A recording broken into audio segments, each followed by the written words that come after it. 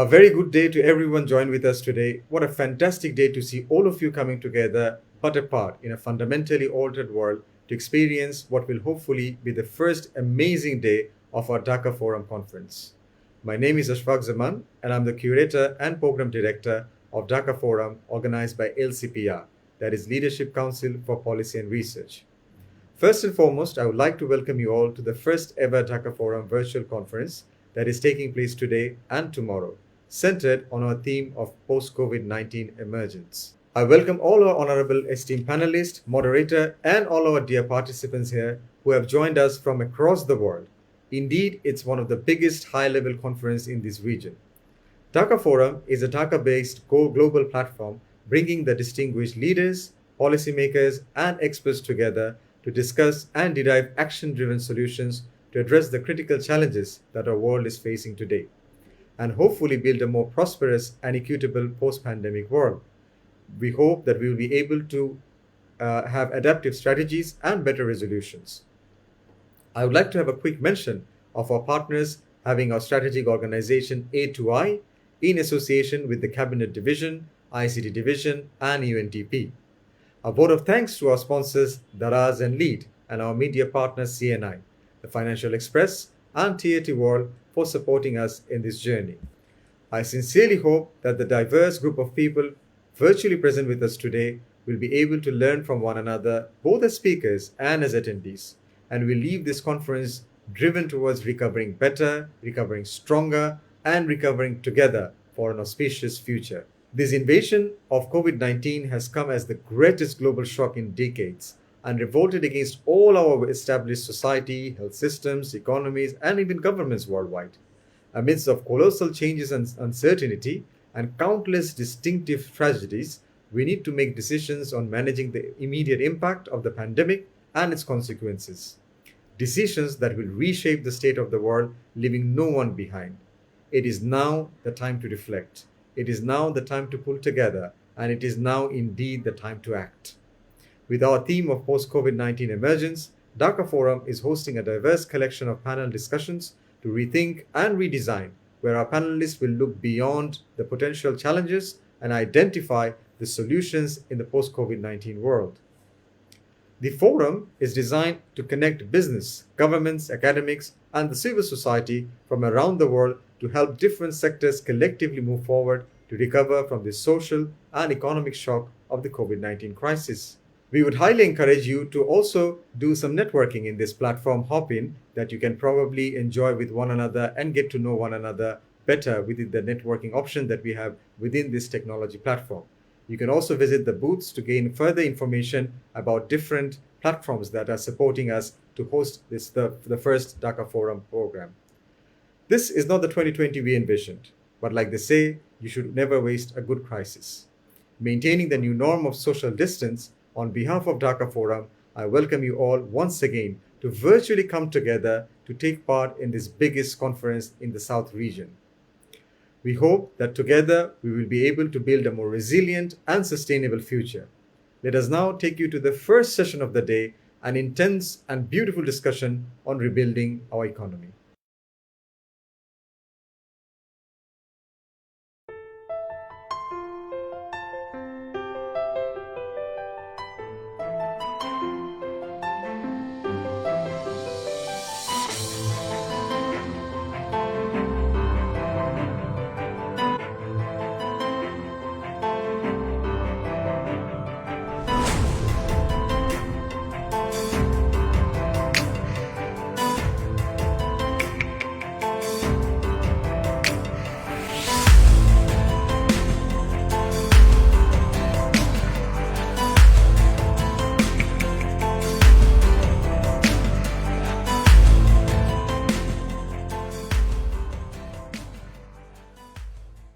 So good morning, ladies and gentlemen, and welcome to the Dhaka Forum, a session focused on rebuilding economies in the post-COVID era.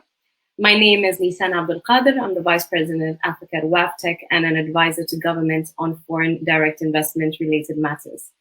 I'm joined by 4 esteemed leaders and decision makers in their fields who are with us today from different parts of the globe. It brings me great pleasure to introduce them today. First off, joining us from Malaysia, we have Dr. Rais Hussein Mohamed Arif, the chairman of the Malaysia Digital Economy Corporation. Chairman Arif is a proactive leader in the drive for digital transformation and harnessing the power of technology for economic development, business growth, and reimagining economic systems. Dr. Arif and Chairman, welcome with us today. Thank you. Next, we have MP Salman Rahman. Salman Rahman is a Bangladeshi businessman, and also he is a member of parliament and private sector industry and investment advisor to the Honorable Prime Minister of Bangladesh. He's also an acting president of several trade bodies, including the Association of Television Channel Owners, and at a high level esteem. So thank you, Mr. Rahman, for joining us from Bangladesh today. Thank you. Next, we have joining us from Turkey, Ambassador Dato Kujafar Kushari. Mr. Kushari is from Malaysia and is the new Secretary General of the Developing Aid Organization for Economic Cooperation. In his distinguished diplomatic career in the Foreign Service of Malaysia, he served as Malaysia's highest envoy in Qatar, Brunei, and Egypt, among others. Ambassador Kushari, we welcome you and thank you for joining us today. Last but certainly not least, we have Honorable MP Muhammad Abdul Mannan, who's the Planning Minister of Bangladesh since 2019 and has held several high positions in the Ministry of Home Affairs, the Director General in the Prime Minister's Office and Director General of the NGO Affairs Bureau. Mr. Mannan is passionate about development literature and spends his time working for the welfare of the rural people of Bangladesh as well. Honorable MP Planning Minister Mannan, it's a pleasure to have you today, as well as it is an honor to be with you today. As we all may know, we live in interesting times. Each country and person has discovered further its fragility, reflected in the dependence on the rest of the world to satisfy the maintenance of the way of living, and at the same time, the isolation and loneliness when attempting to respond to a major exogenous shock. To characterize this current situation as febrile would be an understatement, given that the goalpost shifts daily. We see figures from the World Bank, the OECD, and UNCTAD forecasting and envisioning a baseline of 5.2% contraction in the global GDP in 2020. Even though governments have sought to counter the effects of the downturn with fiscal and monetary policies. UNCTAD has estimated almost a 30 to 40% decline in global foreign direct investment. So what does this mean? In essence, not one entity or country is immune. Emerging markets and developing countries, many of which face daunting vulnerabilities, it has been critical for them to strengthen public health systems, address macroeconomic challenges, posed by informality, and also implement reforms that will support strong and sustainable growth once the health crisis abates. While we're, I'm sure that our panelists would agree with me, while we're quick to utilize the language of gloom and doom, the human experience story has always been one of resilience, of rebuilding. Here today, we are going to explore the mechanisms and the way our distinguished leaders here today with us have used to help economies and people mitigate the downward pressure of this crisis, the measures taken by private sector and government, and the lessons taught by this crisis and the way forward in this new normal. So without further ado, I'd like to begin with our first panelist, Dr. Muhammad Arif and Chairman. This global predicament has silenced any lingering doubts of the necessity of the digital revolution for business sustainability. In your context, over 55% of CEOs in Malaysia acknowledge the need to digitally reform and transform, and the remaining proportion also suggests otherwise. We have here exceptions where we see that a large proportion of sectors such as health, education, agriculture, and to a certain extent, transport and e-commerce embracing this digital transformation.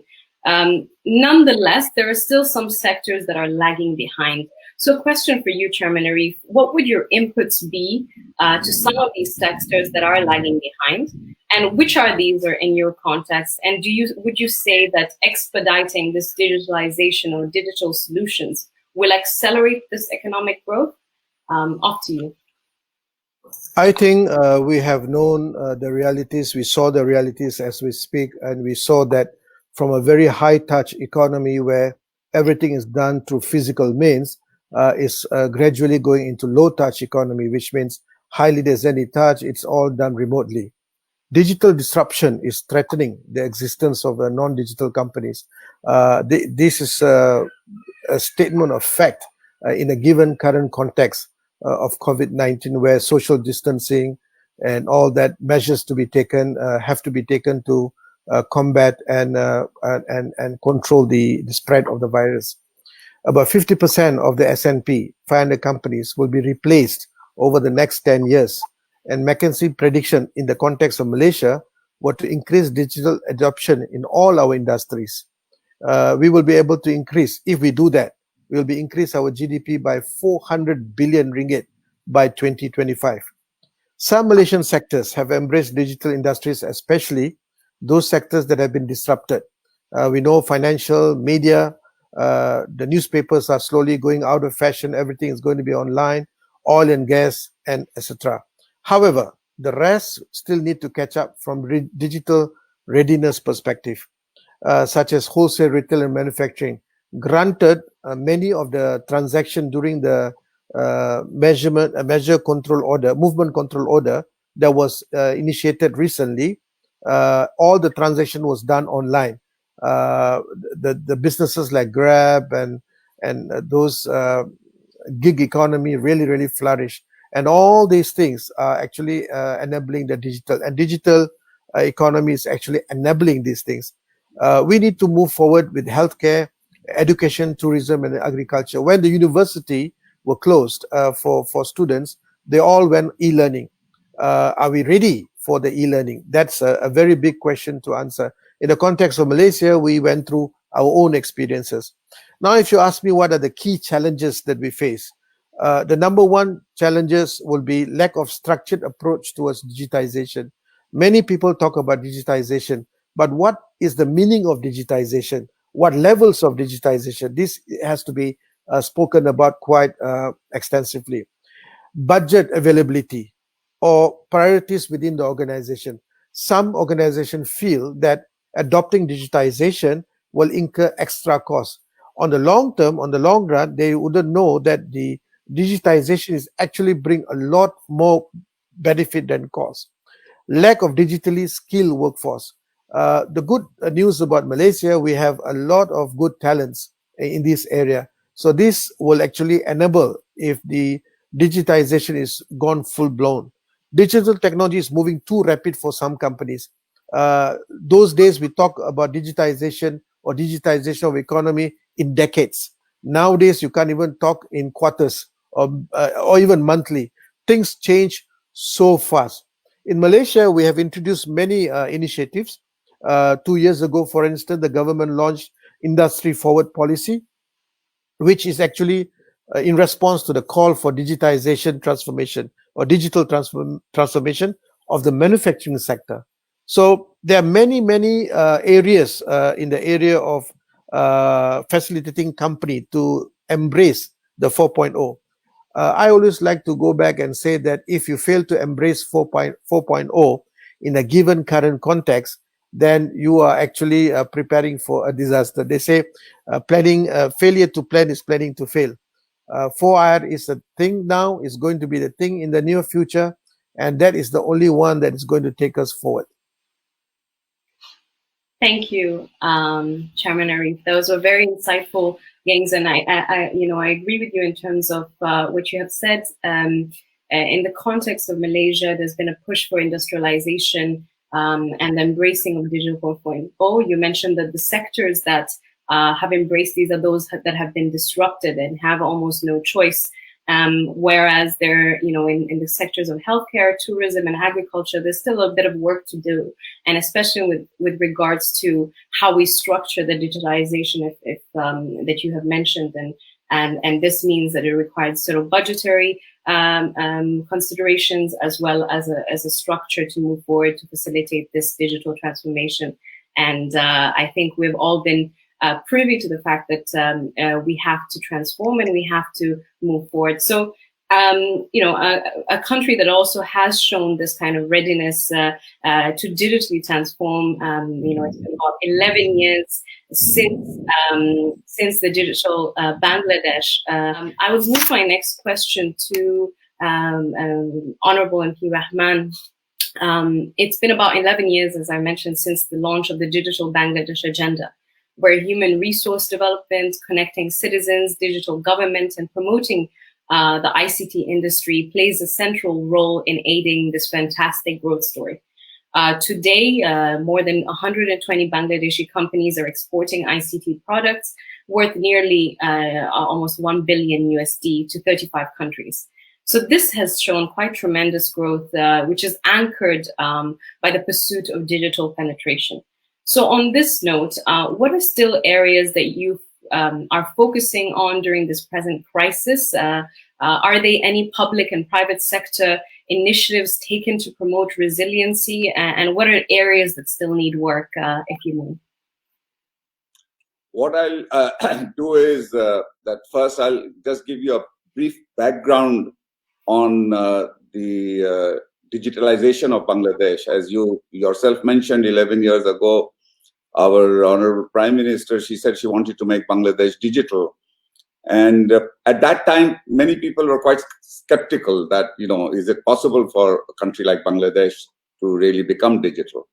And some of the things which we were able to achieve is really remarkable. One of the things which we have been able to do is that we have got a fiber optic backbone, which we have been able to lay up to our union level, which is, the villages. So the whole country is now connected with a fiber optic backbone. And then, of course, we have now our own satellite, which we have launched, and we are connected to the submarine cable. So the basic infrastructure of digitalization is in place. And that has really helped the development of the digital, in the sense that we now have also a huge amount of young people, which you yourself mentioned that there is a lot of export taking place. We have a huge amount of young people, the freelancers, who are working from home. In fact, in a recent World Economic Forum and Oxford University survey report, which was published last year, shows that after India, Bangladesh has the second largest number of freelancers working from home. And the reason this has been possible is because we have given them that infrastructure, that they have the broadband connectivity. And you mentioned that $1 billion export is being made to over 35 countries. In fact, what we feel that the export is more. It's more to the tune of $2 to $3 billion. We are not being able to capture the entire statistics because the infrastructure of payment terms and how the export takes place, this is something new. It's a very new area. So, how the export is taking place, whether all the funds are digitally, as you know, in the digital environment is global. So how to capture all this data and actually see what is happening, that's what we are actually now working on. We are starting to create a database for the freelancers, and there are a lot of initiatives and incentives which have been given for the ICT business. Now, coming to your question, this is just to give you a little bit of background on what we have achieved. Coming to your question on how we were facing this crisis. Well, like your other panelists mentioned, actually it's really getting online now. There is no other alternative. You have to really take advantage of the digital environment. And all over the world, we are seeing that in all areas, people are now having to depend very heavily, in fact, on the digital infrastructure which is in place. In our case, what we have been doing is, since we were already, since we had the infrastructure in place, so we have been, a lot of our meetings are being handled online. On the health side, and we have been working very much how we can do this, telemedicine.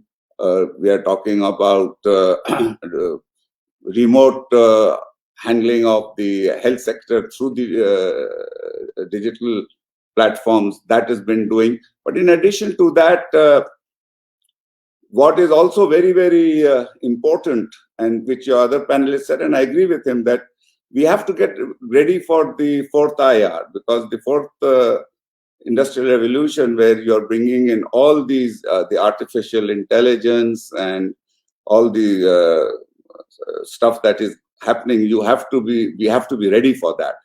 And in our case, in Bangladesh, we are seeing that many of our companies are actually adopting to this, getting ready for for IR. And we have, and then there are some very basic things which we have done.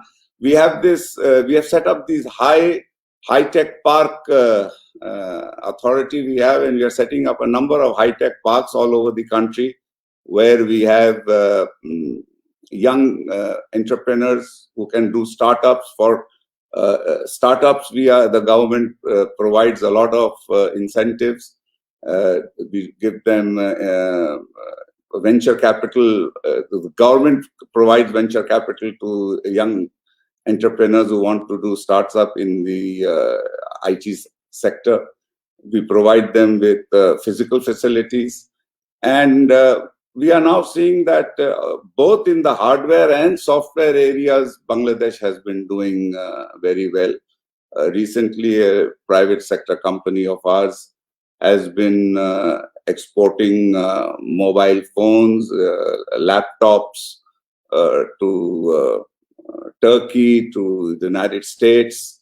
So all of these things are happening.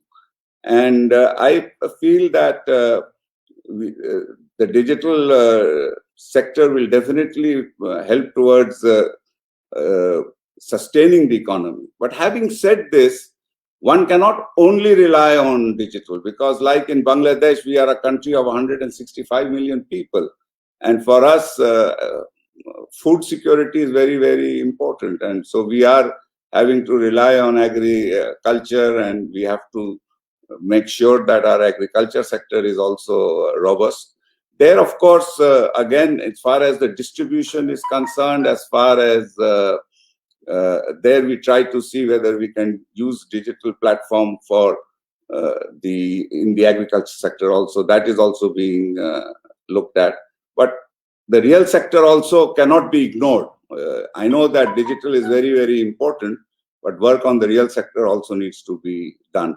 And of course, the health sector is very, very important in this pandemic, and we are now strengthening our health systems. That is the other area where we have to concentrate on.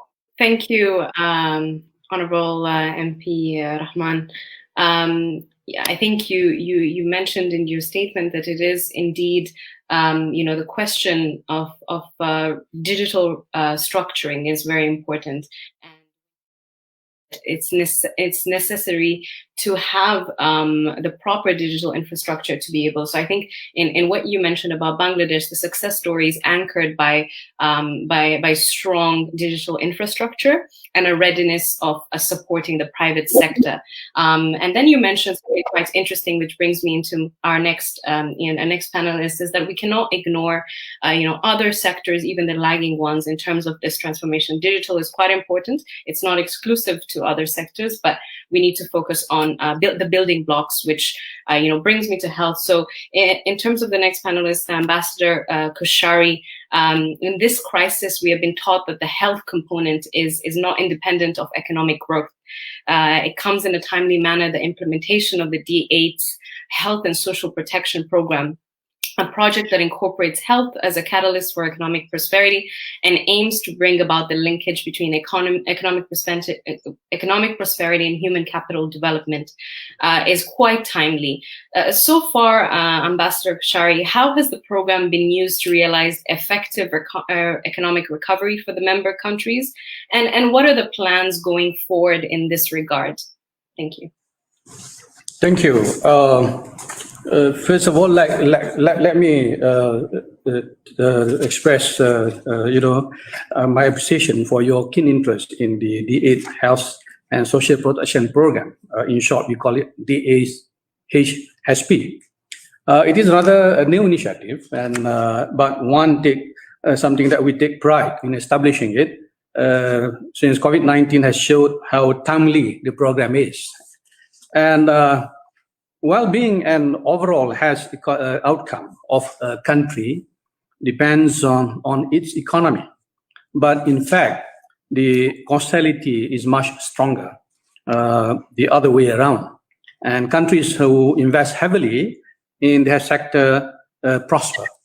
I think one can look at the example of the Scandinavian economies for an exemplary health-led growth model. Now, WHO reports that an increasing health spending by 1% of national GDP will save over 60 million lives a year, as well as increasing the average global lifespan by 3.7 years by the year 2030, and boost economic growth by 2 to 4%.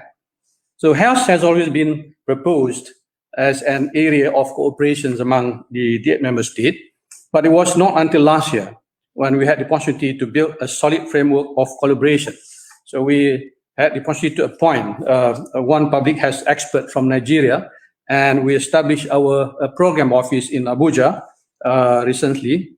And we connect this program office to the leading global institute, such as the WHO and the Chatham House. So what we plan to do was to have this goal. One is to expand basic primary health care service. We want to improve health governance and overall quality. We want to explore untapped market opportunities. We want to prevent non-communicable diseases. We want to extend social protection to the poor. This is master plan, but especially due to the crisis, we will work now even step by step to achieve all this target. Then we had the opportunity to organize the HSP webinar together with many other international organizations, such as Chatham House. We have Global Women Leaders, we have Chester Global, Islamic Development Bank, and some other important organizations. And I believe that the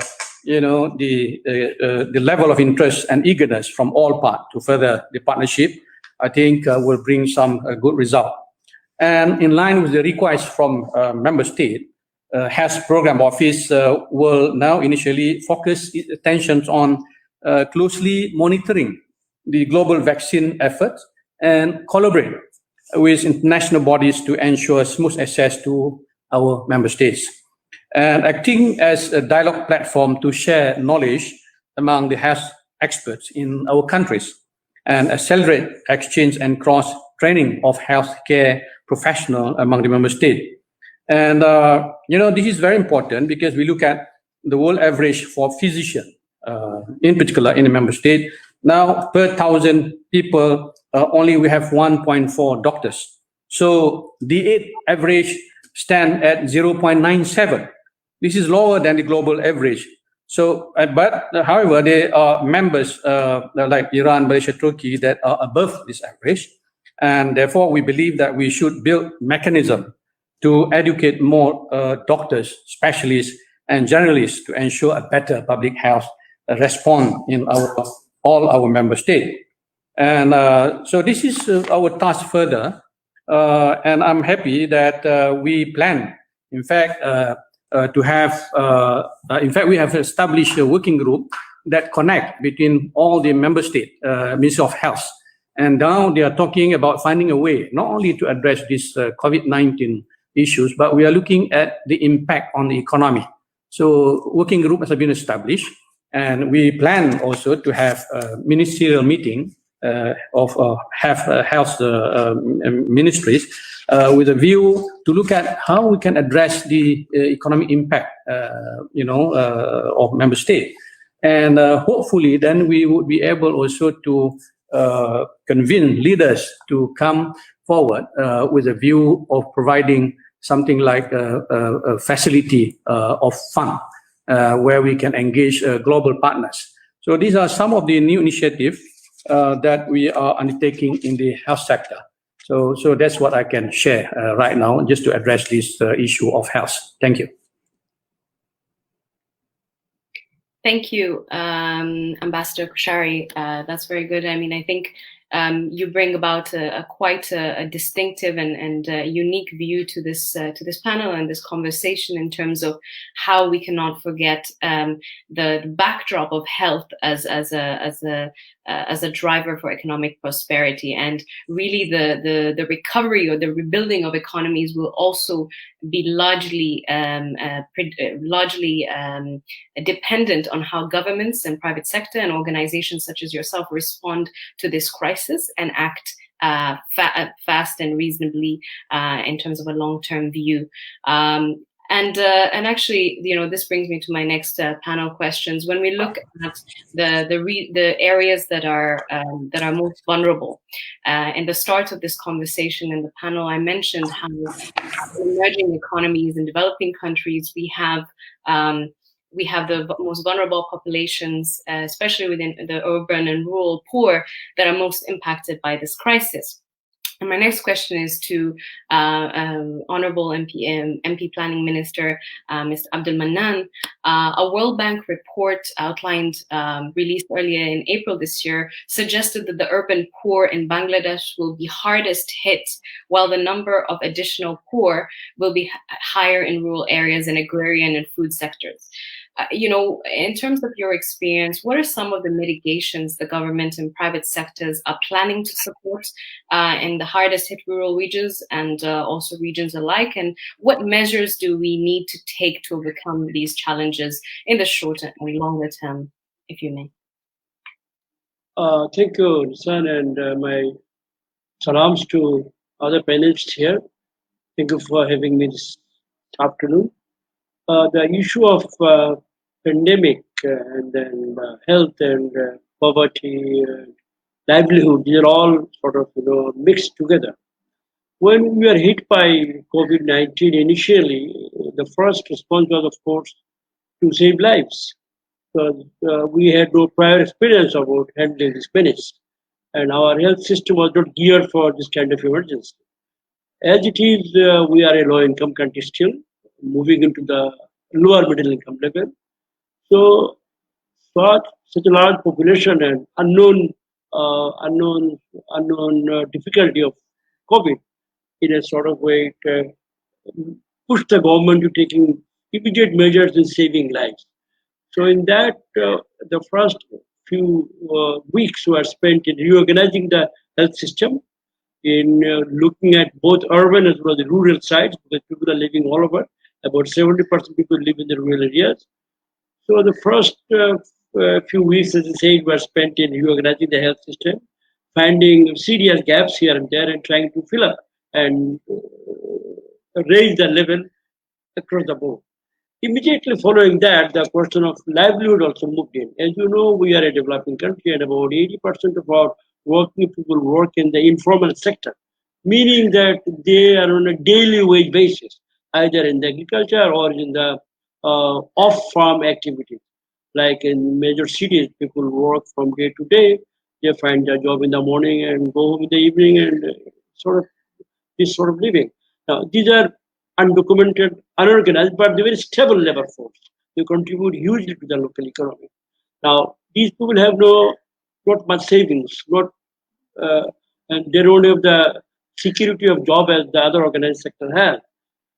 Now, for our 20% poor that we already, from our previous estimate, we knew we have about 20% poor. For them, for the last few years, we've been running what we call a social safety net program, providing small-scale cash support to all these people, about 2 millions across the country. For the last 10, 15 years, we are extending it every year. Who are people beyond the age of 65, who are physically handicapped, uh, who can't find job, this sort of thing. So with this COVID now, when the informal sector was in disarray and city dwellers, particularly the workers, had to move to their rural homes to find support. So what happened? They immediately went to the rural addresses where they have parental home, and the local system of our local government, which is elected, they had to take them on board, and they became a sort of a charge on the social safety net program. Now, immediately, our Prime Minister Sheikh Hasina declared a program, as you've heard of, about 100 million uh, in our Dhaka, which is about 10 billion US dollars, I think, in rough estimate, as support for the economy across the board for everyone, but particularly to the lower income group. And also, she declared directly for 5 million families, which means 20 million people, a cash grant of about $25 a month for the next 3 months, which were transmitted to them over the telephone to our system here directly, so that there are no middlemen. It could be immediately transmitted to them. So this way we tackle this immediate new poor, we call them. Like we have new normal, we have new poor here. Earlier we had about 20 million, about 20% people. Now it shot up to about 30, 35 by some estimate. Mercifully, the situation is now improving with the opening of the economy. Some people are coming back into the informal economy. They are finding their old vocations and old wage work, and slowly things are improving. But then again, we have to move into the other sectors of the economy, particularly the manufacturing sector. Our large ready-made garments, they were also initially disturbed. Many of the buyers had gone away, had cancelled the order. Some of the industries had to close down, and the workers needed support. So our government provided 2 months of wages, 2 months of salary for every worker. So this was the initial cushion that we provided. Now we have been able to regroup, reorganize, and we are now thinking of continuing support system for the lower 20% of our population for the next 3 months, direct cash support, as I said earlier, and as well as food support, as well as other supports like free medical support in the rural medical clinics, and then also in other ways like providing books for the children, providing school meals for the primary school level children where most of the poor people's children go.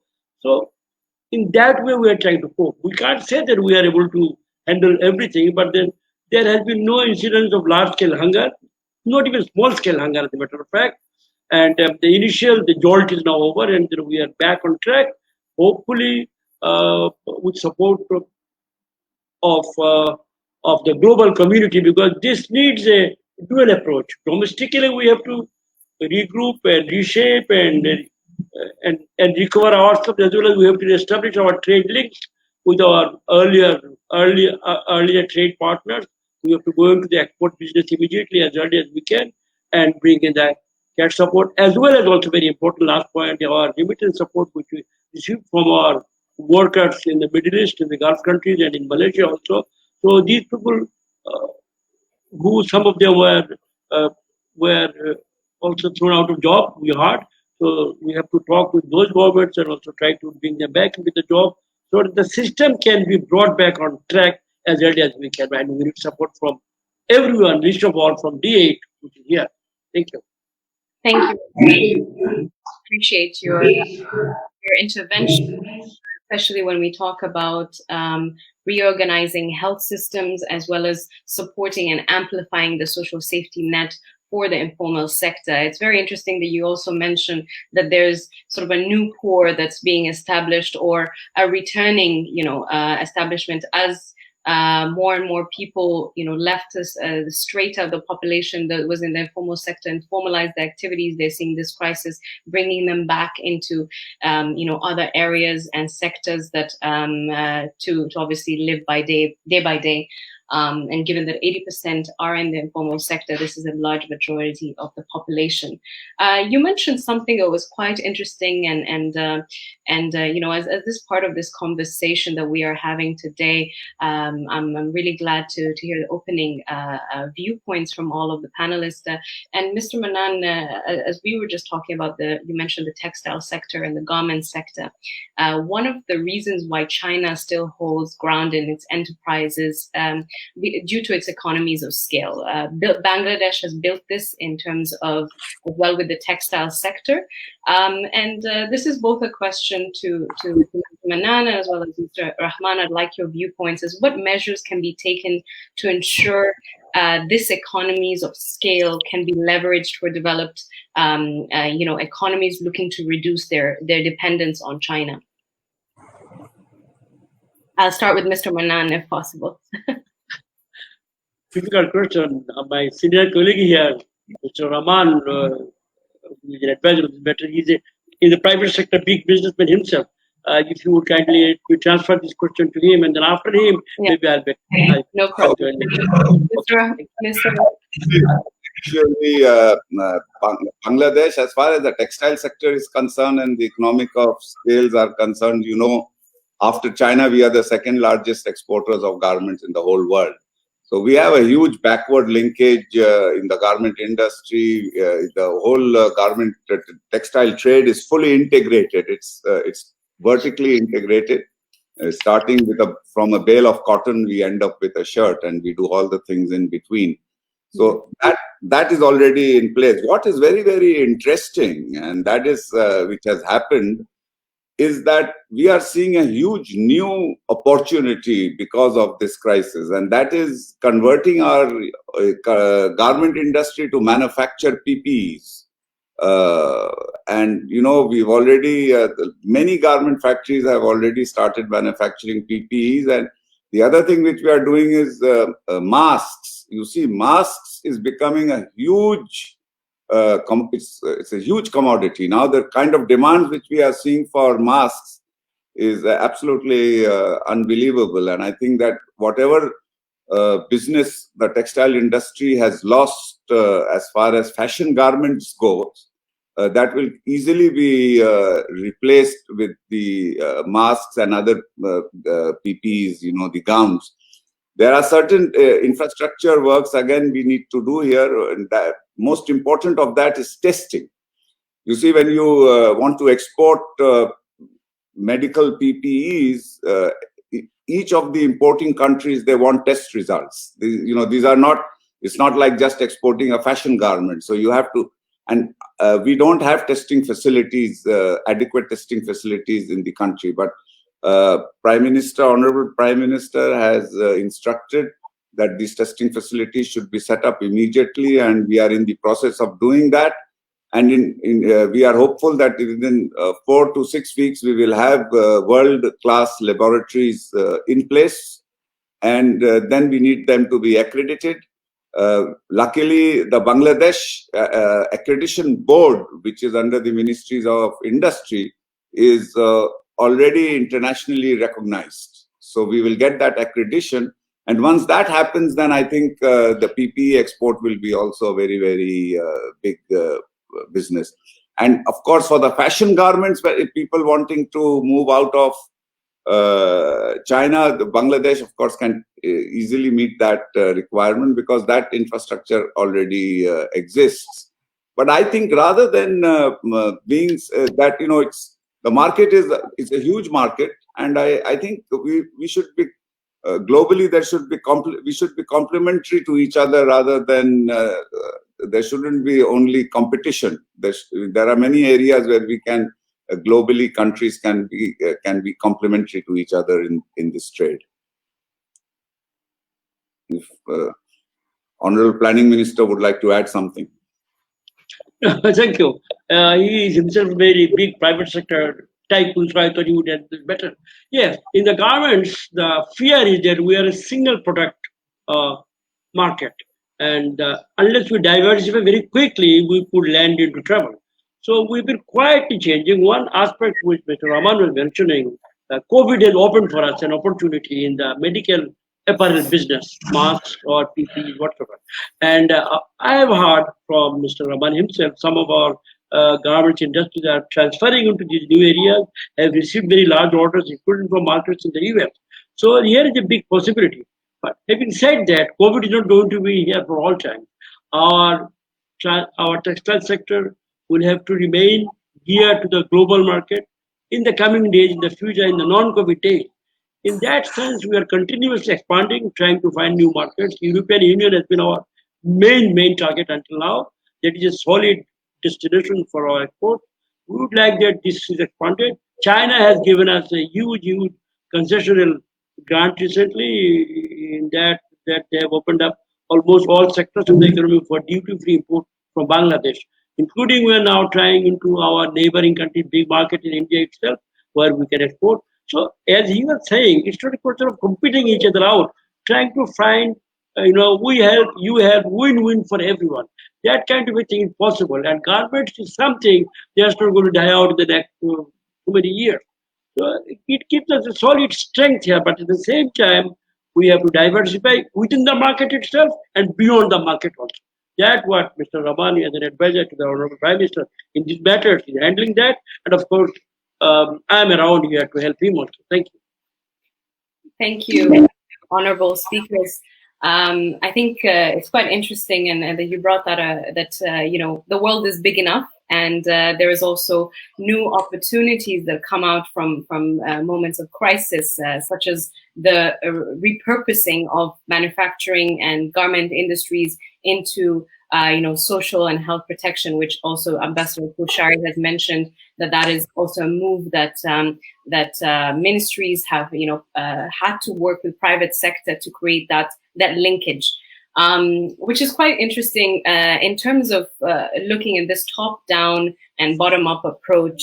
My next questions go to Chairman Arif. You mentioned that there needs to be sort of rapid interventions. And my question for you is, how can government as well as private sector ensure rapid interventions for private entities who survived the pandemic or in the process of surviving? And how can technology play a role in ensuring these interventions are fair and widespread to ensure that a majority of the population, the regions are impacted positively? I think we can all agree that we are facing a very unprecedented situation. We have never faced this kind of circumstances situation globally. We had Great Depressions before in 20s and 30s, but that was pocketed. But this time around, it is the impact is globally. So when we face with unprecedented situation, we cannot face it with precedented solution. The solutions must be out of the box. I think this is very important. I think one of the speakers just now mentioned about not only talking about 4IR and technology, they must be also focused on agri, for instance, food security, for instance. I am 100% with him because food security, safety, and sovereignty is very, very important and key in any nation building and rebuilding the economy. I'll just give a very quick example. In Malaysia, post-COVID-19, or we are still in the COVID-19 era, many people think we are out of the COVID-19. I do not think so. We have not found a vaccine. We are still far away from vaccine. Hopefully, we'll find a vaccine. And that will bring us a little bit more comfort zone. But for now, we are still in the COVID-19 era. Now, due to the shutdown that we had to do, the movement control order, it has affected many in the country. The SMEs were affected. In Malaysia, more than 34% contribution to the GDP is by the SMEs. They employ about 7 million resources. That is Malaysian. Forget not those who are also working under the SME from foreign as a foreign labor. So SMEs employ large chunk of them. So it's very important that government come up with out of the box solution. So when this pandemic came about, we were toying with the idea of how to survive this situation, circumstances, and then when we are ready to restart the economy. So our plan was survive to restart the economy. During the survival period, we introduced a lot of measures, wage subsidies, um, soft loans to SMEs, even some facilitations and assistance in terms of loans, even moratorium on loans repayment, and so on and so forth. So that when we are ready, then we can actually restart the economy fairly quickly. This is very important. Coming back to what are the specific policies that we need to really endeavor, I think the most important policy that Malaysia have used it oftentimes is the public-private partnership. And this public-private partnership has been always a success story in Malaysia. We have, in terms of economic recovery, we have been actively working with government agencies, corporates, association, technology providers, and to continue to push the digital transformation agenda. Now, I understand some people are a little when we talk about a digital transformation. I repeat again, in the future, or already we are in now, 4IR is going to lead that situation. More than 600 to 800 million jobs are going to disappear or made obsolete without the advent of 4IR. Countries must embrace 4IR, even in agri, for instance. There are many agri-tech initiatives that can quadruple the yield with the same level of acreage. Scandinavian countries, somebody mentioned about Scandinavian countries, they have done remarkably well in this area. And so digitization of the economy is very important, very key. And in Malaysia, for instance, we have introduced many plans. Some what we call as a panjana is actually to create awareness. On top of that, and more importantly, to be able to stimulate the economy. So it is very key that this digitization is to be seen as a holistic approach, not just put it online, put it on platform. No. Another big problem for us in the agricultural sector, the problem of middlemen. Nowadays, we have huge platforms in Malaysia where the buyers and sellers, they can be B2B, can be B2C, and for once, the farmers actually enjoy the fruit of intense labor and not just the middlemen. So there are various what we call initiatives and policies.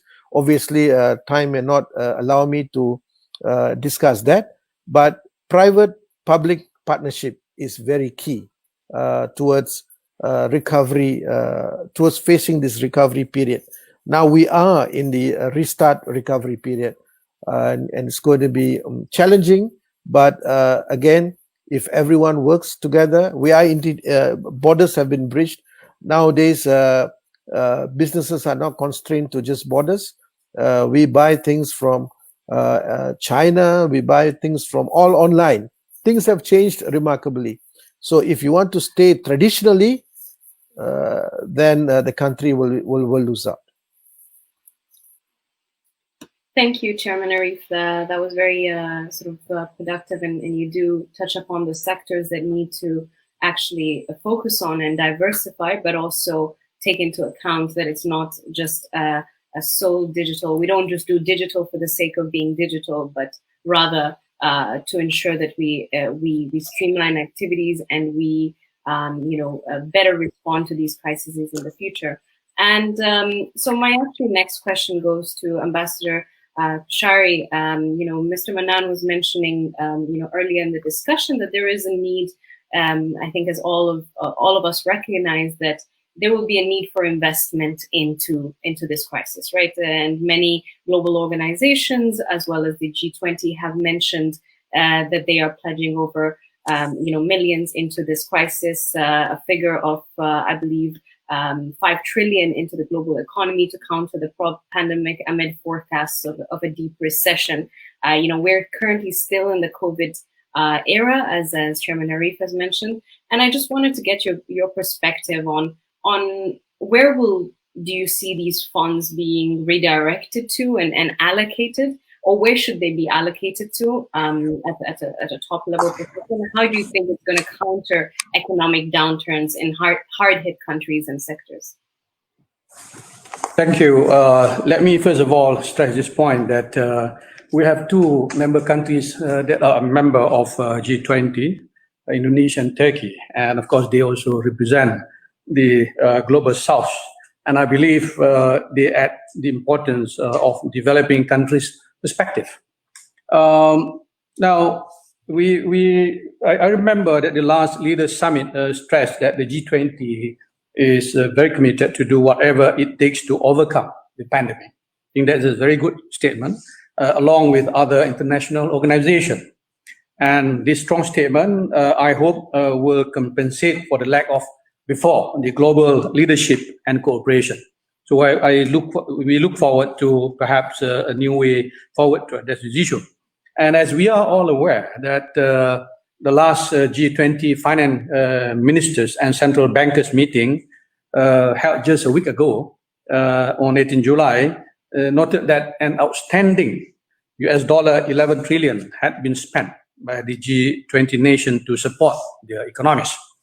And almost 90% of that funding has been in the form of fiscal stimulus.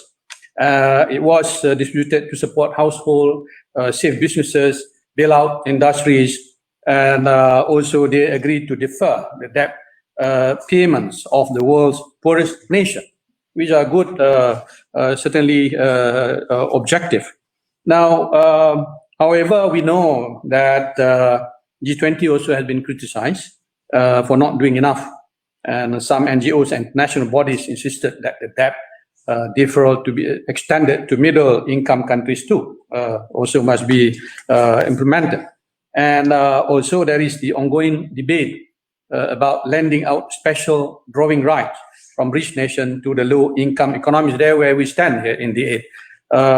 These are substantial requests, and we know that this issue is still pending, and we hope they will provide a good answer. Of course, we want to contribute also.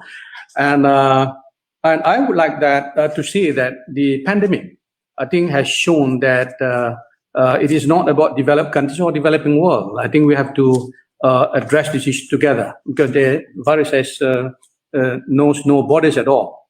So no country is immune. So all economies are strongly interconnected to one another by a channel of trade, investment, financial flows, and even aid. Therefore, we cannot be safe if we do not act collectively. So that's a statement which I like to also address here. So knowing that no country has an immunity and there is no success without acting collectively, so it depends on how we implement the right policies. So in this regard, suspension and cancellations of debt certainly is a legitimate demand at this time, and it will be a noble and timely action if G20 countries act upon this request. So let me say also that the IMF reports that G20 countries have already contracted by 3.4% in the first quarter of 2020. And the second quarter contraction will be even more severe. So G20 countries are not in a privileged position themselves. As much as we all want to see benevolent global leadership, we cannot expect countries to forgo their national priorities entirely. And therefore, let me also share some of our views of how the fund and how this should be reimbursed and for benefit of all. Number one, I believe that the important element of protecting human life, they have to take necessary action to ensure the protection of valuable human life, lift trade restrictions on essential COVID medication, personal protective equipment, sanitary product, and vaccine. Two, we have to relieve financial burden. So give developing countries a breathing space so that they reach out to their citizens and help communities think this is not only issue of economy. I always believe that this is an issue of humanity. We work on a master plan to allocate resources in the most effective way and smoothen the access to capital market in this time of great need, meaning to say that we should, and I agree with Dr. Rais when he mentioned about the importance to digitalize all. I think this will be the future and people would have to engage, and we have to benefit people at large, either the small vendors on the street, people who are working from home. We need to empower them to have this capacity. Number three, save what can be saved. I think it is clear that not all jobs and industries can or will be saved. So funds should be redirected to areas that will yield the highest and most desired outcome. Supporting greener and more digital business model may act as a priority. So funds should enable countries to train their labor force for the new market condition. And fourth, idea is to share and learn. So the biggest challenge ahead is the vaccine. And World Health Organization has been the front runner in coordinating global efforts in that sense. So COVID-19 vaccine global access or COVAX facility is an equitable platform to ensure access to COVID-19 tests, treatments, and vaccine. So 165 countries now have already expressed in the alliance. So funds should be allocated as to ensure each country have incessant access to vaccine, and all countries benefit from the recent research and know-how. So that is our view. Thank you very much. Thank you very much, Ambassador Koshari, and your input and capacity in terms of stressing the point of saving lives and ensuring that first and foremost, these funds get redirected to the health of most vulnerable. One thing that I'd like to sort of share with you is that we have here on our panel some very distinguished leaders. We have from two countries that are leaders in the digital revolution and transformation. We've also seen from the input from Mr. Rahman that freelancers are, Bangladesh has one of the highest rates of freelancers and remote working professionals. So I'll open the floor to see who would like to step in and discuss how can Malaysia and Bangladesh maybe work together and take advantage of this large pool of freelancers to both benefit their respective economies. Perhaps I'll start with Mr. Rahman as a private sector industry expert, and then everyone else can maybe add a few points. That's a very good suggestion, and actually I would like Chairman Arif to we'll offer our services from Bangladesh. All the freelancers are more than happy to, if there is there opportunity to cooperate with Malaysia, very much so. I'd just like to mention that, we have, since we have a very large population, we are the 8th largest country in terms of population in the world. We have our infrastructure is that our payment, how to use the digital. For example, in the recent when Honorable Prime Minister had said that for the garment workers for 3 months, the government provided, in fact 4 months now, government provided the salaries for all the garment workers, because the garment is our biggest sector, and the garment workers, and the majority of them are women. So what the finance ministry said was that what they want to do is that they want to send the money, the salary to the worker through the mobile phone. And many of the workers did not have accounts, did not have a mobile phone account. But when they heard that this is how they will get the salaries, it's unbelievable. Within a very, very short period, all the workers, and we are talking about nearly a large number of workers, I think nearly over 1 million workers have all gone and made these, taken these mobile wallets and have done it. So this is how our digital thing is very much there. So recently, a team of Bangladeshi software people have got a large contract from Japan, one of the big Japanese banks have used Bangladesh. So definitely for Malaysia, I think, yes, we would love to cooperate with Malaysia on the digital side. And I agree that there is a huge opportunity, like you mentioned, on agriculture, using artificial intelligence, using drones to do the mapping of the fields. And all these works are very, very, the possibilities are endless, actually.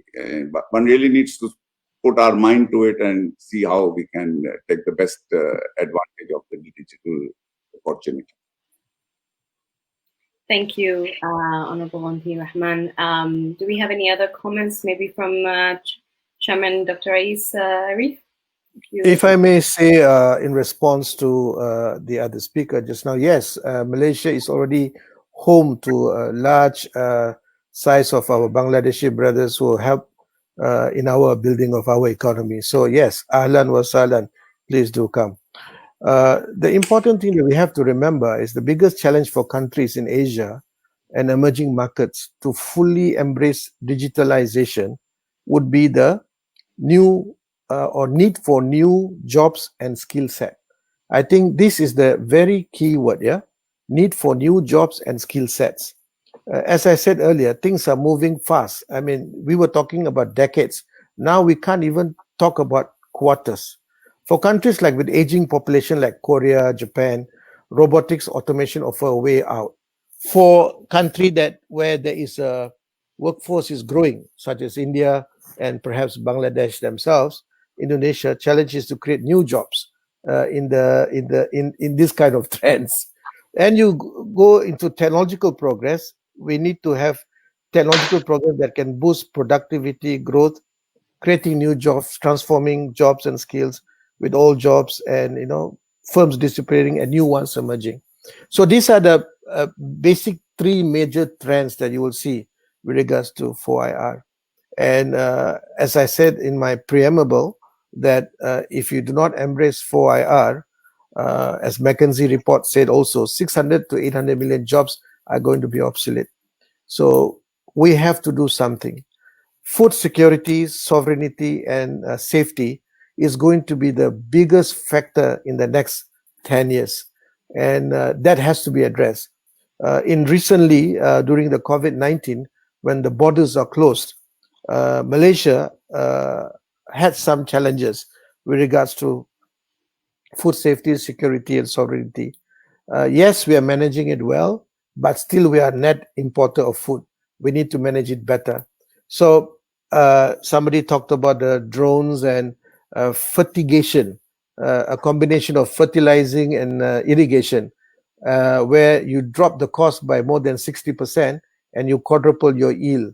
Suddenly the farmers become millionaires. So these are the things that we need to look at. How can we sustain the human life? At the end of the day, whether you are Malaysia, Bangladesh, or Istanbul, or wherever you are, we are all part of the big family called human family. Thank you. Thank you. Do we have any other inputs with regards to this before we move to the closing? Or? If I can just share my. So I think this is a very important point expressed by the minister and so on.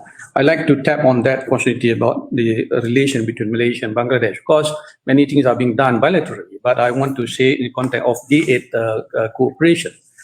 We have initiated a few programs that hopefully can be launched during the Dhaka summit of D8 to take place hopefully this year. And so 3 programs that within that context that we can work together. Number 1, we are going to launch what we call a digital D8 payment card.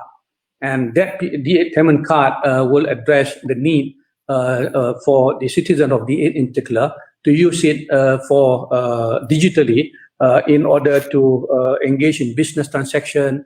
And one of the platforms that we are building is just to provide a facility for migrant workers. We have, good cooperation between Bangladesh and Malaysia in, these skilled migrant workers that are working in Malaysia. So we will create a special platform online where we will use our local currency to avoid exploitation and, by the third party whenever they send their salary back, and they would receive in local currency. in their country directly to the family. One of the things. We are now doing a pilot test with universities and different agencies in Malaysia and at advanced level. And I think this is one answer that I can provide.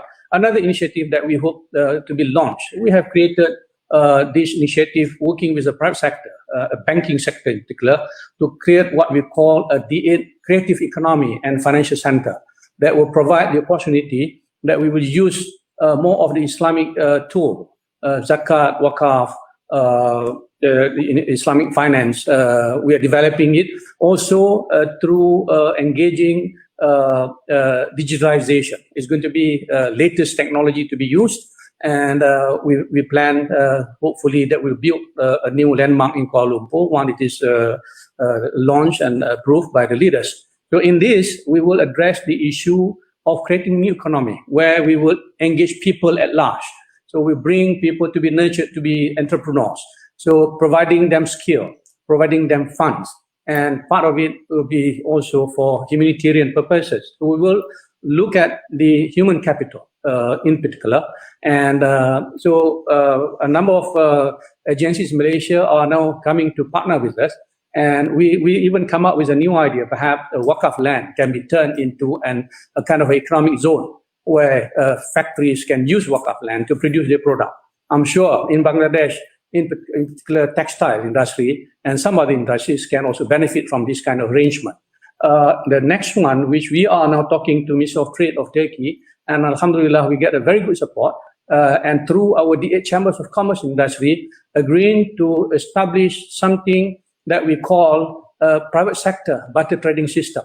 I think COVID has given us this opportunity that we will go back by using again digital economy and system process where we will work with one bank to provide as a clearinghouse so that companies can have contract between them, to either work to produce some good thing. For example, Bangladesh produce raw material, and one company in Turkey or Malaysia produce some technology, and we can do exchange because in Turkey they've already done it.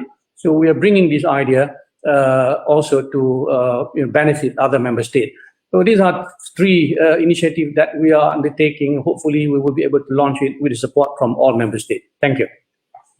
Thank you, honorable speakers. And yes, I would like to, as we near the close of our session today, I must say that I've learned a lot from all of you on your different perspectives. And I would like to maybe pose a last, closing statement from all of you on the lessons learned. If we were to go, say, 6 months back and we were to respond to this crisis all over again, what would you do in terms of your responses? What would your suggestions and best practices be? So you could maybe draw upon your respective experiences and learning lessons on the course and your suggestions. The topic of this discussion today is how do we rebuild our economies? We've talked about digital transformation. We've talked about focus on health and the livelihood. So if you could just maybe share a few points in closing, maybe with a few liners for each. I'll start with the Honorable MP, Mr. Manan. If you could please go ahead.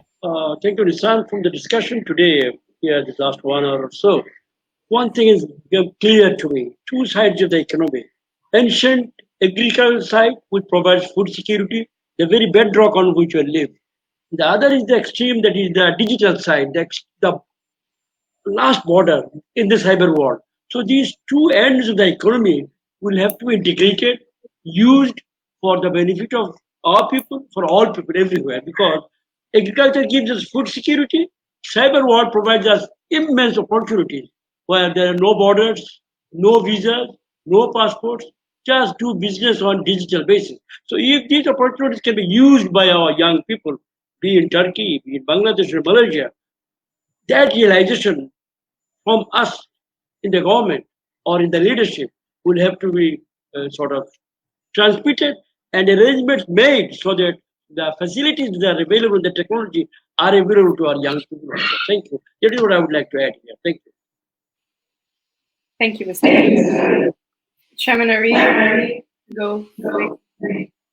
Okay, sometime middle of last year, I co-authored a book called 4IR Reinventing a Nation. In that book, I paved a path together with my co-author on what 4IR would be and what entails to reinvent a nation using 4IR. We talk about technology a lot, but we should not forget to talk about human. It has to be human-centered. So this is where we are in the midst of working very hard towards coming up with a society 5.0 or Malaysia Vision 5.0. What is Malaysia Vision 5.0? It's going to be a human-centered technology approach. It is not technology-based human approach. So it is a very two different concept. And as it gets a little bit more pregnant, we will share with it. But for now, it's enough to say that the digital infrastructure, digital inclusion, digital government, digital adoption, digital workforce, digital innovation, digital regulation, and digital cybersecurity. These are the way. This is going to be the way forward. Whether it's agriculture, whether it is power, anything for that matter. The last few months have shown us that everything is going to be a low-touch economy, no longer a high-touch economy. Thank you. Thank you, Chairman Arif. And Honorable MP Mr. Rahman, can you maybe share a few notes? I want to just say is that you made a very interesting remark just now. You said that 6 months ago, if we had the of hindsight, what we have done. And I personally feel that we have lost a lot of very, very valuable lives all over the world. And one of the reasons for that is because this pandemic has actually exposed the weaknesses in our health systems. And you know, when they would say that the weakness is only in the developing countries and that the developed countries, their health system is very robust, this pandemic has shown to us that that's not the case, that if something like that were to happen. So I think, digitally, you can really use the digital platform to strengthen your health system. There are so many ways of doing it. And in Bangladesh, we are now really working very hard on that. Our Honorable Prime Minister is actually personally spearheading this, is that we have these, in the village level, we have what is called the community clinics. And then at the district levels, we have the hospitals, and at the sub-district levels, we have the hospitals. If all of this could be connected digitally, using telemedicine and a lot of things, now the technology is actually available, then a lot of pressure can be eased on the health system.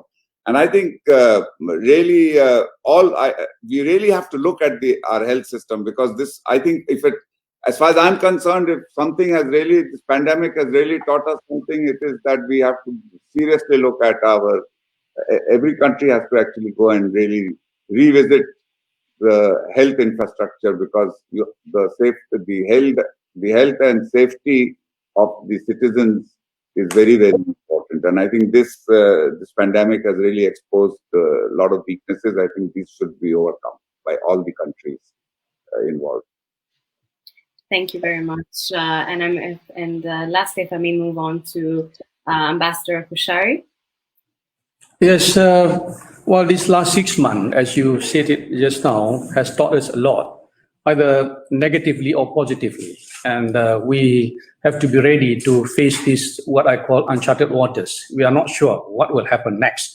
And we have to think seriously, actively, changing the mindset of how we do things in particular. I think the whole thing will change. And digitalization will be the new norms that everybody has got to engage. But at the same time, we have to address the need of the people, the citizen at large, because they will be the most affected people in health contact, education contact, work, businesses, and whatever. I think that has got to be focused. That's why I mentioned earlier, this is not an issue of only about economy. It is not only issue about how we address health, but the whole thing is about humanity. So we have to act as one. We cannot just have a split decision. Otherwise, we will never be able to address this issue, properly, accordingly. And hopefully that we will find a vaccine, and that would provide at least a good answer for us to develop a new idea, new way forward. So action has got to be fast. A mindset program, both coming from government, from private sector, from community at large, citizen at large, would have to change the way we do things. And so that's how I look at it. And in fact, talking as Secretary General of an organization, there should be more coordination among the regional cooperation. I think the World Investment Report says a lot about the effect. Globally, I think people would think differently now. Now people would have a regional organization to focus, to coordinate more work that will be much more effective. If we are dealing with issue of supply chain, we are dealing with issue of employment. So we need to develop that kind of a regional cooperation and coordination more and more. And locally as well, we have to ensure that our supply chain will be assured that we will not have a problem with that. I think that's how I look at this kind of a lesson within 6 months. Thank you. Thank you, gentlemen, for your interventions and final comments. One thing that starts to mind from the start of this conversation about an hour ago, reminds me of a famous African proverb that goes, if you want to go fast, go alone, but if you want to go far, you go together. And I think this really characterizes the nature of our discussion today and the learning lessons we can take forward when we respond to these crises and go to rebuild our economy. If I may just, touch upon a few points that have, risen during this discussion, as you have mentioned, I think we can all agree that when it comes to matters of health, we do whatever it takes to protect people's lives, medical professionals, and the extremely fragile state of major health systems. It's also very important to make sure that people who are losing jobs are able to survive, to take care of their health, basic services, and it has to be subsidized to some extent. We talked about SMEs to have the resources they needed so they can stay alive. So once we pass this phase, sooner than later, we're able to rebuild our systems. We talked about the diversification of sectors. I've learned from your experience working in South Asia, and I personally work in Africa. And one of the things that we've talked about during this crisis and this during pandemic and post-pandemic resilience is the need to diversify. First of all, the types of partners. So international cooperation is very, very important at this point. In the case of Africa, it's one of the continents that trades more with the rest of the world than itself. Around 200 billion in trade with China alone, and that just the need to diversify both our sectors and our partners. So international cooperation being a strong emphasis that you have mentioned during this conversation.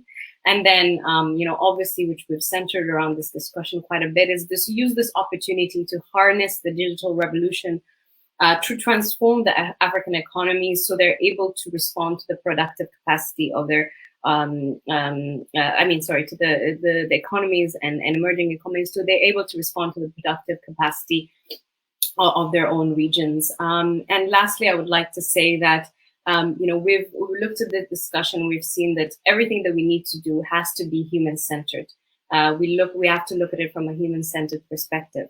And so to bring this session to a close, I'd first really like to thank all of you for your time and cooperation during discussion. While this is the end to this session, we will be, it isn't an end to the discussion. There's also going to be a published report by the UNDP and A2I that will support this session, and it will be coming up. So stay tuned for that if you're part of this. So thank you for the participants who joined this panel. And we look forward to continuing this engagement further. And if I may also say, thank you for joining our session.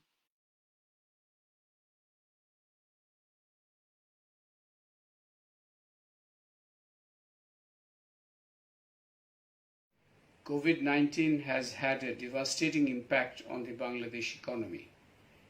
but Bangladesh is a resilient society.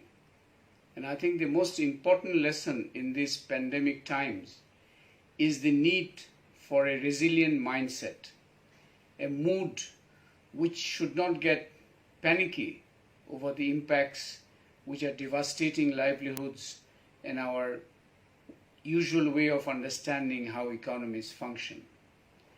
I think this is the most important thing on which all forces within society need to come together. Having said that, we are obviously facing great many specific challenges. A great number of people have had to migrate out of cities into the rural areas. And I think for the foreseeable future, reconstructing the rural economy will be a key challenge.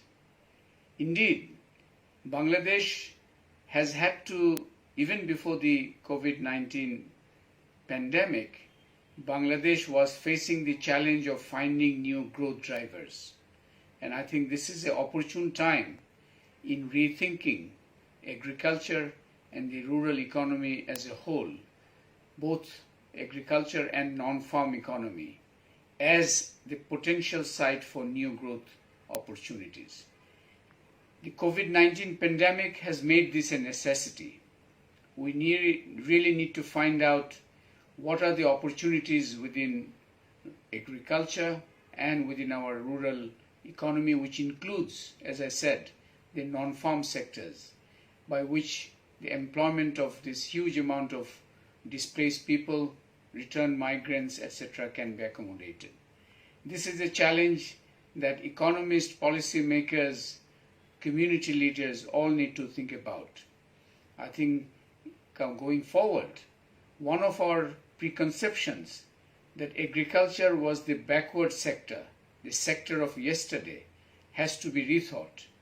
Agriculture and the rural economy has to be rethought as the potential economic future, a very important part of the economic future of Bangladesh.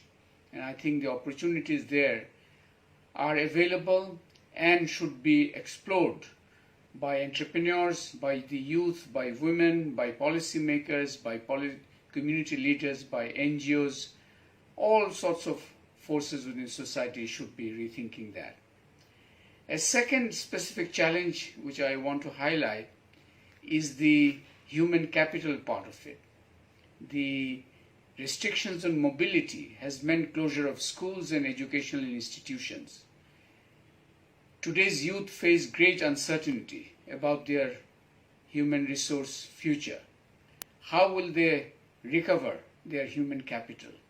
This is a question that must exercise our minds across the landscape.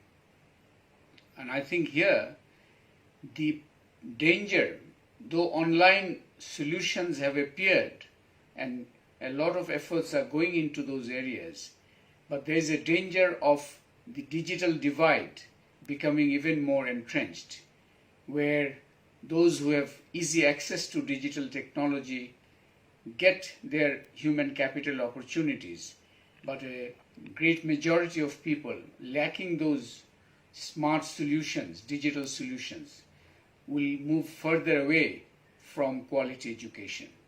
This is a potential danger for our societies, populous societies like ours. Our youth in particular, instead of a demographic dividend, it can be the obverse.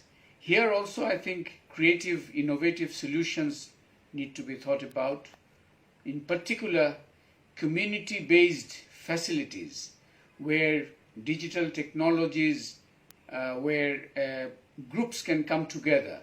Our community centers can be reimagined as new human capital creating centers, utilizing common purpose digital technologies. I think this is a great opportunity to think about.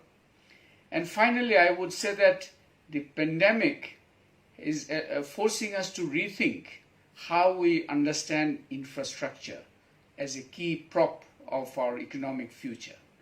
I think infrastructure should not just be thought about as concrete. I think in particular, the health sector, the education sector, and other areas, we have understood that infrastructure means infrastructure which is well managed. The management part of infrastructure must also become a key priority. In particular, our urban infrastructures, our social infrastructures, how we offer the management solutions for such infrastructure should become a very important part of our concerns. So there are many other things that one should be thinking about, but I think I will end on that note that COVID-19 has created what people are calling a new normal, new challenges, great disruptions, great uncertainties. But I think we need to tap our resilient mindset, and if we can address the specific challenge that I mentioned, then Bangladesh can also forge ahead while trying to find the specific creative, innovative solutions that are on the horizon. Thank you.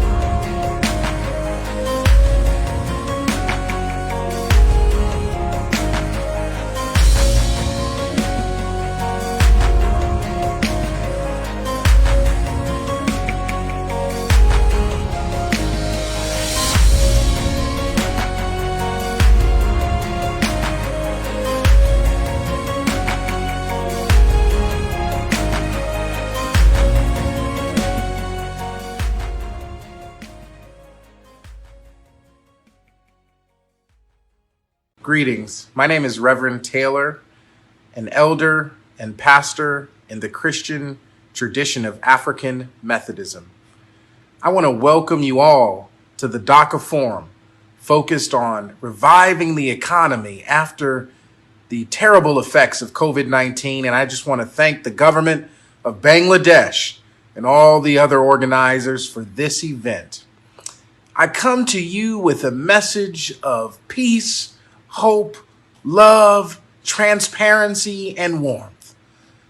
As a Christian person, our focus is on these two principles: to love God more than anything else, and to love your neighbor like you love yourself. I just want to thank and be connected to my Muslim brothers and sisters, and to those connected to other faith and religious traditions. Thank you so much, and take care.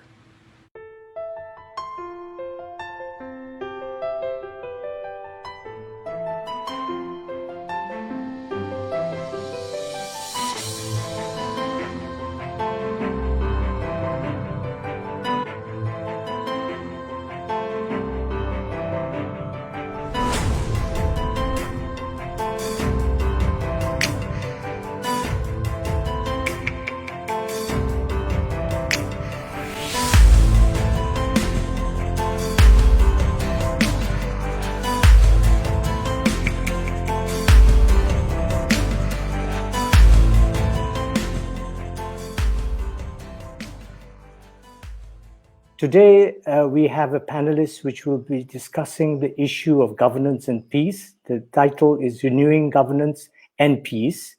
And as an introduction, what I would like to say is that given the COVID-19 pandemic that we are all experiencing world over, and over the last 4 months, we have seen huge changes taking place in every sector. There are massive cracks which are appearing in various infrastructure, in terms of health delivery, service delivery, and other areas. And these are huge challenges. But I think we can all accept the fact that good governance is an essential and a vital ingredient to actually get the systems moving back again and get things back to the original and to on its feet. And this good governance is required not just for one sector, it's required for all sectors, public, private, and non-profit. So in a way, in this environment of COVID-19, good governance becomes the most vital stabilizing factor. So we need to redouble our effort to improve good governance in our societies globally. And why do we need good governance? We need good governance to have peace, justice, and above all, to create trust among ourselves. I think this is something which is very lacking. And let me highlight some issues, and I'm sure in the discussion there will be other issues being raised. I think we have found globally violence, particularly against women, is on the rise. Hate speech is a big problem, and many people are actually turning to religion and faith-inspired values. Now, in today's discussion, the panelists will be touching on some of these key aspects, key issues, and sharing their thoughts. So we look forward to this very exciting discussion that is going to happen over the next hour or so. Thank you. And I would like to now actually start with our first panelist, Ms. Naz Shah. She is a member of parliament. She is a member of the shadow cabinet in the UK. And I'd like to come to you, Naz, and basically put to you certain issues. And I would like to hear your response. The UK, I think, has been one of the hardest hit countries in Europe, and now you are slowly reopening. But I think, if I'm not mistaken, the communities have really come together in order to support each other. What has been the role of the government, actually, in terms of encouraging communities to play this vital role? I'd like to hear your thoughts on that. How inclusive has been this effort? In many ways, we know that there's a lot of divisive factors present.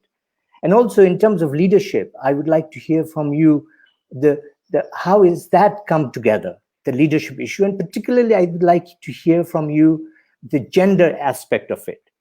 And finally, I think we should also bear in mind the global business community. How has that, in a way, in the UK and in Europe, has come together in terms of addressing some of the COVID-19 challenges? And I think finally, as I mentioned earlier, social inequality is on the rise in many societies. And how is this issue being dealt with? These are some very complex issues I'm putting to you. So would you like to kindly respond to some of these issues? Thank you very much. Thank you to the Dhaka Forum for inviting me on.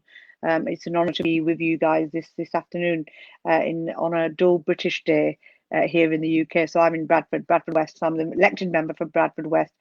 Bradford West, just to give you a background, is one of the largest Muslim constituencies, the largest Muslim population in the UK, and being visibly a Muslim and one of a few parliamentarians who are of Muslim heritage, and the Shadow Minister for Community Cohesion. And against the backdrop of what you've just talked about the kind of global narrative of difference, it's a very, very interesting time to be in politics. In terms of what we've seen, so I'm going to talk about the local responses in the first instance. So what we found in Bradford was that, and what I firmly believe in, is that communities have their own solutions if we empower communities enough. And in Bradford, we've seen the business community from across the city come together. We've seen the unity has been absolutely phenomenal. We've seen new organizations set up which have brought together existing organizations to create consortia. We've seen volunteers out and about delivering food to asylum seekers, refugees, and particularly during Ramadan. So one of the issues with COVID was we had COVID and we had Ramadan and we had Eid, and those that are really, really marginalized communities. So I went and volunteered with packing food, giving out Eid presents, every weekly shops for asylum seekers and refugees in particular. And no doubt that COVID has highly impacted disproportionately on Black and minority ethnic communities. So for me, on a personal level, there are two things for society which are really, really important. I firstly firmly believe in the idea of leadership, because if you don't have the right leadership, you can have an empowered community, but the leadership isn't responsive to that.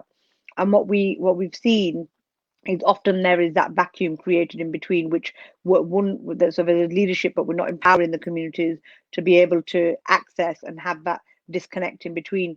And one of those things I feel has happened globally over the last number of years, not number of decades, in fact, is this whole narrative of them and us and an othering, and you are the other. Whether the banking crisis was one of those that highlighted and brought it to the fore. Now COVID, I feel I'm very, very worried that COVID will highlight bigger gaps in our structures. It's highlighted, if we look at BLM, it's important to look at the Black Lives Matter movement in all of this narrative, because if we're talking about communities and how we need to empower communities, what we've had is something that's opened up the cracks with COVID, where inequalities have been much more visible now. So in Bradford, for example, I'm a former NHS commissioner. The inequalities that existed 20 years ago when I worked in the NHS have still exist, and it demonstrates it by the disproportionate impact on those marginalized communities, on Black and minority ethnic communities. So we have existing health inequalities that haven't been addressed. So we've had a lack of leadership on these issues for many, many years, I feel, and COVID gives us an opportunity now to set that right. And if we do not recognize where we've gone wrong for the last 20 years, 30 years, then we will have another missed opportunity.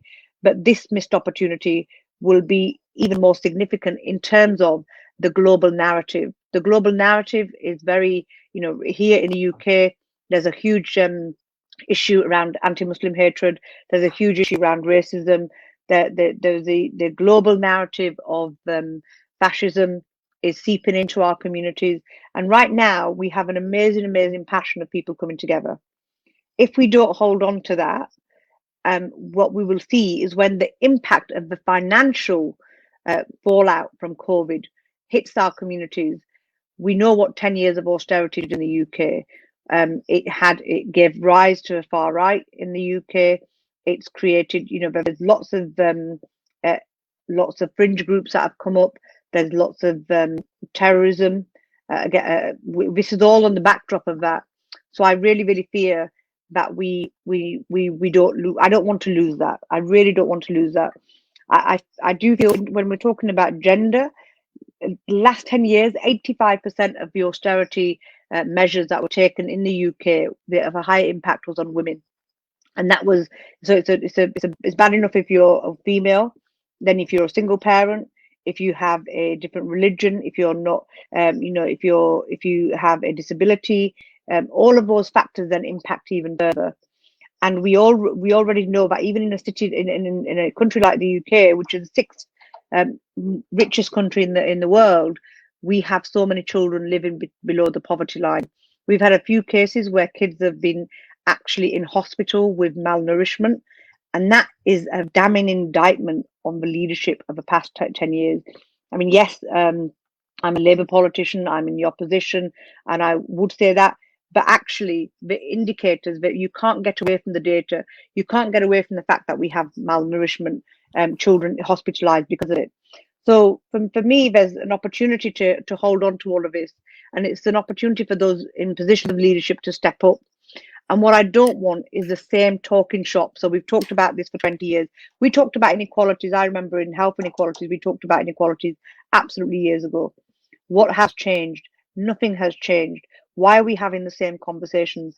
What I don't want is for my children to be in the position that I'm in today, 20 years on, talking the same subject that I'm talking about. So I welcome the discussion here.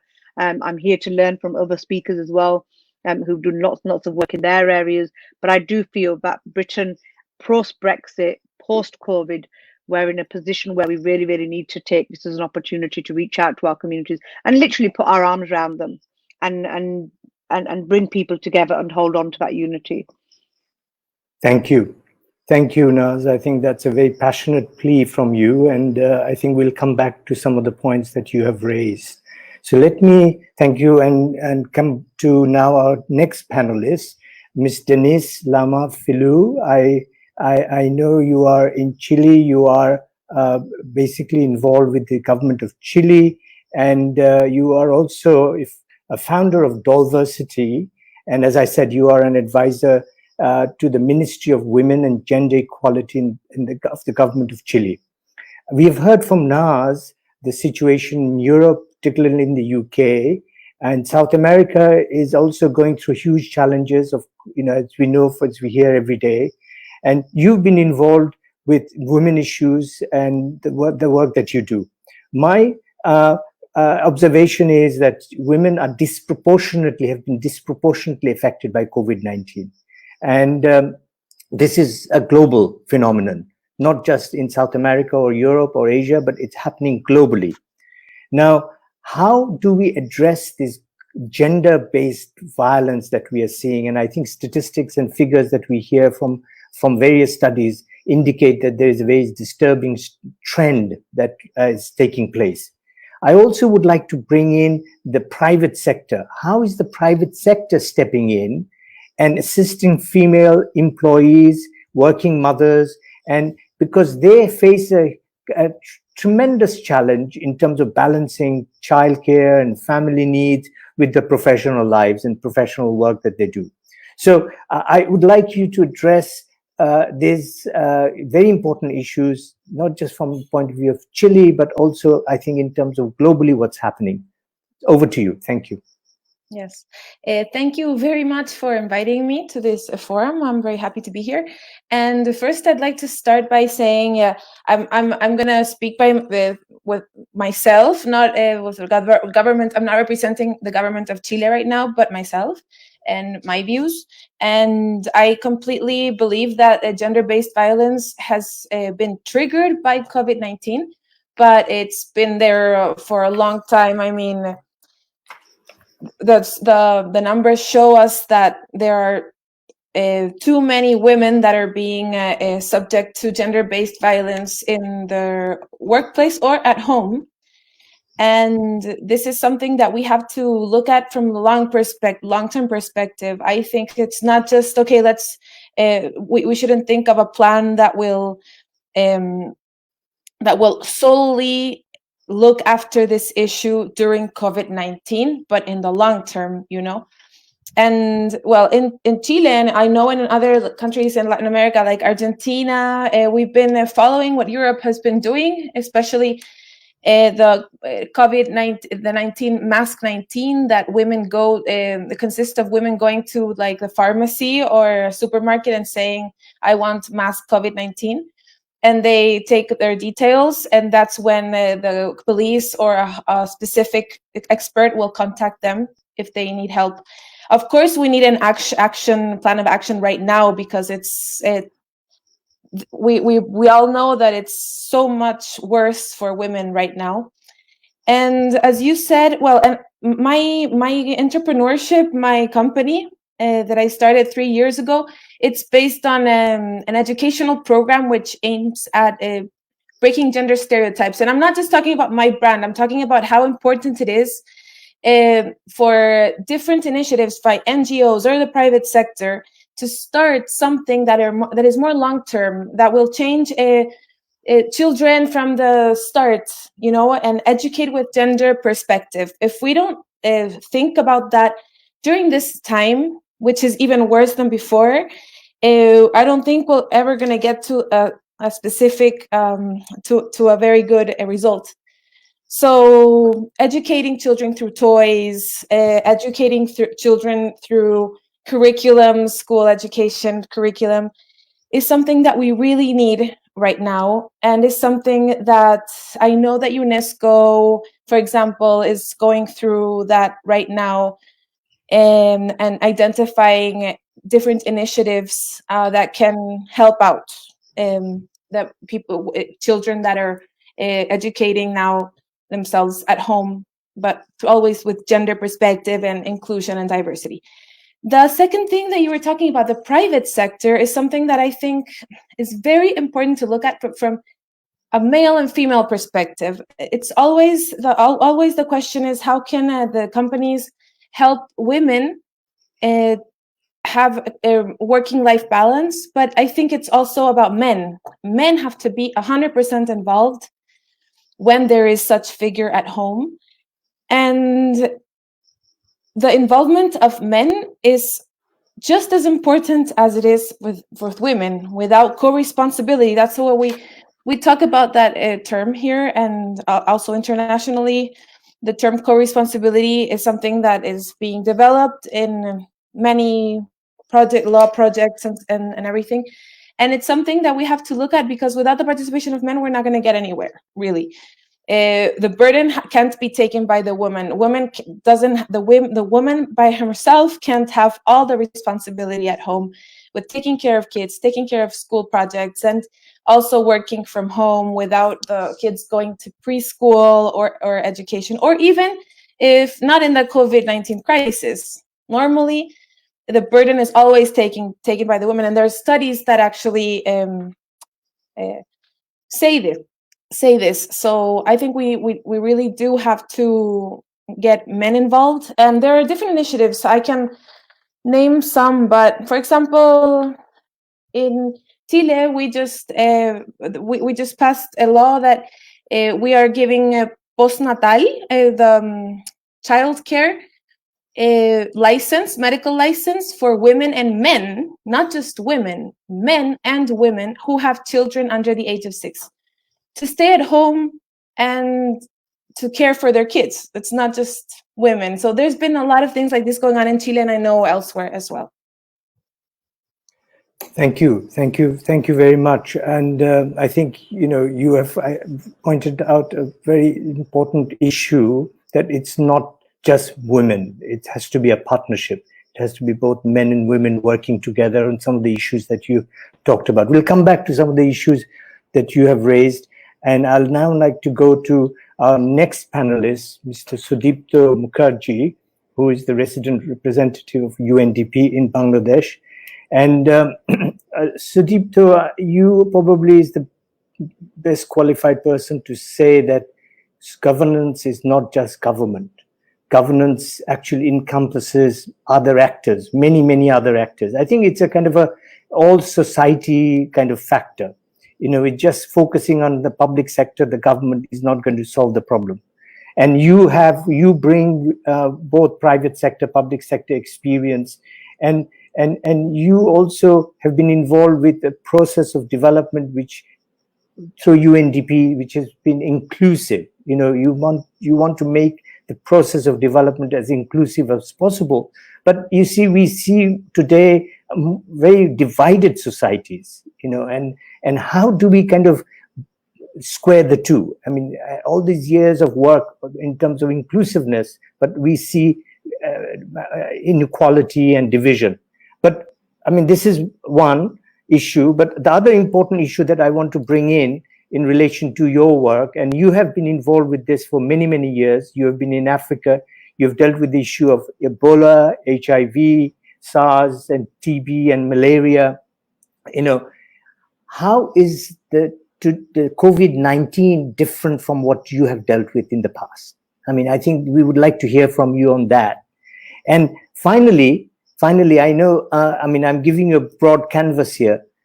Finally, UN has really been trying to create, and I know that I've interacted with the UN and I know this work. You have been trying to generate a more resilient society, as we talked about, inclusive, resilient society. Given COVID-19, how do we move forward? Your thoughts, please. Okay. Thanks very much, Barrister Manzoor. We are in the same time zone. So let me start with a compliment. You look increasingly like the ex-President Obama with your new haircut. Thank you. So indeed, as you mentioned, that governance is much more than government. I think it's the sum total of roles and relationships between those who govern and those who get governed, and how the power play between the two is exercised. But as you know, historically, the UN has been engaged in most developing countries working with government primarily and trying to make them actually much more inclusive, much more effective, much more accountable, much more effective in dispensing justice, etc. And that's how we've typically been measuring the quality of governance in any country. But before I get into the role of the UN and how we are trying to make it all of society right now, given the challenges of COVID, let me sort of put the context to Bangladesh.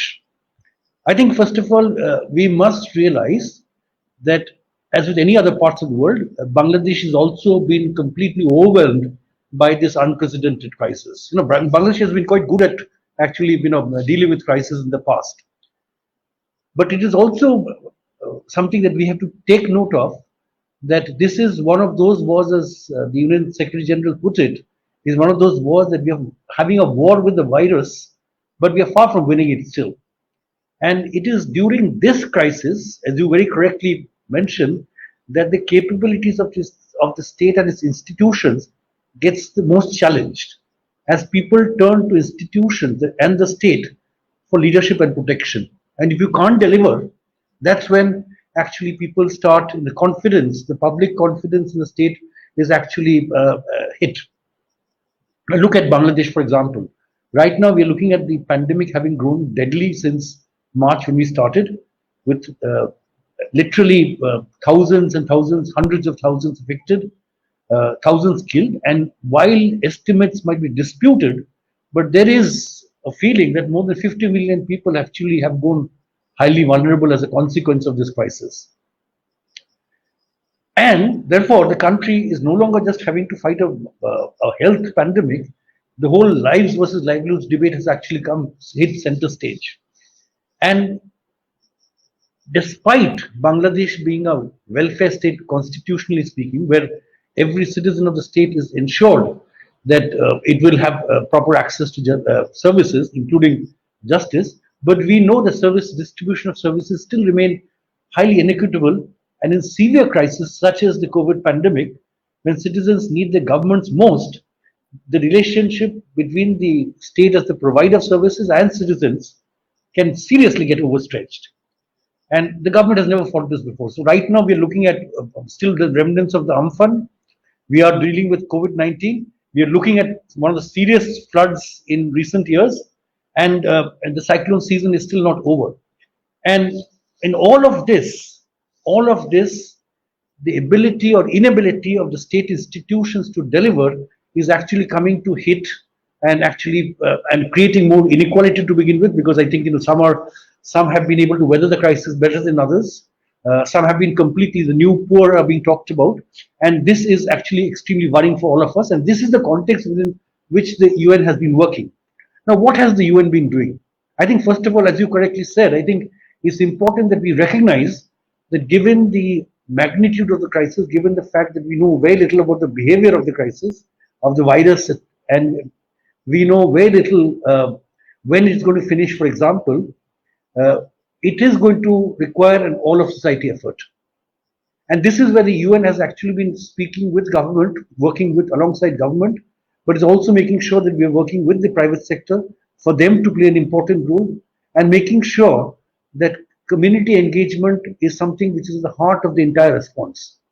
Because again, I think again it is very important for me to say that that it is important that while we are doing all this, stability of the society and peace is preserved throughout the process, because this is something that can be a very serious collateral damage as a consequence of the pandemic. So finally, the last bit that I'm going to say, that in terms of, you mentioned about my experience of having worked in various places where we've seen, if not of similar scale, but I've seen pretty serious crisis. So if I were to identify a few areas where I think more work needs to be invested on, I think first of all, as we said, that public confidence is shaken during a crisis. So it's important that we reinvest in community engagement and listen and understand to rebuild public confidence. That's extremely important. The second, I think, it's that we rather err on the side of inclusion, but we cannot afford to err on the side of exclusion. We have to make sure that there are many people who are currently completely outside of social protection, and they quickly need to be brought into the net. Third, as you correctly mentioned, that I think it's important that we see it, recognize it as a all of society, a crisis that needs all of society support, and we harness all those efforts in. And this is where I think the UN as a non-partisan, as a partner with a reasonably good convening power in the context of Bangladesh, can actually play an important role. We have to invest in timely and credible information. I think that's absolutely key. And unless we can give timely and credible information, like you mentioned about fake news becoming a serious concern, this is going to be a serious concern in Bangladesh and elsewhere. And finally, and this is my final point, I think we have to think beyond GDP growth. We have to seize the moment and actually invest in sustainability, and actually look at how we can actually have a development which leaves no one behind. Thank you. Thank you, Sadipto. Thank you very much. Number of very important issues you have raised, and let's pick them up later on and drill down and get some more thoughts from other panelists. I'll now come to our final panelist, Mr. Michael Wakelin. He was former head of religion at BBC and also executive producer at TBI Media, and also the executive chair of the Religion Media Center. Michael comes with a huge amount of experience in terms of faith, religion issues that he has dealt with. Michael, I mean, we have heard what COVID is doing at different levels with different societies and different segments of the societies. One of the things that the COVID-19 has brought forth, among many of the fragilities, is the role of religion and of faith and the kind of values that various religions give to societies. And I think during this crisis, what we have also seeing is that people are turning to religion, whether for good, bad, ugly, but there is a kind of a trend for people to go there and to get solace, to get peace, and to get personal kind of serenity and satisfaction. And one of the things that I wanted to ask you is your opinion on the curative power of faith. How faith is coming into play and actually adding value, or do you think that it's also creating, as we see in some certain societies, kind of more destabilizing and kind of more toxic kind of element that they are trying to inject in the societies? So, I mean, given the massive humanitarian crisis I think we will be facing globally, there will be in the societies, there will be a lot of fragilities, a lot of societal schisms that will be taking place. And how do you see religion, really, religion and faith, both individually and institutionally, coming into play? I mean, that I think is a 5-hour lecture that you have to put in 7 minutes. Thank you. Yeah, thanks very much. And thanks for inviting me to be part of this forum. It's a great privilege. So naturally, I firmly believe that religion is a massively underused resource for sorting out the world's problems. It's far too often characterized as the cause of wars and suffering without understanding its tremendous powers for good. And I think the reason for this is religious illiteracy, which has pervaded the developed world, certainly in recent times. Jane Austen says in Pride and Prejudice that all prejudice is ignorance. And the ignorance around religion is particularly worrying because, and I use your word, because of the toxic vacuum that is created when we lose the ability to talk about religion with confidence. And if you don't understand something, the tendency is always to push it away and ignore it. But sadly, religion doesn't like being ignored, and unfortunately, it too often gets the attention for all the wrong reasons, which creates, of course, this spiral of misinformation and mistrust. I should say, when I talk about religious literacy, it's not about making the world more religious or converting people to faith. It's about understanding what makes the religious mind tick, turning hatred and mistrust to understanding and respect. I think then it's only in that way that religion can play its key role in making the world a better and safer place in these difficult times. So for some time now, I've been organizing various forums on key topics, like, for example, the environment crisis and the moral, ethical, and spiritual dilemmas posed by artificial intelligence, for example. And to these forums, I invite not the usual hats and beards, which we rather disrespectfully refer to, meaning our sort of bishops and all the obvious rabbis and imams that are normally invited to these things, but we invite experts in these fields, environment, artificial intelligence, who also have a faith, and a faith that informs their work. And it's remarkable how much common ground there is between the different creeds, without any compromise of the distinctiveness of the different theologies. The world faiths can come together and find a consensus, which, if properly harnessed, will certainly have the power to change the world for good. This is and will continue to work in terms of combating issues around climate change, but it can also address the moral issues of artificial intelligence and the scandal of world poverty and sexual trafficking and the rise in the abuse of women during this COVID crisis. And I believe it can also help to bring the world out of these times now, a more cohesive, caring and peaceful place. So crises like the one we're in now often have unintended and unforeseen consequences. I think in the case of COVID, one of these is making many of us more religious, as you implied, and making us all aware of the importance of faith in bringing society together at times of difficulty. And I don't think this is what would have been expected when the pandemic arrived on our shores 4 months ago. The last 30 years or so, religion in Europe at least has been pushed down the agenda, often ignored by education, governments, media, and society in general. And many predicted its complete demise, including some leading sociologists. Some said that religious people by now would be huddled together in small groups, protecting their dwindling assets. In 1999, on the eve of the millennium, The Economist magazine published a front page declaring God is dead, and included a provocative obituary for the former deity. And a decade later, it ran another front page declaring God is back. We are not coping very well with this re-emergence of religion in the public square, which Professor Graham Ward at Oxford University described as one of the biggest social paradigm shifts of recent times. There is so much religious expression around, a great mosaic of religious expression, and yet we don't really know how to deal with it. And the public disposition towards religious people is often very unhelpful. If you tend to think that religious people are a bit odd, a bit smelly, don't go out very much and have no friends, it's a bad place to start an informed and sensible engagement with them. That is why I believe we should address this with an education policy which includes religious literacy from school age and improved media coverage of religion, which is another whole subject I wanted to get onto a bit later if there's time.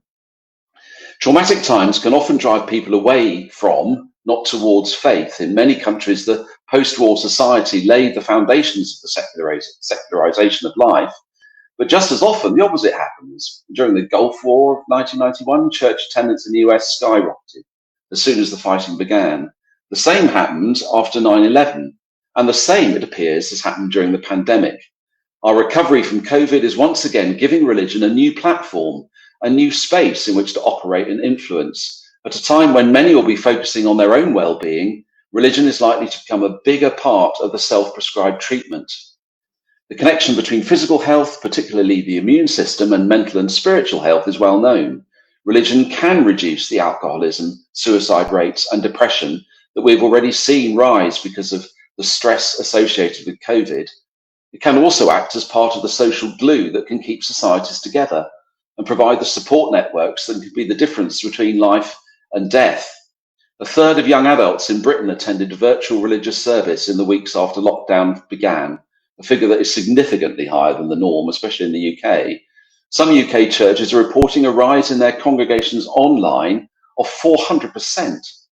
66% are apparently happy to carry on worshipping online. So it looks like the future of religious practice will be some kind of hybrid church, hybrid synagogue. 25% of US adults say their faith has become stronger during this time. So evidently, religion has become more important for many and even indispensable for some who would not be particularly religious under normal circumstances. The fact is that 84% of the world's population declares an adherence to a religious faith, a figure that is set to rise according to Pew Research. And 86% of the world population live in countries which has an official religion, and therefore a part of their lives. Faith has been a key part of the global response to the insecurity, anxiety, and alienation often caused by the virus. Societal resilience is even more important during crises, and religious literacy and communication is an important facilitator of that. I've nearly finished now, but I was at a dinner at Cambridge University a while back and discovered that the person I was sitting next to, who was master of the college, had been a former head of MI6, that's M in James Bond terms, put me right off my pudding. When we were talking, he told me that there would never be peace until religious leaders are gathered around the negotiating table. The negotiating table may now be a Zoom call, but nonetheless, his point is well made. Now is the time, I believe, for the religions to come together and pool their sacred wisdoms. Now is the time for them to harness their massive people power potential to carve the tunnel of hope through the mountain of despair that many of us face now.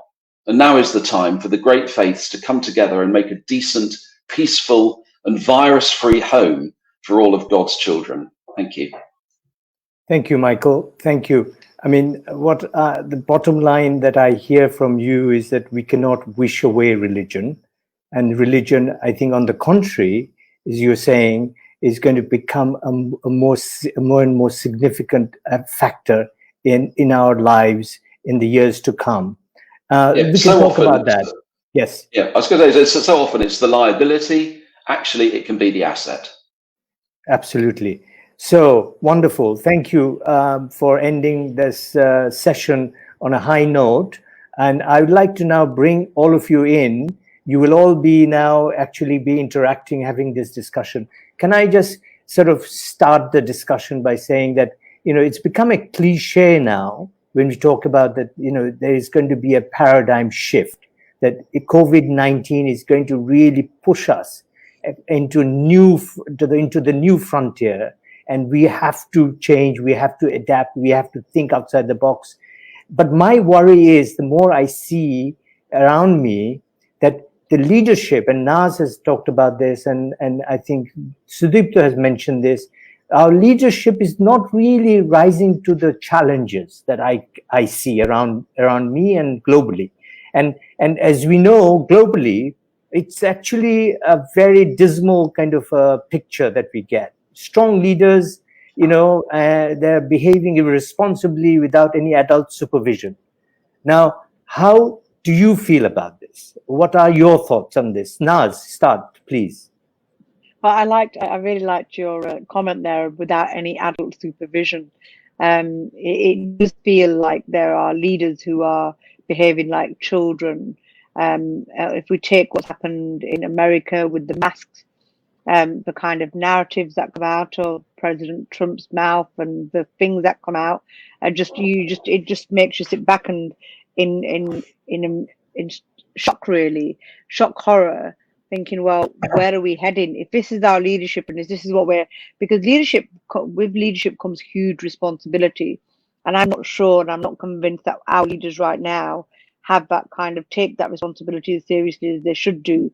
So, for example, in the UK, we had our Prime Minister saying, "Oh, it's okay, I'm shaking hands," which was very similar to the Donald Trump narrative, which was, "Oh, using bleach, using, these really, really irresponsible statements to make." So I think, these are out there for people to see, and I'm not convinced that they're not stepping up to the challenge of being a leader. And I really struggle with that. Thank you, Naz. I mean, do come in. I mean, don't have to take your turn. I mean, if you have a point, please say what you feel and be passionate about it. Please, anyone. Sudipto. Okay. Okay, I don't know, but I think, in the context of, I will of course sort of restrict my sort of, points I'm going to make only to limited to basically South Asia and particularly Bangladesh at the current moment. I think, what we're seeing is a serious shift that is required in a bureaucracy that was actually trained to rule, which is what we inherited from the colonial times, to a bureaucracy that is trained to serve. In fact, this is something which has not happened as yet. In fact, red tape is on the increase. Then the fundamental shift that we were all expecting, that which 3-4 months into the crisis would have actually meant, the fact that people should recognize that this is going to be something which we've never seen before, and therefore we need to behave very differently, is not happening as yet. So I think this is something that remains a major concern.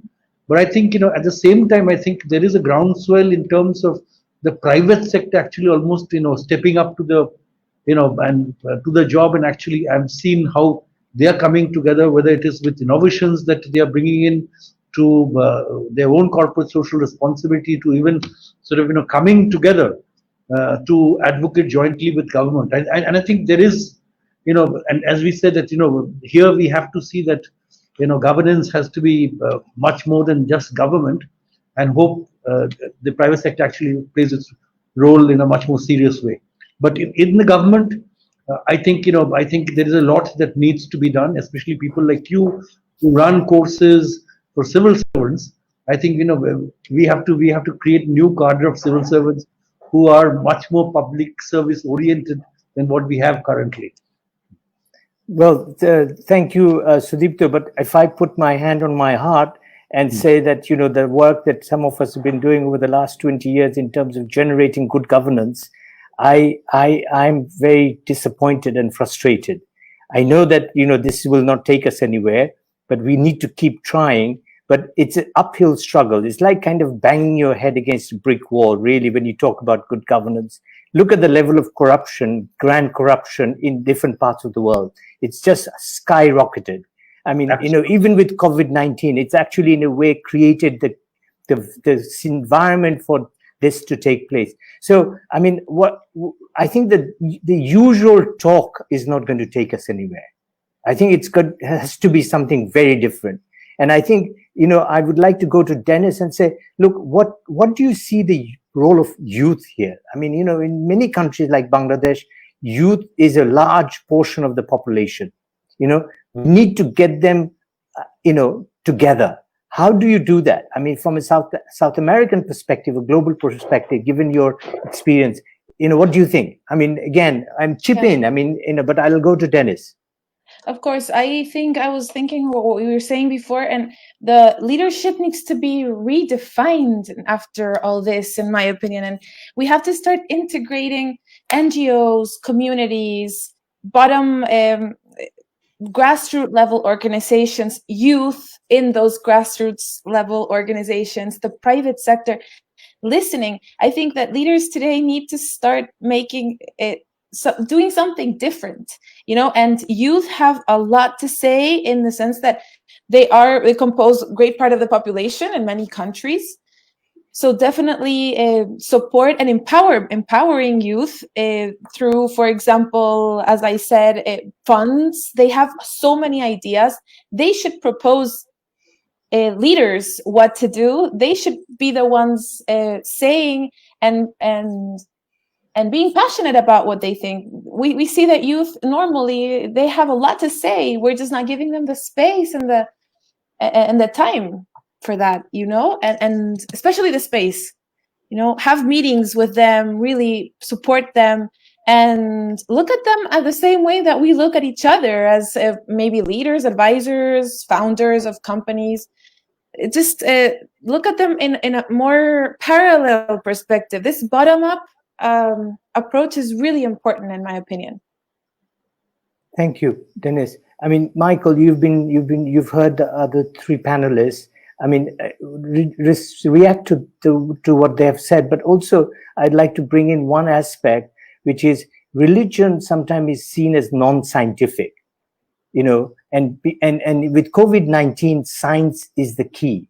So how do you put the two together? But respond to others also at the same time. Well, I've been talking about the nature of the world being very religious. There's 84% of the world being declaring a religious faith. It's very significant. And there's an awful lot of world leaders who could do very well to go back to the roots of their faith and the actual tenets of their beliefs. And then they might, find in there a different way, perhaps, of running their countries. I won't name names, but if you're going to declare that you have a faith, then you need to find out what that faith's about. And that would move certainly away from things like corruption and oppression of people, for example. But yes, I would say that religion, that does have this role to play, and I think it's very important that it demonstrates that religion is not non-scientific. At my daughter's school, they were having a discussion. Apparently, do you believe in God or science? I mean, it's complete nonsense. There is no uncomfortableness between science and religion. Plenty of excellent scientists are very religious. They're not mutually exclusive. I believe, obviously, as a religious person, I believe that God created everything anyway, but that science is perfectly marriageable with a religious belief. And I think it's very dangerous when you start separating them. So I would very much advocate against that. Thank you. Sudipto, again, if you want to pick up anything from what others have said, but I think, the public sector, as we said, cannot deal with the whole issue. It's a whole of society approach. So how do we, and Bangladesh is a good example of the role of NGOs. The big NGOs, the biggest NGOs in the world that you will find are in Bangladesh. And the kind of social capital that has been put together has been, I think, quite largely because of the work that they have done.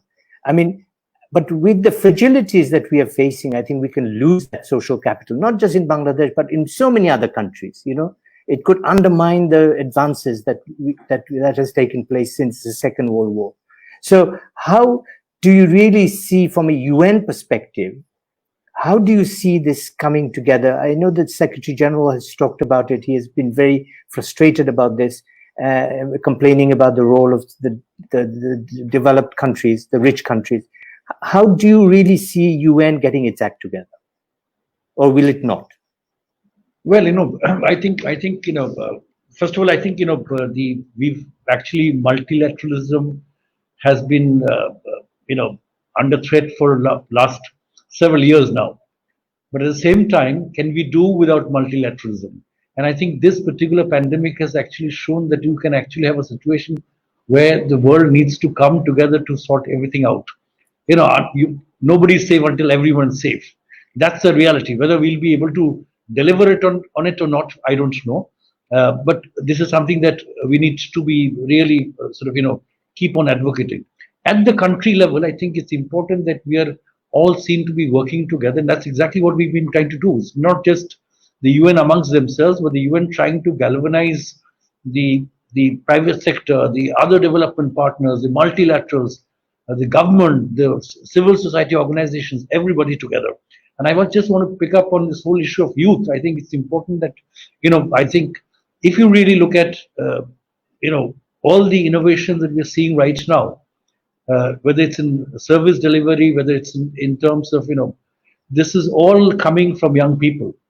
Because I think, they are even the changes that we're seeing in terms of, whether it's the, look at organizations like Biddanando in Bangladesh, which is actually doling out meals which are sort of, 1 taka per person, or they're looking after even, stray dogs and cats on the street. Again, this is again a youth who are rising to the occasion, and I think we should not lose this.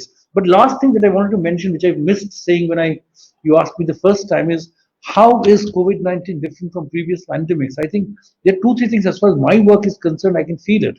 Number one is that for the first time, we are absolutely having to be self-reliant. This is the first time that a complete global supply chain has been disrupted, and therefore we are unable to surge in any resources, any support from anywhere else, and have to be completely doing things domestically. And what you might see as a consequence is that people might become, the whole nature of international trade might change. Everybody will try to do their own bits and pieces. For example, a country like Bangladesh, which would never produce personal protective equipment or ventilators, has started doing so, and it doesn't need to depend on anybody else. And more you will see things like this. The second thing has been the whole amount of digital technology that has come in. Even 5 years ago, when I was fighting Ebola in West Africa, we still had to go to office 7 o'clock in the morning and come back and work till late hours in the night. We could not, work from home. Today, everything is possible, and we are possibly more, we are possibly being much more productive thanks to technology. And I think this is something that is not going to change. And in fact, I have, even within the UN system, and I have friends who are currently in Europe who have decided for themselves that they're going to come to office only once a week. And this is in a bureaucracy I'm talking about. So I think these kind of transformations are something which is going to remain. Thank you, Sudipto. I mean, we are actually running out of time. I would like all of you to give your concluding kind of gems, if I may say. What do you want to leave the listener with? A couple of lines, striking things that you are thinking of, that you would like, if you had the opportunity, you would like to go out and do something. What would that be? So please, I'll start with Michael. Please go ahead, Michael. I was worrying you were going to do that. Yeah, I think my view about all this is that you should never waste a good crisis. I think this is a fantastic opportunity for us to all do things differently. And I know it's radically changed the way I view things. And I think that the coming togetherness that's happened has been fantastic. There's been some wonderful things in the UK, and we've demonstrated a real ability to find social cohesion and support each other. And I'm sure Naz would agree with that. I just hope that we don't lose that momentum. And I've banged on about my corner, which I think is really important. But I mean, it's even broader than that. And I think we must harness this new care for each other and make the world a more caring place. Thank you, Michael. Naz, can I come to you? You are very close to the community in Bradford, and you know that community very well. Your concluding thoughts in terms of what you see are the silver linings out there. I absolutely agree with what Michael has just said. It is an absolute opportunity for us to recognise what's happened and for us to step up and show leadership, but also harness that goodwill in the communities. And for me, as a woman of faith, and my faith has given me the resilience when I face crisis in my life, I think that's something that I absolutely share and agree with Michael. Ultimately, I think the world is, so right now we're on the Dhaka Forum It's absolute pleasure to be here. But the truth is, the world is literally in your palm of your hand now. So we have got no reasons not to be connected in a world that is so connected, and we need to remain connected.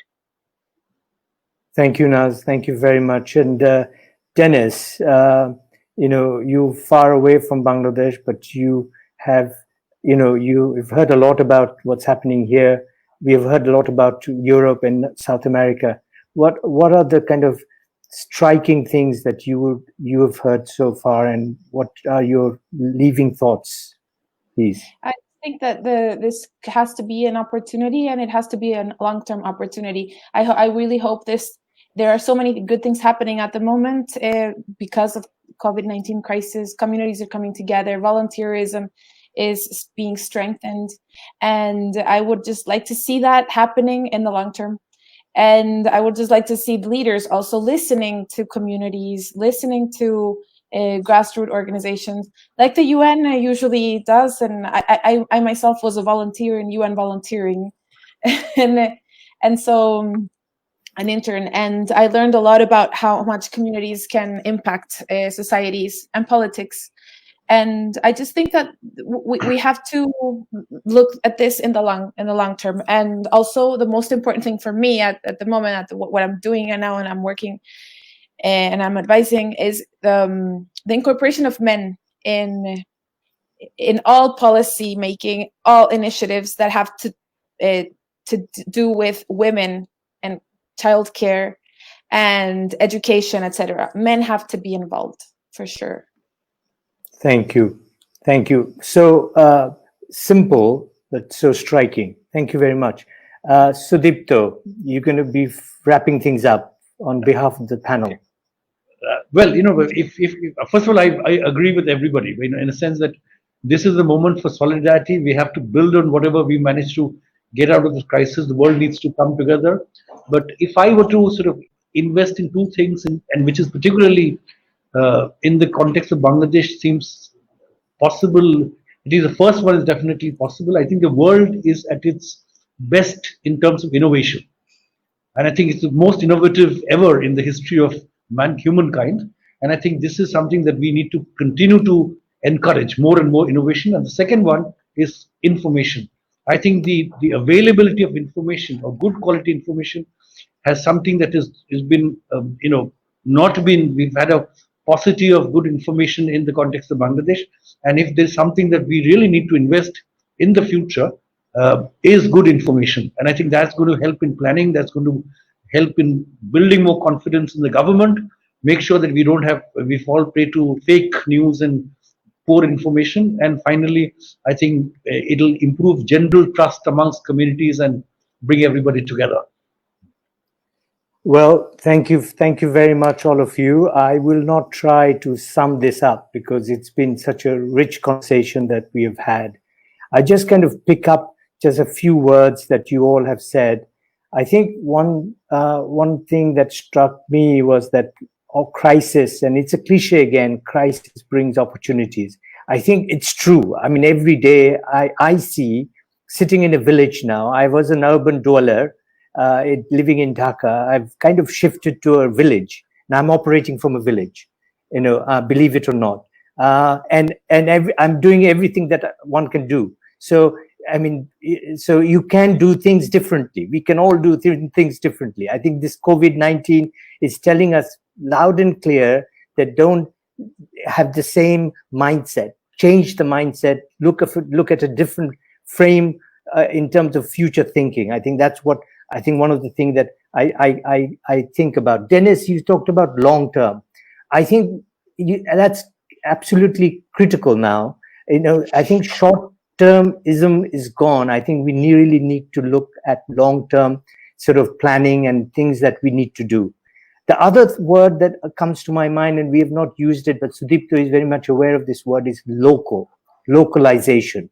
I think whether we talk about the refugees in Cox's Bazar, or whether we talk about artisans, whether we talk about communities in Bradford, we have to be more local focused, focus locally and see what are the strengths that we have in the communities and make good use of that. And I think this men-women relationship is so critical. I think, I think there's been kind of a one-way street, and that one-way street has to change. It has to become a two-way, and I think equal partnership and really, kind of working together, men and women, on all sorts of issues, particularly when it comes to, I think, children, in terms of gender violence. I think this is very critical. Again, Bangladesh has been a fantastic example in terms of women's empowerment, but at the same time, we also have to focus on boys and men in order to bring about a kind of a level playing field. So thank you very much to all of you for making this such an exciting discussion. And I hope that we'll have future opportunities to discuss this and other issues. Thank you very much indeed. Thank you.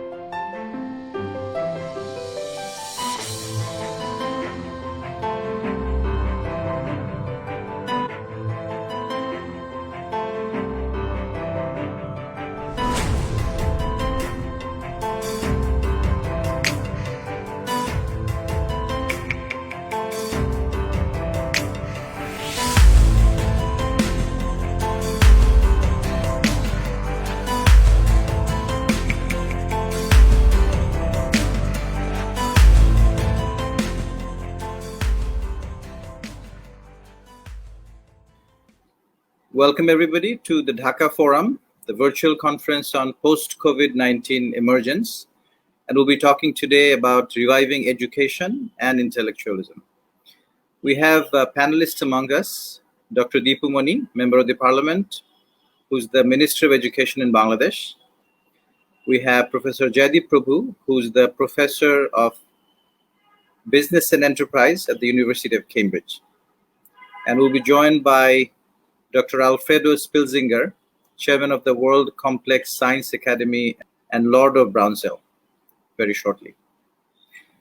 You're all familiar with what is happening to the world. I don't need to explain this. For the last 4.5 months, we have been in virtual lockdown mode, especially the educational institutions. If you look at schools, colleges, and universities around the world, about 1 billion people have been out of these institutions. So that's 60% of the world's total education population. A significant amount. I don't think this has happened any time in the last 100+ years.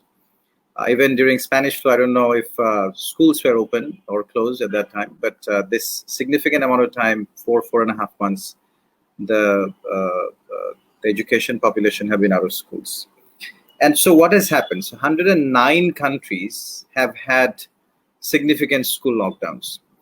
The gains that we have seen in educational attainment in the Millennium Development Goals, reducing dropouts in significant terms in many countries, such as Bangladesh, may be facing challenges. So maybe when we open up in the next month or two schools, we may actually see that the dropout that we have reduced to almost zero, we may actually see that dropout numbers have increased. We have seen research and innovation in universities because research and innovation obviously takes a lot of interaction among students, faculty, and other researchers in the industry, and that has not taken place. So we have not seen the kind of research and innovation that should have taken place. But then there are other sides of the equation. I'll talk about maybe a couple of examples. One from Bangladesh, a 6th grader who has been watching TV, because we actually have taken education from classrooms to TV in Bangladesh. So primary, secondary, vocational and madrasa education has been broadcast, thousands of hours of broadcast of education and learning programs on TV. And our education minister was a champion of that. So this 6th grader has become an education leader because he watches TV, he goes online to look at assignments, he does them, and then he also has a WhatsApp account where he has a group of friends where he leads education discussions. So he checks up on them and he makes sure that they do their assignments, submits them online, and then they watch TV also. So his mother tells us that where he was really not a very attentive student in classroom, he's become a student leader in terms of education. So that's the transformation that we have seen.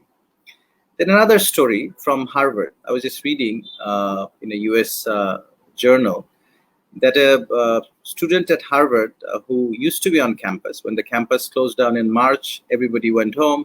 He also went home, but he comes from an impoverished background. So he does not have the right type of educational space in his house to actually look at online courses. So he felt when he was in campus, his roommate, who hails from a fairly rich family, so his roommate and he really did not have a difference because they used to go to the same classes, libraries, internet, interaction, all of that. But as soon as he went home, he felt that there was a gulf of difference. So his roommate went back to Cape Cod with the luxury homes, his room to himself, and the kind of conducive environment to study, whereas he didn't. He had a single mother, crying siblings and all of that, and he was sitting in the living room trying to study, and it was difficult. So that's the divide that we're also seeing. Then we're also seeing new unprecedented forms of research and innovation. So the likes of MIT have come up with very low-cost ventilators. And this happened through online collaboration, some on-campus collaboration, but then we're seeing the likes of video conferencing, bringing people together that have never happened before. So collaborators from many different countries, many different time zones, working in comfort. And we are getting used to the same comfort of interacting online and bringing up intellectualism and research and innovation. So that's sort of the context in which we're operating. Let me ask Jaideep, who's been teaching at Cambridge for a while, professor of business and enterprise. So what has it been like in Cambridge? So you've been in lockdown for several months now, and the interaction that one must assume, that the interaction among students, between faculty and students, amongst faculty, within industry and faculty. So all this interaction really has not happened to the extent that it does happen when you don't have this kind of lockdown. So how has that changed the educational environment in Cambridge, and how do you see that influencing how Cambridge decides to open up or promote intellectualism and research and innovation going forward? Thank you, Anil. It's a great pleasure to be here, first of all, and to be joining you virtually. As you were saying, it's amazing how the world has changed so quickly and been able to now, as we are doing at the moment, bring people from all around the world to have these fascinating conversations. So about Cambridge, it's fascinating that Cambridge, an 800-year-old institution, was built around a certain idea of a university. An idea which was very much about bringing people to one place, having them live there for a period of time, usually 3 years, where they study together with the faculty. So that's on the teaching side. And of course, on the research side too, the idea is you bring people together in labs, they work together under, in this very close proximity to each other, and that's how great ideas come. And Cambridge has prided itself on that model. By bringing lots of different types of people together to one place, they believe that's how ideas develop, that's how new ideas arise. Now we have a situation of lockdown. And when that happened in March, the university really had a very short window of time to do something about how they educate and how they do research. We had students from literally all over the world here in Cambridge, many of whom have paid large amounts of money, expecting to have this traditional type of education. But of course, the buildings were closed. So what did the university do? The university did something that we in the business school have been trying to get the university to do for over 10 years, which is to move online. And luckily, there were the resources to do this. What was lacking was the will. And now we had the will. And immediately, literally in a matter of a week, courses that had perhaps for hundreds of years been taught in a particular way, face to face with people sitting in a room, looking at each other around a table, went online. And we have continued to work in that mode. We did that for a whole term. And now we have our summer break, but we are making preparations for the next term when we are planning to have students back on campus. They will be living in their dorm rooms as usual. And nevertheless, because we will have to comply with social distancing, what we are planning to do is to have them in the buildings, in the usual seminar rooms and so forth, half of the time. So in that way, we can have fewer people in a particular room and comply with all the regulations. So half the day, people will come into their lecture spaces, meet with the faculty, be in the same room as their fellow students. And in the second half of the day, they'll go back to their dorm rooms and they will learn online. So the big lectures, which are usually delivered in these big lecture halls, those will be live streamed and students will be able to follow them on their own, sitting in the safety of their college room. But we will also have small group seminar type learning where we can ensure that there's social distancing, but with the benefits of being in the same space. So that's a very short response to your question on teaching. Let me just say a little bit on research.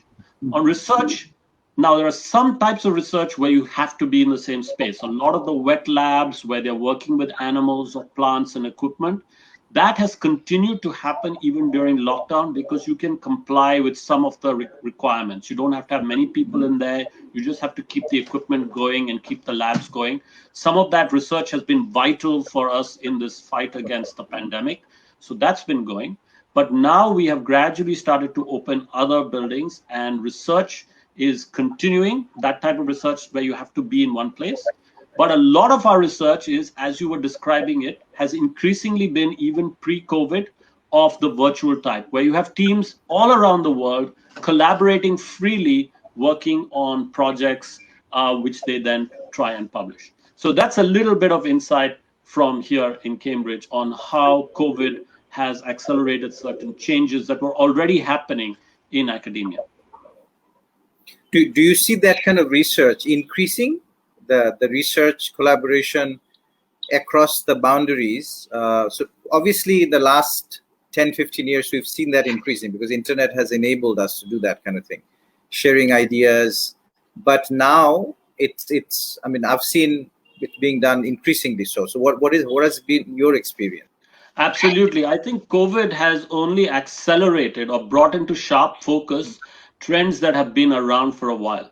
So you will know from your time in, in industry and in the West, how since the 90s, since the rise of the internet, we have seen distributed work taking place. First in software, where South Asian countries became part of a global ecosystem in developing software, so-called offshoring, where you could do distributed work.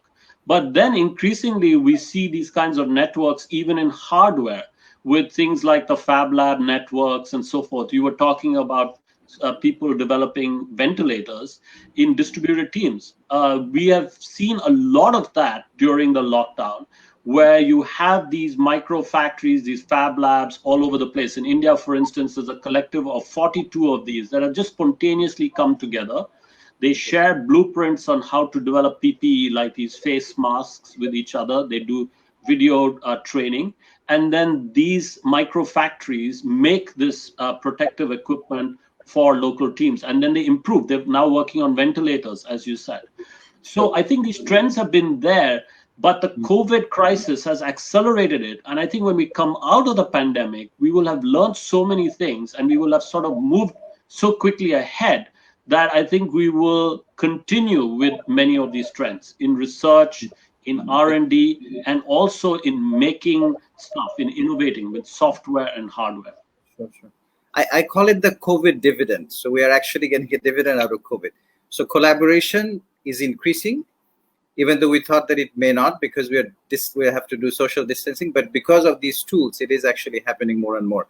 I remember maybe 20 years ago, I used to do a lot of software development from my company in Boston and New York at that time, and we would offshore. So that was a big thing. I don't think you hear offshoring as much because it's all jumbled together now. And I would have there was really no effective or cost-effective video conferencing at that time. So I would type. So there would be all these chat windows. I would have like 4 different chat windows, one open to Bangalore, one open to Dhaka, another open to Mumbai, another open to Poland, and then I would just feverishly typing away. Now I have several devices. So I have a laptop talking to one conference, and then my tablet talking to another one, and my cell phone talking to another one. So I can actually do multitasking using video conferencing if I have the right bandwidth, obviously. So it's become very, very interesting. May I now go to Honorable Minister of Education in Bangladesh, Dr. Dipu Moni. So Jaideep has talked about the trend, and it seems to be an irreversible trend. So obviously, we are moving towards more collaboration, using technology, using online learning, and using online research as well. So in the context of Bangladesh, and you have pioneered the movement that we've had since March. I mean, as soon as we had lockdown, you decided that you wanted to take education to our Parliament TV. The TV that was there, that is a huge resource in the country that is only used for Parliament broadcast every few months for a few days, and then it stays idle. So you made a very bold and quick decision, and we supported you from A to I to develop massive content. We had a lot of content because about 400,000 teachers in Bangladesh are already interacting online through the teachers portal, and they have generated hundreds of thousands of pieces of content, but they were not ready for TV. So we had to repurpose this content for TV, and you led that process. So how do you see things going forward, both for school education, but also for university education? You launched the virtual classroom just a few weeks ago for the universities as well, across the entire university gamut in Bangladesh. So how do you see that these trends going forward, even when we open up, when it's safe to open up schools and universities? We were thinking about mostly university education and going online, at least partially. But this COVID crisis, and you very rightly said, you named it COVID dividend, and this is a huge opportunity. It has created such a huge opportunity for us to make that transition. And the biggest barrier that was there, the mindset, I think we have crossed that already. And at the beginning, we were a bit tardy in many places. We were slow at starting, but now I think everybody is on, whether it's at the primary, secondary, higher secondary, or at the tertiary level. Everyone is now on board. And so I believe that this mode of learning, teaching, it's going to stay. And this is the new normal, and not just for today, but even for the post-COVID situation, where we will have blended education. You see, at the beginning, there was no experience, no such experience. There was lack of training, but now we are looking at more at quality, and we are now collaborating with many people so that we can bring in quality as well. And so I think this mode of teaching, learning, this has come, and this is going to stay, and this will become a significant part of our education system. And I think this will also help us in achieving many of our goals, which our traditional teaching learning system, face-to-face classes, in classroom teachings, which were not possible through that mode, because we still have many out of school learners. Maybe through this method we can also bring them in into the system, and also those who are working and are looking to upskill or reskill themselves. So I think this is going to stay, and we're very much welcoming it, and we're preparing as best as we can, not just to cope with this situation, but also to prepare ourselves for a better and more joyful education experience in the future. Thank you, Dr. Dipamoni. That was a marvelous transition that you've actually shown us into the future of what in a developing country like Bangladesh, we're also thinking about, not just Cambridge, one of the highly advanced countries, highly advanced education ecosystem, but also in Bangladesh, which is trying to accelerate, trying to leapfrog. And COVID dividend has really maybe given us some new possibilities. And we'll be taking those options on, taking those opportunities, leveraging those opportunities. Now, Dr. Dipamoni, if you would also talk about, I mean, you talked about maybe the new type of skills. You talked about upskilling, reskilling, and you know that the world of job is really changing. It was changing fairly rapidly. We were looking at fourth industrial revolution, and we thought that in the next 10, 20 years would lose a lot of jobs, will also create a lot of jobs, but it will require different skills, different education level, different type of learning, different approaches to learning. So we saw that. But COVID has really proven that there is something that's much, much faster than fourth industrial revolution. So when we were looking at 4IR, we're looking at maybe 2, 3, 4 years down the road and planning that way. Now we are looking at 2, 3, 4 weeks down the road and planning. So it's basically accelerated 50 times our planning process, at least. So in terms of the 21st century skills that we talk about, so soft skills, some we call it, change in curriculum that needs to adjust to incorporate that, maybe change in our assessment system also. So how do you see that happening in the blended education system that you envision? You very rightly said that because of fourth industrial revolution, and then we also have other imperatives. Our demographic dividend, as you know, that we only have a very narrow window of opportunity left for that, and so we need to accelerate our process. When we are teaching our learners, we're giving them the knowledge, imparting the knowledge, but there are certain skills that are lacking, that we're not being able to give them that. And when they're, after finishing their university education or at whatever level they leave the education system and they enter the work arena, they're not being able to demonstrate those skills, or they're facing problems while getting employed. So looking for employment while they're looking for employment. So we have been thinking about, and we are changing our curricula now to include these skills. Some call it soft skills, some call it social and emotional skills. Whatever we call them, we need them. So yes, it is very possible, I believe, and I have talked to our educators and experts, that it is very possible to give them these skills through this online education as well this year, early this year.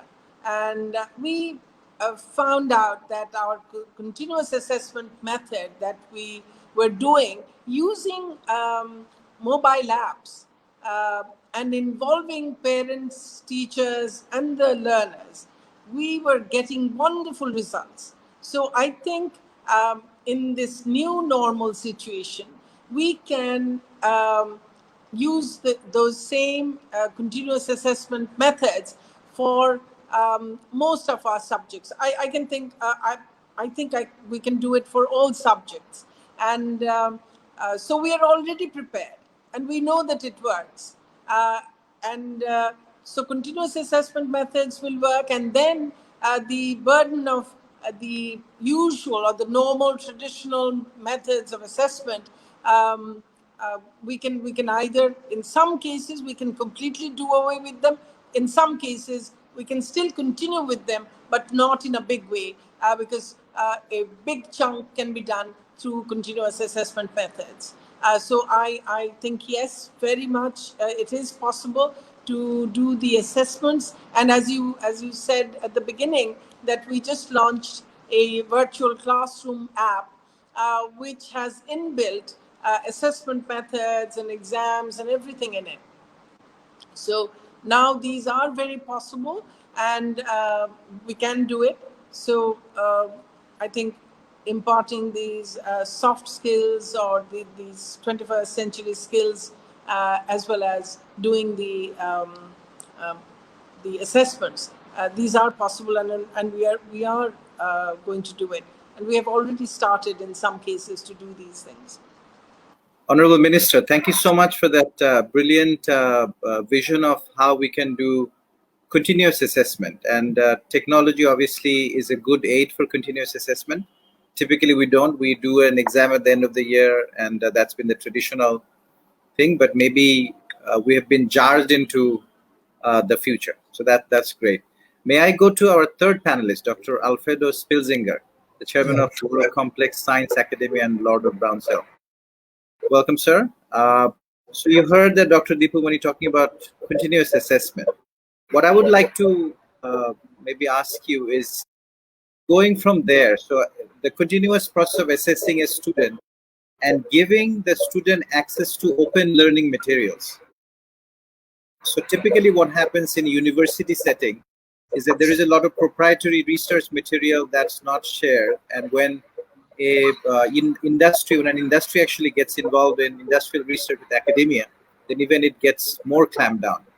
But what we have seen in the COVID situation, we need open research. We need collaborative research across boundaries. So if you could illuminate us on open solutions and open access to research materials, learning materials, and collaboration across boundaries. I think that there is no COVID day after. There is no new reality. There is no new normality. And because we are living with COVID, in Kazakhstan is living with COVID-20, and perhaps we are going to live with COVID-21 and 22 in the next years. Our body has 60 billions of viruses. So we are living with these viruses. So there is no day after. The day after is today, or yesterday, or 1 month ago.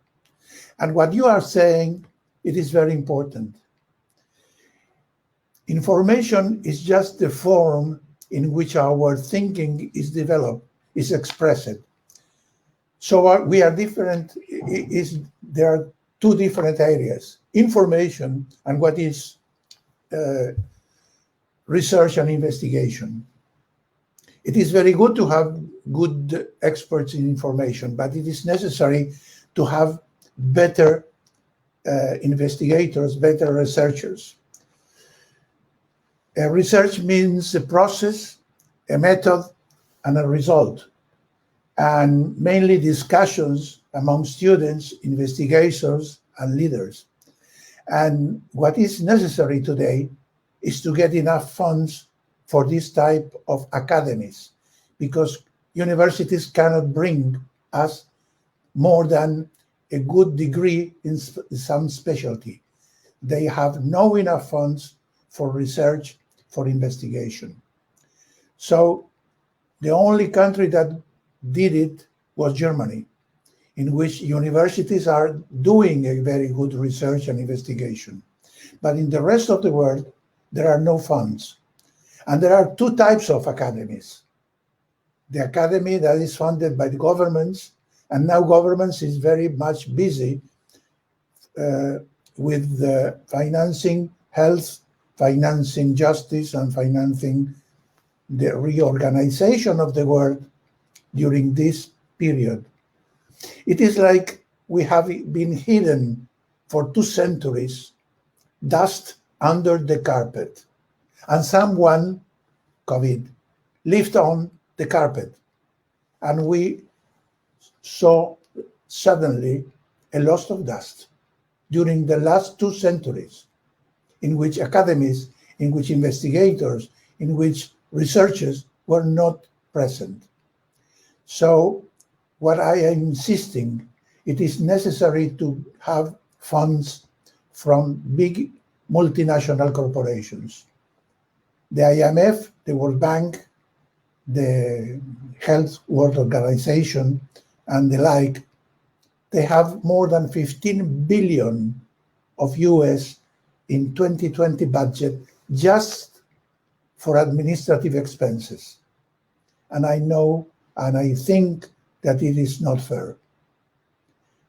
The World Health Organization has demonstrated during this period that it's totally inefficient.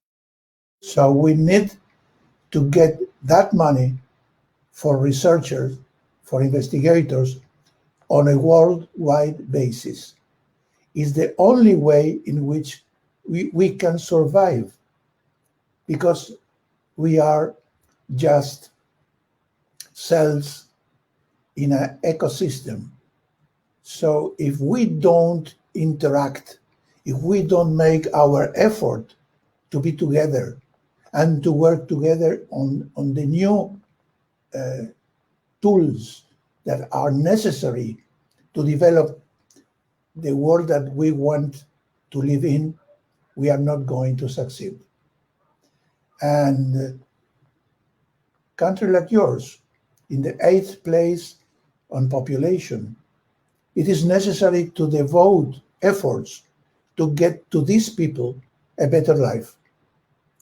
And also in the American continent, there are a lot of cases like yours. So it is necessary to get from those international, multinational corporations, better financing sources.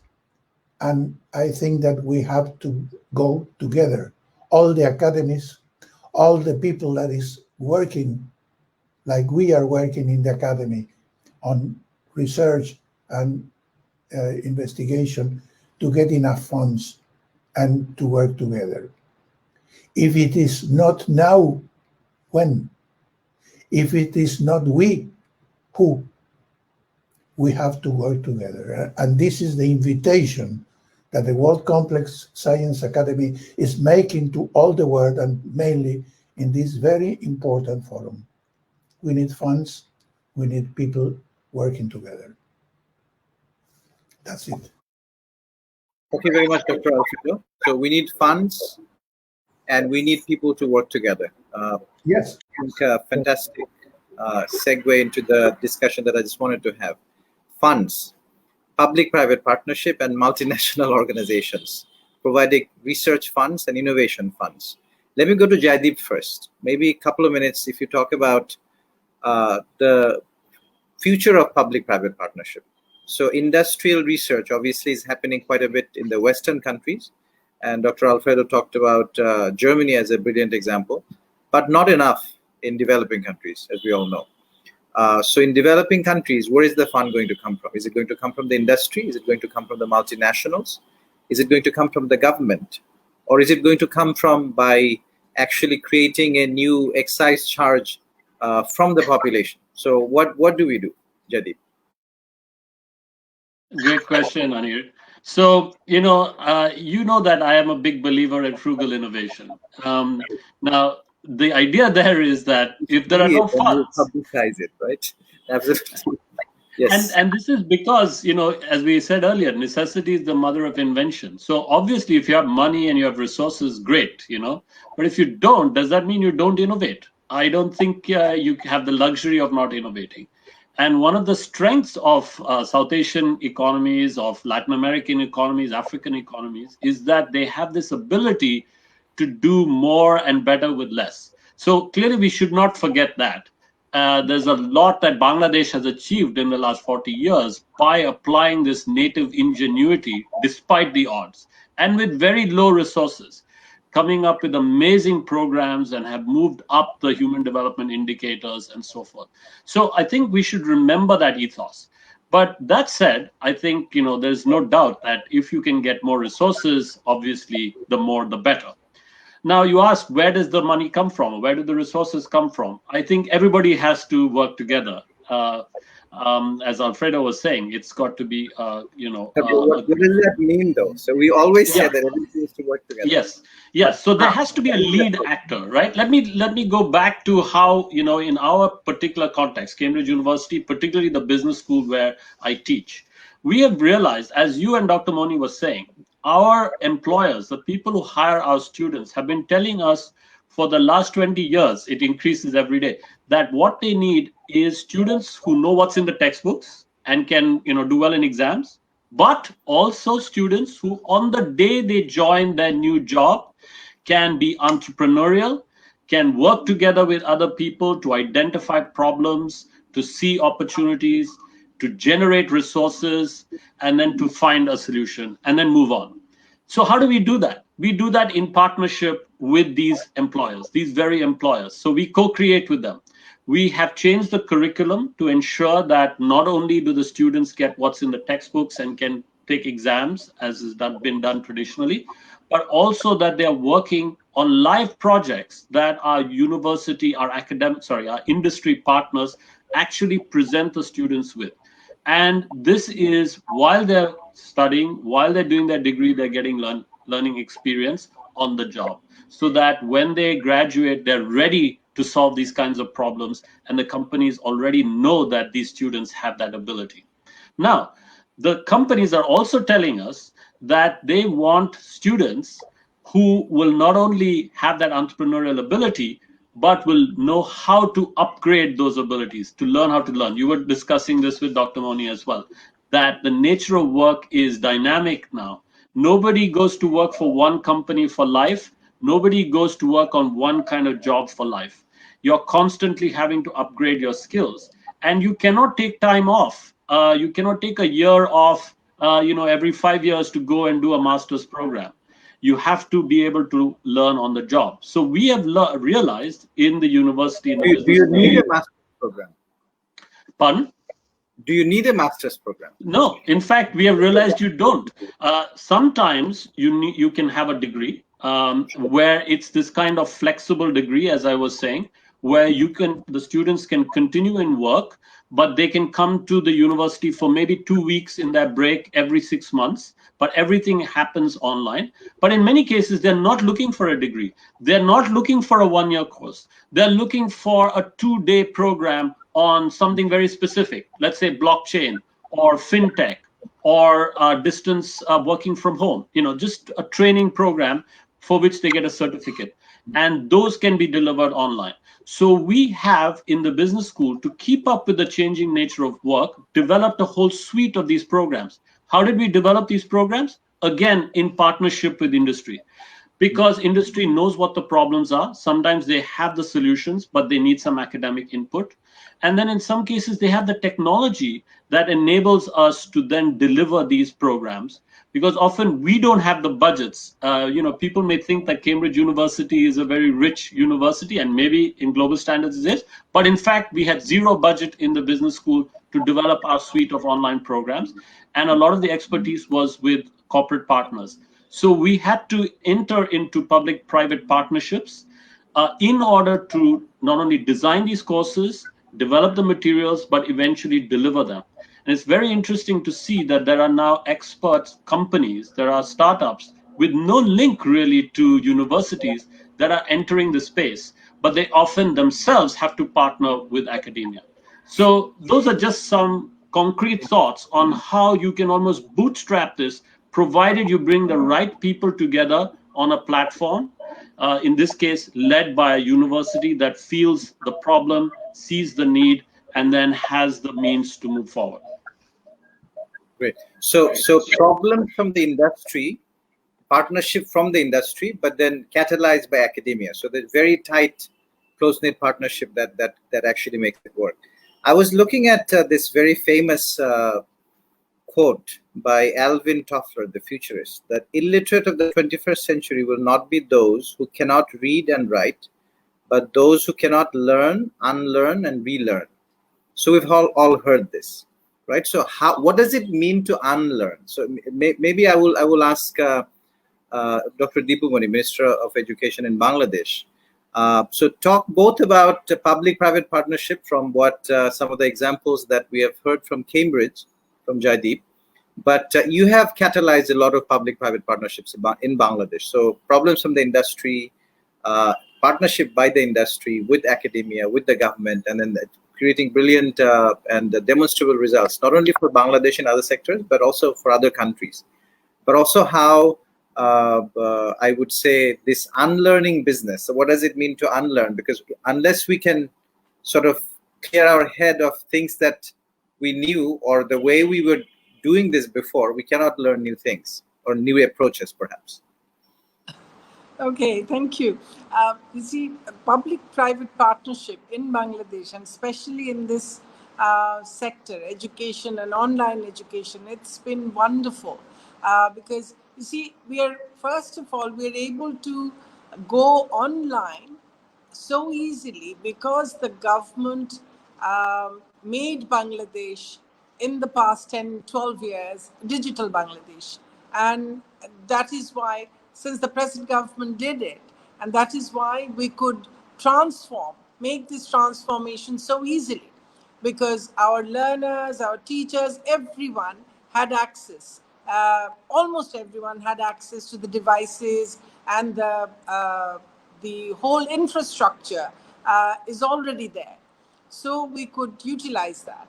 Then when we looked at our contents, as Anil said, that we have hundreds of thousands of teachers who are already developing their own contents. And there is this teachers portal that is there, but they were not suitable for television. And we were using basically television for our secondary education classes. So we started with the help of A2I. We started to record these classes with the help of the teachers. And now what we have found out that we can make the contents really more appropriate, more attractive.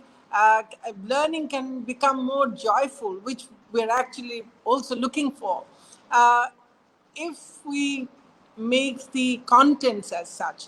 And there are so many education startups in Bangladesh now, and there is under the patronage of the government, and it is under one of our ministries, the ICT ministry, that there is a startup, Bangladesh Startup Company Limited, and they have all these startups, and all these are run by all these youngsters who have all these bright ideas and exposures and everything, and they're just wonderful. And so we are so excited. We're now collaborating with them. They are creating the contents which are completely aligned to our national curriculum and textbook board curricula. So nothing can be better. So we are now collaborating with them. We are taking contents from them, and from this month, and from August, it's going to be there on television, and also for online classes. We are going to have these contents from our startups, local startups, and so it's and also we are collaborating with our telcos, and we are in negotiation with them, trying to make the internet more affordable. So it's a truly a public-private partnership, and so that we can all our learners, each and every one of them, regardless of what their financial status is, they can access this education. So in fact, going into this online education, I think we have made it possible for all our learners to come on board. And so many of them who maybe we lost them because of many social economic reasons, but now they can all be on board. So it's, as I said, this is a crisis, yes, but it's a huge opportunity for us as well. In our traditional method of learning, what we are told that we learn something and we learn it for life. This is our knowledge that we carry for our life. That was our traditional learning. But now, with this fast changing world, with this, the change is now change is the only constant. I mean, that's always been the case, but now the pace of change has increased tremendously. And with the fourth industrial revolution there, I think now we have to learn that how to learn. So because we have to learn constantly, there are new things that are coming up constantly, and for that new thing we need to learn the new things. A lot of times we'll have to learn it in a new way as well, and in order to do that, be able to do that, we have to unlearn some of the things that we have learned. So we have to unlearn that, okay, we don't, whatever we learned is not going to work now in my work world. So I have to learn new things. So, okay, I do not do it this way anymore because it's become obsolete. So we unlearn and we relearn new things, new way of doing things, new way of thinking, new way of learning even. So, and that is how we have to adapt. And I think the way we are moving ahead, I think if we can think about these things, just think what our young learners, what wonders they can do, because they know so much better than we do, and they can do things so much better than we do. So I'm really very optimistic that through this process, because for Bangladesh, we have lost on all three previous industrial revolutions. But this one, we cannot afford to miss out.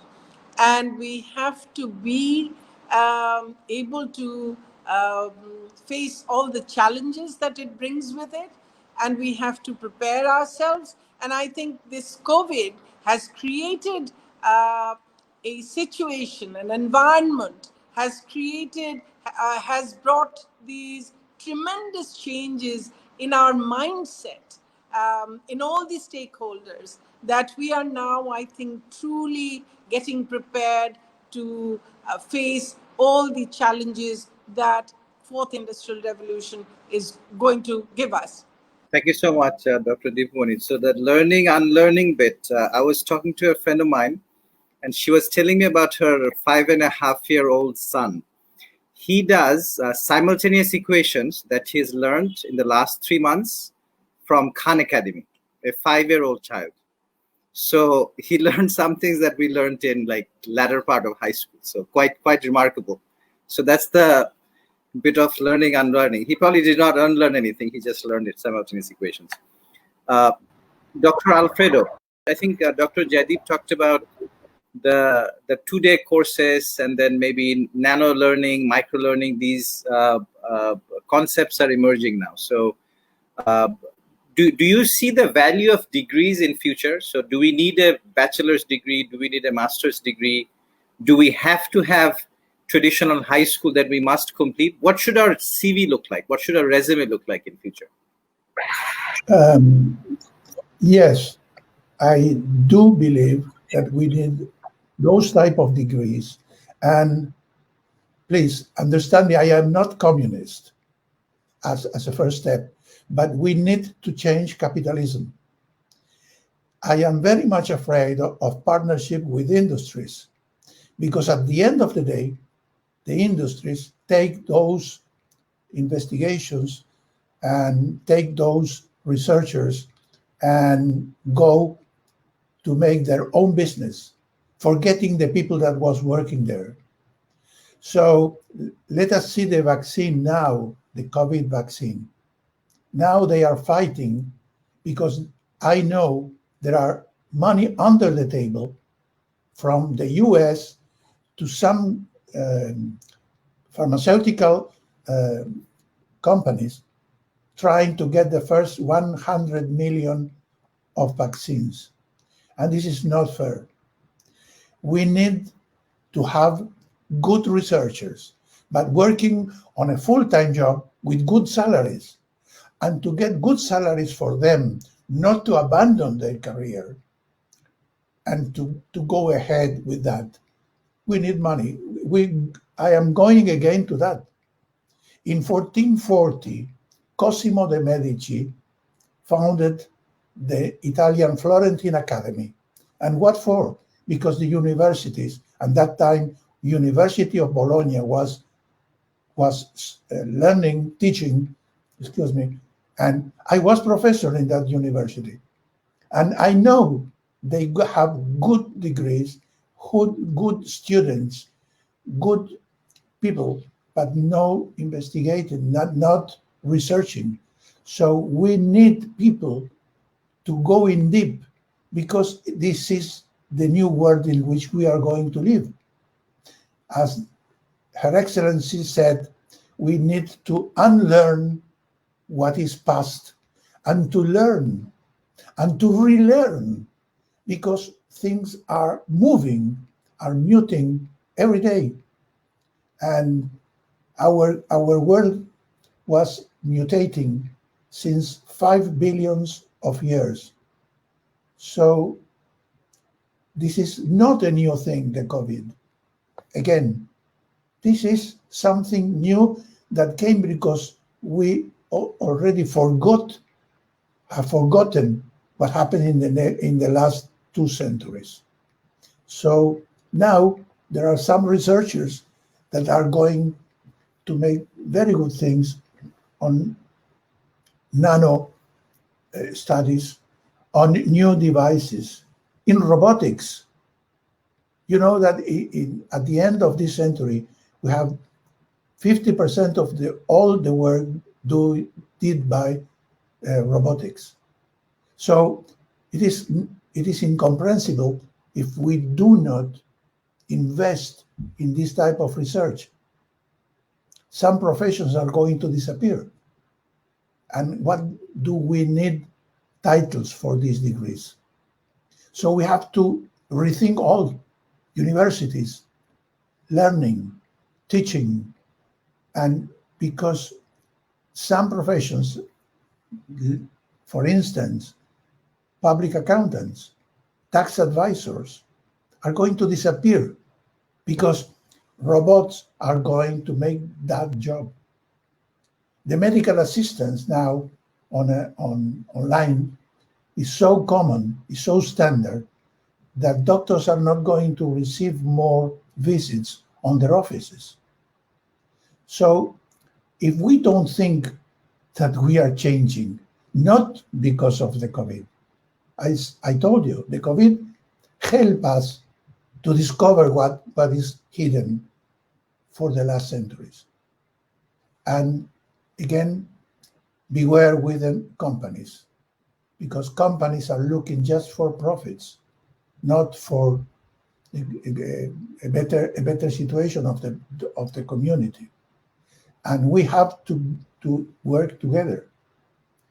This Dhaka Forum that is excellent, why it is not developed in London by Londoners in Berlin or in Sao Paulo, Brazil, for instance, because they are not investigating, they are not analyzing what we are living. And it is not for us. It's for the next generations that we need to live a world that they could live. Otherwise, they would like to go to Mars or to Jupiter. It is very, very important to understand that we have to change our habits, our way of living, and of course, it will be seen on the next 1 or 2 years. Great. We are coming to the end of our session, but I'm still curious of what my son's resume will look like. So he finished high school, and so he took a break. He's been visiting me in Bangladesh. He lives in New York. Finished high school, but in the last few months, he's been working with data scientists, postdocs, and faculty members in Harvard, Columbia, and Berkeley. And because he never switches on his video, they don't know how old he is. So he doesn't want to go back to university. So what will his resume look like, Jerry? What should he do? Great question. So your son is clearly, at the frontier.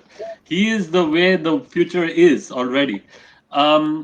So I would say, and this is a personal view, I think we will still have universities like the old style universities where people go there for maybe 3 years at the start of their careers after they finish schooling. They will meet other people of their age from different parts of the world. They will engage with their faculty in classrooms. I think there is something very human that compels us to be in proximity with other people. We learn a lot, not necessarily in the classroom, but outside the classroom, in the playing fields, while doing theater and music, and even while eating together, dining together. So I think there is that formative experience that universities provide.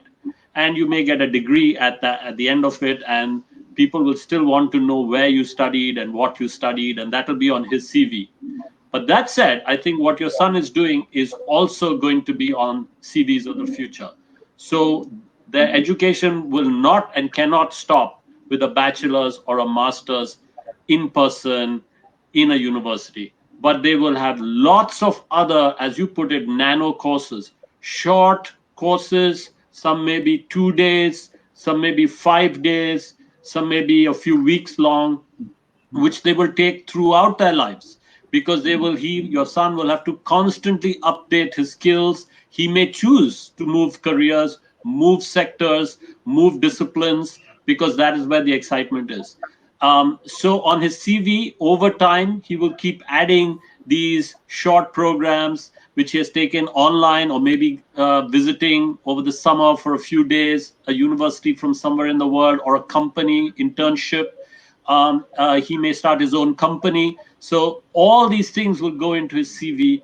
And what you will see is continuous working, where he is constantly shifting from one type of job to another. He may even have several jobs at the same time in parallel.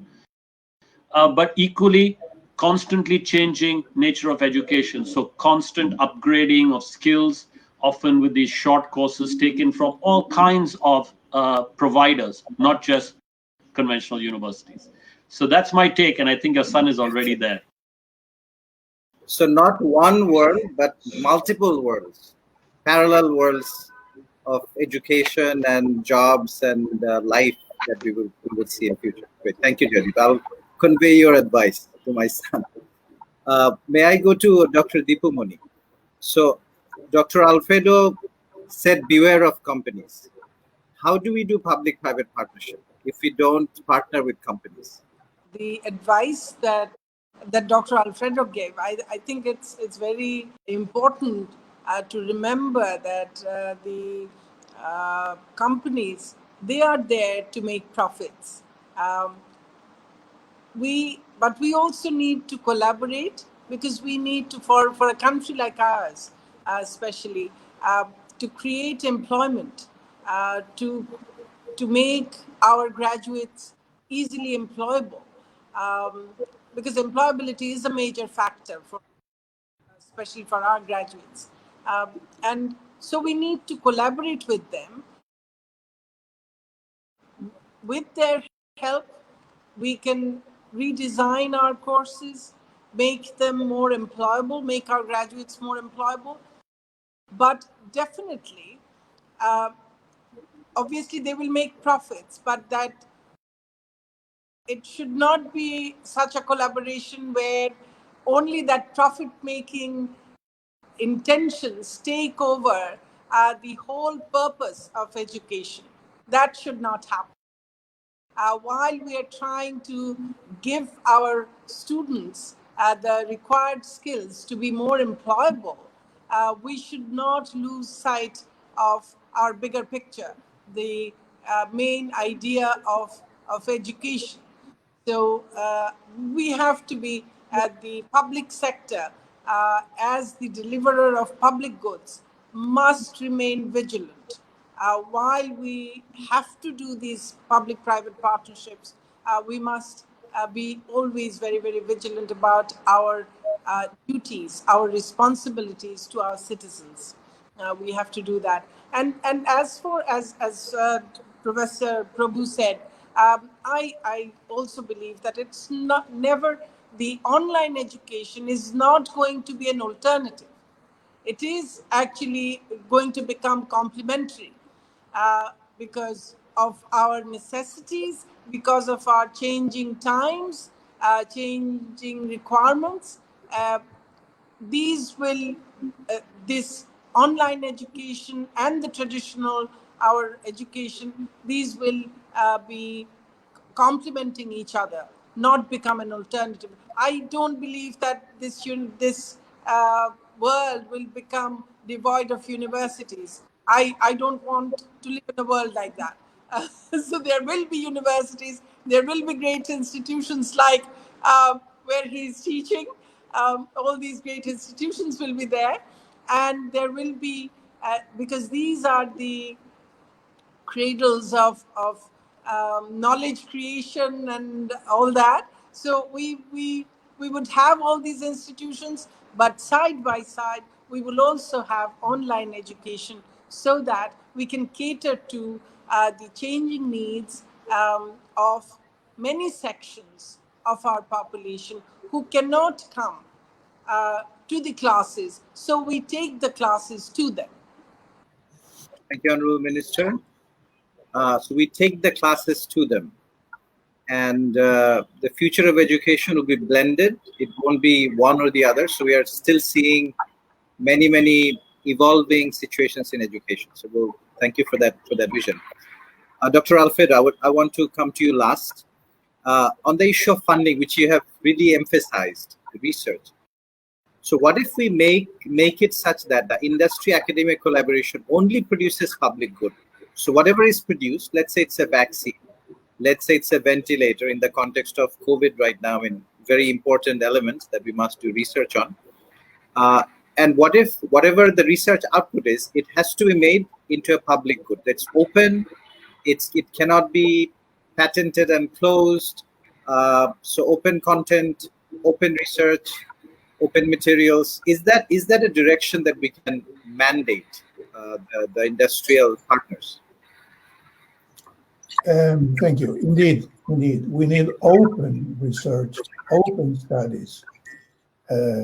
We have coined a word that is deconstruction. That means that to construct something, you have to destroy previously what we want to rebuild. So to deconstruct something, it is necessary to have, again, good students, full-time students, devoted to the investigation, and very open. There is a group, for instance, in Houston, Texas, that meets every Friday by this type of digital platform. 200 scientists studying the COVID problems. Every Friday, 200 from 10 or 15 countries, different countries. So it is necessary to go to that openly, not depending from the sources of the industry. Excuse me, I am very much afraid of that because I suffer that. The industry wants to have profits, not to make research. And the three more important industries in the world, important in the sense of money that they are producing, the pharmaceutical one, the weapons one, and the drugs one. They do not think on the people. They are thinking on their profits. And the pharmaceutical, I know them very indeed because we have been doing works with them, and they don't want to share what they have. Now AstraZeneca is fighting to fix the price of the vaccine they are going to deliver by the end of the year, it is supposed. So it's a money problem, it's a profit problem. So we need to be open, but on a worldwide basis. An academy in Bangladesh, an academy in Buenos Aires, an academy in London on this matter, not in biological matters, but in this type of matters that Her Excellency has been discussing. How to learn, how to unlearn. So we must be open with a lot of papers, a lot of things to teach and to learn. And now that we have this possibility to use digital platforms, it is important to spread out what we know. I have 3 PhD, and it is nothing for me because I learn every day. I teach, but I am learning every day on different matters, on different things that you have been talking. To make nano products, you need to know about physics, about biologics, about complex systems. We are working on complexity, and it is a field that you cannot see the horizon. It's so interesting and so much good for the life of people that you must go inside but make it broad, but make it open. And this is very important. So if we can leave something to the new generations, we are over. I am over, at least. We need to teach them to make something good. My granddaughter wants to go to MIT, excuse me. You know why? Because she knew that inside the Massachusetts International Technology, she could find a good job, not because she is going to have a good instruction. And it is all of us, we are passing the same matter. So this is what we need to do. Thank you very much, Dr. Alfredo. All three of our panelists, Dr. Alfredo, Dr. Deepu Mani, and Professor Jaideep Prabhu, for the panel that we just had, Reviving Education and Intellectualism for the Dhaka Forum, the virtual conference on COVID-19 emergence, post-COVID-19 emergence. So I will do grave injustice if I try to summarize that very rich discussion and debate that we just had. But I'll just like to end with just a thought. I think what you've talked about is open education, unleashed opportunities, and parallel worlds for everybody. So we won't see one world, we'll see parallel worlds of education, research, and employment, and entrepreneurship. Thank you very much, all the panelists.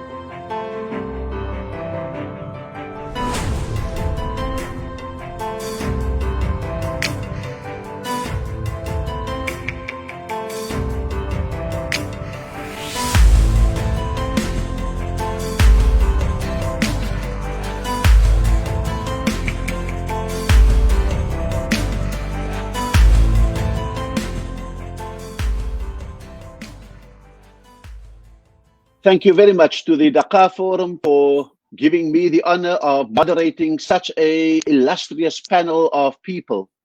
We come together at the Dhaka Forum to discuss how we can realize cross-border inclusiveness. Whatever has been the underlying fault lines of society, COVID-19 has certainly brought them to the surface, and whatever have been on the back burner, broiling away and eating away at the foundations of society, certainly COVID-19 has brought that to the front burner, and this is the panel that we have to discuss that. I think globalization has, in the last decades, created enormous mobility of capital and goods, knowledge and technology, but have not always known what to do with the mobility of people. And borders have increasingly been there to control this mobility, and particularly the mobility of people. It has also indicated that over the last few decades, there have been warning lights that we are not having a sufficient sense of global governance. We certainly have a legacy of international governance where we understand the sovereignty of individual states, the inviolability of borders. We've had to negotiate our way across global issues and vetoes, and certainly the incidences of terror in the last decades, of climate change, and now disease in the form of COVID-19 has said that global governance is absolutely crucial, whether it is in combating those three things that I've mentioned, or the trade regimes, or social protection issues that COVID-19 has brought to the front burner. But we have, as I've said, an illustrious gathering of people on this panel, and I will introduce them once off so that we can get into the meat of the discussion immediately. And the order in which I introduce them will be the order in which they will respond to the questions that I will put to them. We have His Excellency Ambassador Chad Blackman, Ambassador and Permanent Rep of Barbados to the United Nations and other UN agencies and institutions in Geneva, 15 years of experience in the development sector, chair of the Trade and Development Committee of the World Trade Organization, and chair of the SIDS group of UNCTAD. Now, this could be enough, but he has a special focus on gender equality in trade. How do we remove barriers to women? He has articulated the vulnerability and the aspirations of the small islands with regard to climate change. And so he is an acknowledged expert and practitioner in his field, and I welcome him to our panel. The second person we have on this panel is the Honorable Paulo Casaca. He's represented Portugal's Socialist Party in the European Parliament as a member of the European Parliament. He's founder and executive director of the South Asian Democratic Forum, SADF, the founder of a very nicely named forum called the Alliance to Renew Cooperation Amongst Humankind. And then another interestingly named group that he is busy with, it's sustainability organizations like Less Means More. So I welcome him to our panel and we look forward to his remarks. Then we have someone who is Bangladeshi. He has his roots in both a small family-run business as it started off and the politics of early Federation Pakistan. He is Salauddin Qasim Khan from Bangladesh. Today, that company is a global entity. He's executive chair of the Southeast Asian Cooperation Foundation. And he's very clear that we need to strengthen regional socioeconomic cooperation because of the world's financial crisis, the breakdowns often in WTO talks, and the phenomenon of climate change. And we welcome him to this panel. And then a late entrant, but a wonderful entrant into our discussions, Barrister Nihad Kabir, Bangladeshi woman through and through, one of the most outstanding people. If you Google her, she's probably of the most prominent Bangladeshi women that we have seen. She's involved in business. She's one of the foremost legal practitioners and an educator in business. She's the president of the Metropolitan Chamber of Commerce.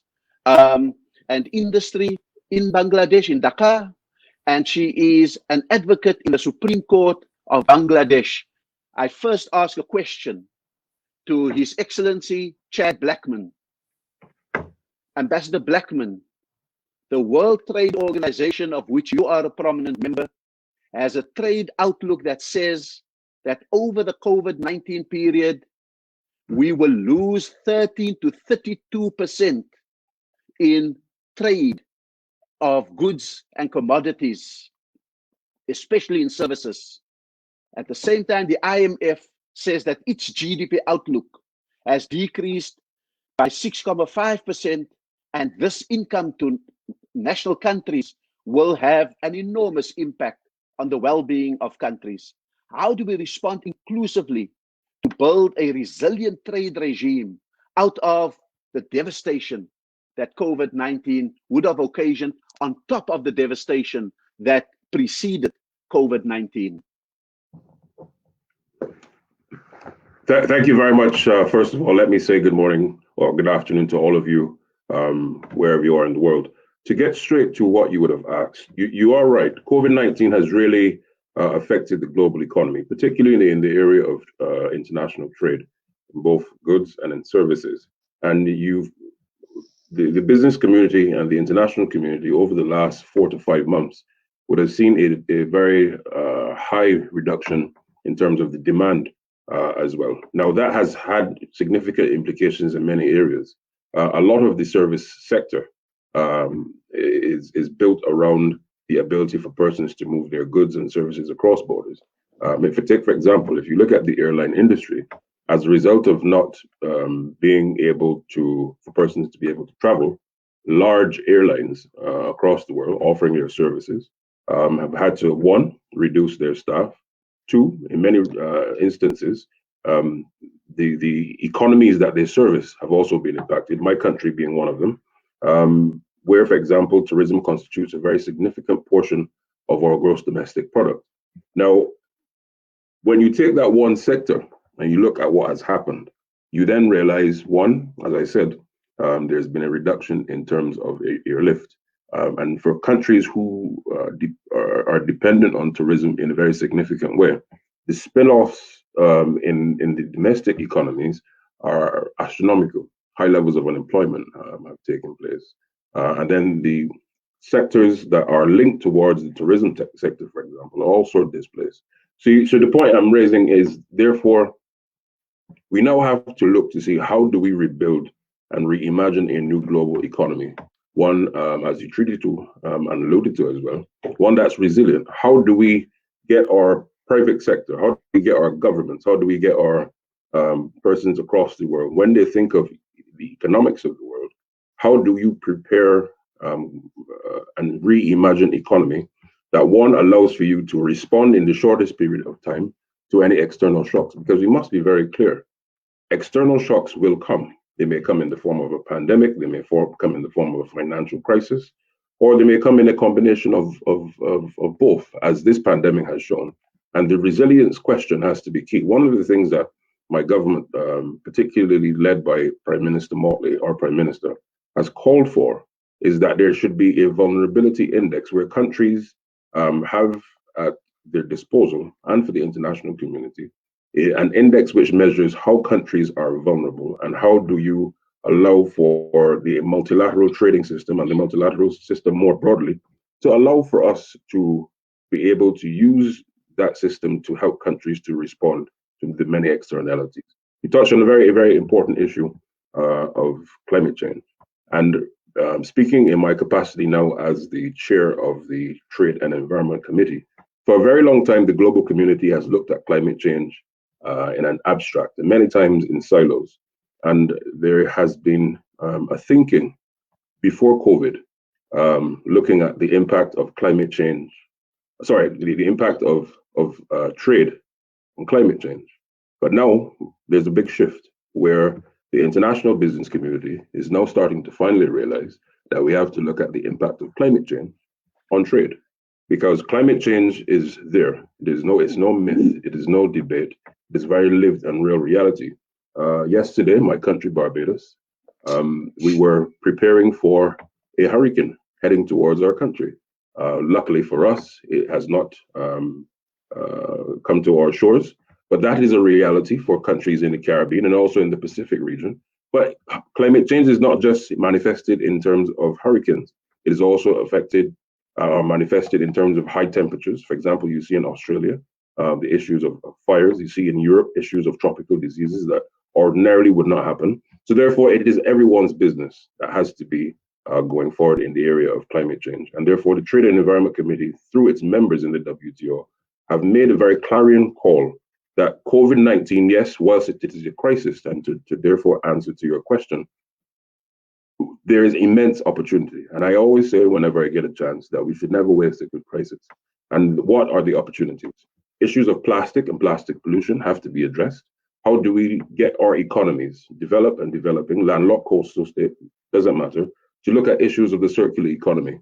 How do you take your end products when they're used so as to then reintegrate them into the economy to be able to build out the capacities of developing countries? Because there's an astronomically huge opportunity there for economies to develop. But broadly speaking, notwithstanding that there has been a reduction in demand for goods and services, we're starting to see slowly, bit by bit, a re-emergence of the global economy because persons are now starting to travel bit by bit, trade, etc. Now, you have to balance that, as I said, three competing things: health and public safety, ensuring one that there is in the opening of economies, and equally, what are the protocols that will allow for persons to ensure that public health and trade and development are put together at the same time and not causing for there to be greater harm as we go forward. Because let's be honest, the world has to continue, but it has to be a more resilient, smarter, a more efficient, greener global economy as we move forward. Thank you very much, Ambassador Blackman. And if I can immediately move to the Honorable Paulo Kasaka. Mr. Kasaka, COVID-19 has not only shown the vulnerability of the global economy, but has also exposed the absences and the gaps in coverage of social protection, what looks after ordinary people. And therefore, it will impede the recovery from COVID and the prevention from future shock if governments remain remiss in the way in which they put their social protection programs together. How do we remove the financial barriers to key instruments of social protection like healthcare, income security, the informal economy, the social delivery systems, etc., etc.? What mechanisms do you have from your experience and do you think could be appropriate for the Southeast Asian region? Hello, Ambassador Rasul. It's really a pleasure to be in the Dhaka Forum, a pleasure to be with all the panelists and to all of those who are going to see us. Getting straight to your question, I think that the socially and regionally differentiated impact of the pandemic is crucial, and it is felt globally. If I take Portugal, my own country, for instance, the areas most affected and now circumscribed as quarantine areas are high-density, poor areas, mostly located around major cities. The vast majority of fatal victims in Portugal and elsewhere in Europe were elderly people confined to retirement homes wherein social distance is not feasible. The most important infrastructures to combat this and other pandemic threats include good sanitation, running potable water, good sewage systems, and minimum lodging space. Unfortunately, the international community lost these priorities from sight. It is fundamental to refocus on these factors again. Otherwise, the world reacted to the pandemic by imposing lockdowns, severely disrupting vital human life circuits. This is more serious in the present globalized world than was the case in former times and then standard length lockdowns. When you do not have material reserves and fully depend on your work for survival, and when, furthermore, your work is informal and you do not enjoy a public security mechanism, a lockdown threatens your essential living conditions. So unless development among poorer parts of the world is able to overcome informality, which is not very likely in the foreseeable future, new lockdowns during new global pandemic threats will demand a basic income universal coverage that can be swiftly implemented.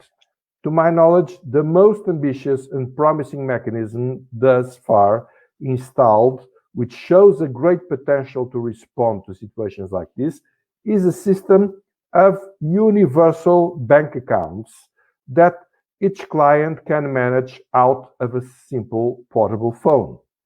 These bank accounts allow for an instantaneous cash reaction in case of a swift crisis in the informal economy caused by, for instance, lockdowns. Needless to say, the most important thing in this context is to possess the funds needed to feed bank accounts.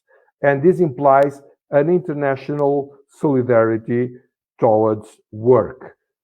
This, I think, is the most important thing we have to work on for the future. Thank you. Thank you very much. I think that just in a minute or two that remains, I think one of the key debates, Honorable Kasaka, is the issue of the basic income grant. Do you have a sense of where it's working? Because it's a matter of major debates. Where do countries get the money and how do we transfer?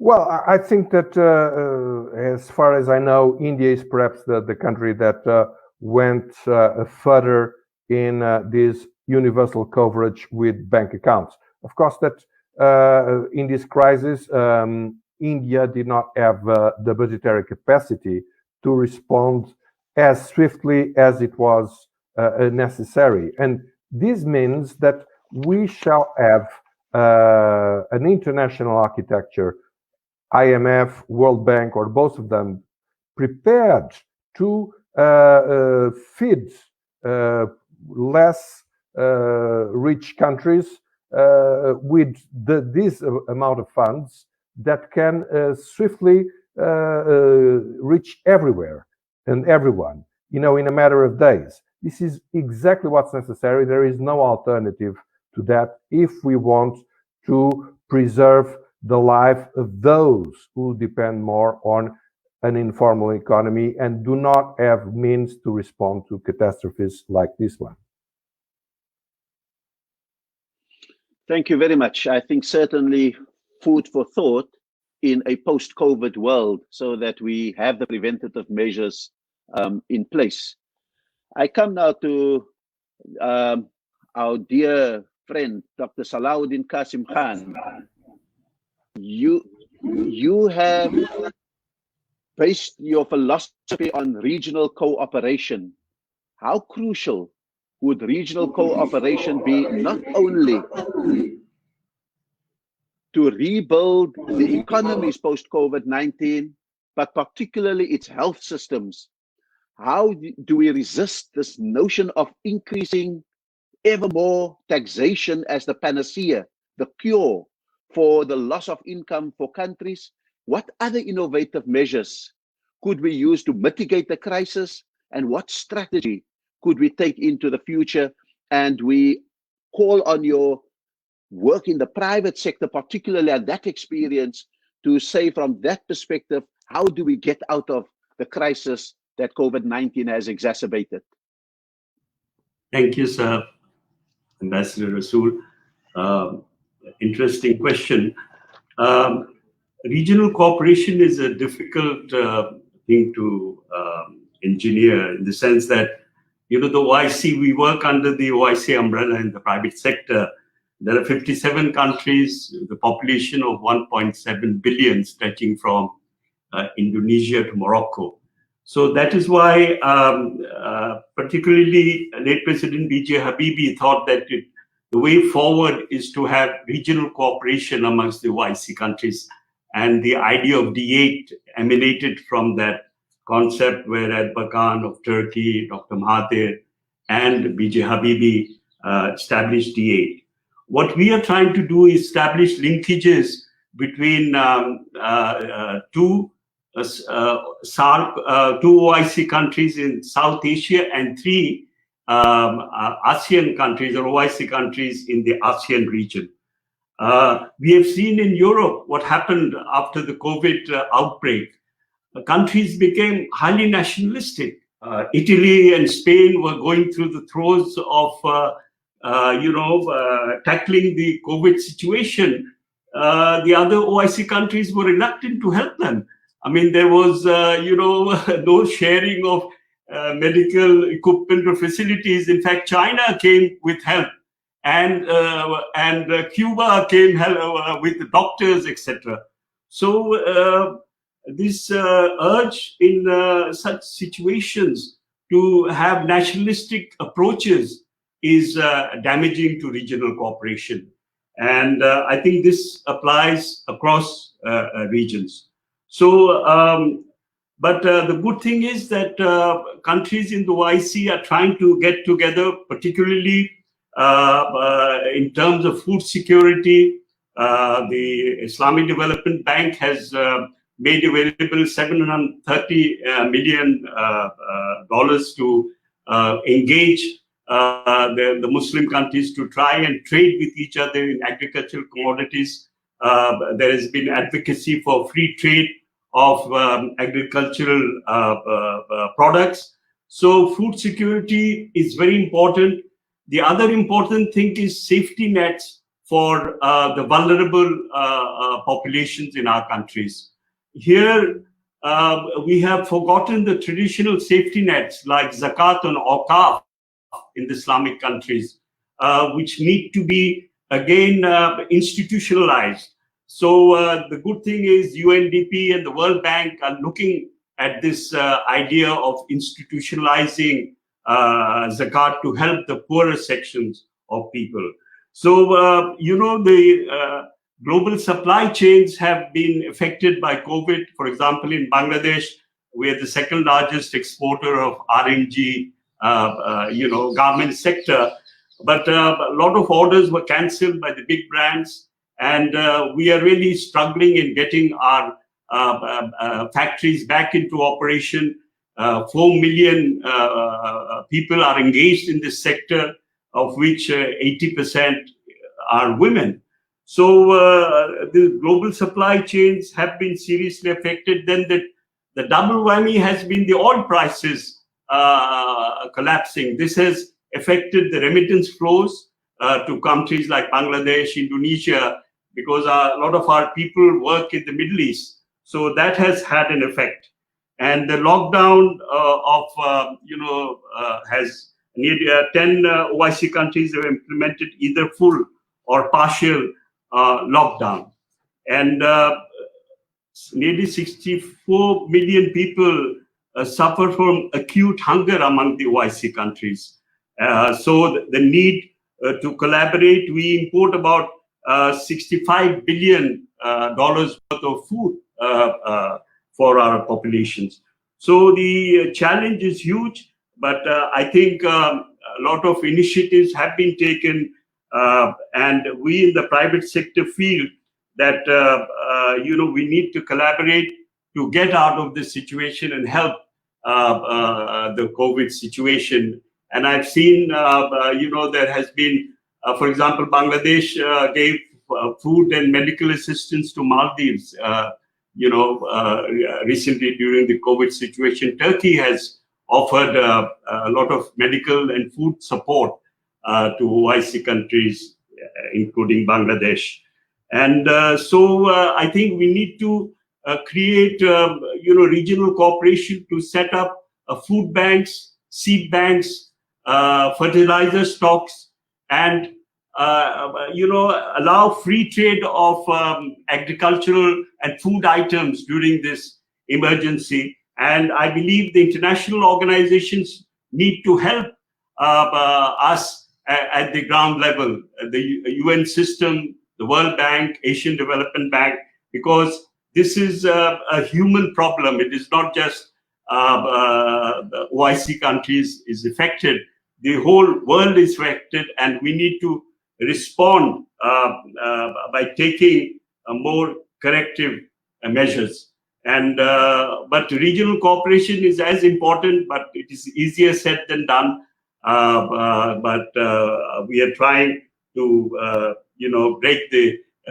get rid of the barriers which stand in our way towards alleviating the situation. In Bangladesh, we have seen the private sector working with the government, providing oxygen equipment to hospitals, food for the poorer segment of society. So I think everyone is playing an important role in alleviation of the health sector and also the food security of the lower segment of the population. Barrister, the global platforms offered by the World Bank, the UN system, the Asian Development Bank, and so forth, and their contribution to this post-COVID world that we want to bring in to recover the COVID-hit economies like Bangladesh, are we going to be better off with or without such help if those institutions themselves have not undergone, for example, a paradigm shift? What is going to be the balance between global chambers and global architecture and the kind of architecture on the ground, like the metropolitan chambers that you are leading in Bangladesh? Thank you very much, Ambassador Rasool, and it's a pleasure to be on the Dhaka Forum. There are two parts to your question. Let me take them one at a time. One is the international financial infrastructure, how they can help us out in this moment of great economic strife. And later, the second part, where how chambers like mine can act with them and with other global chambers. Let me respond to your queries in the context of Bangladesh, and that can be extrapolated for other countries which are in a similar position. Now, in Bangladesh, the priority for us has been, and rightly so, to look after our most vulnerable people. In the initial days of COVID, there was this huge argument about life versus livelihood. And I was privileged to be part of a group saying that this is not a binary choice. We must ensure, first of all, the health and security of our citizens. In Bangladesh, we have been lucky in a sense that the mortality and morbidity rates relating to COVID are relatively low, comparatively low, even if we take account of discrepancies due to data collection difficulties. But at the moment, we are also suffering from quite bad floods. So we have two problems at the same time, which we can't avoid being a Delta nation. Now, our conservative economic management over the last decade and a half has given us very good headroom to move away from our conservativeness in this year when we need to be more expansive, when we need to be more reflationary. In Bangladesh, our general target is to keep our budget deficit around 5%, inflation around 6%. You see, Bangladesh's GDP to the debt ratio is 34%, which is far lower than, say, Vietnam, which is around 55%. Pakistan's around 77%. There are other countries which are more. So we have that headroom. In this context, there are two things. First, the government has made available cash support to a very large number of our population, more than 10 million families. And also, there has been an increased spending on other support, as well as our health sector. So for these spendings, the NDBs can mobilize low-cost funds for us. And if they can do that without going into a paradigm shift. This is what they do. So if they can provide us with those funds, that will be of great benefit. And secondly, our government has initially announced a stimulus package for all segments of the economy, manufacturing economy, service sector, large industries, micro, small cottage industries, etc. Now, what has happened is that the banks, though, the way the government has arranged it is that the banks are required to take the credit risk. And that has resulted in the banks not wanting to disburse the entire amount of stimulus that the government has earmarked. Now, there again, you know, I used to work for the Asian Development Bank, and so I know some of the mechanisms. They can come up with instruments which will provide a credit guarantee. And they've already been working in Bangladesh to provide the sort of credit guarantee to microfinance institutions so that they can reach the micro and cottage industry segments. So if they can expand that and bring our banking system, give our banking system access to instruments which will act as credit guarantees, I think the liquidity we require back in our economy will come back. What has happened because of this COVID last 4 or 5 months is that aggregate demand has absolutely crashed. It has gone through the floor, which has resulted in hundreds of thousands of small and medium enterprises either cutting down drastically on their size or closing down altogether, creating unemployment. And Ambassador Kasaka was saying before me that, you know, when you have lost your small savings, that's it. After that, somebody has to come up and give you a means of livelihood.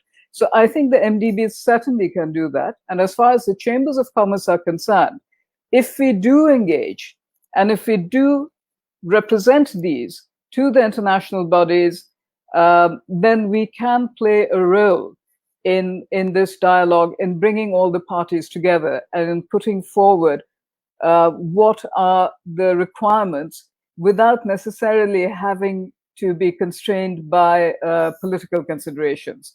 We are much more able to be free in the way we present the problems and the possible solutions.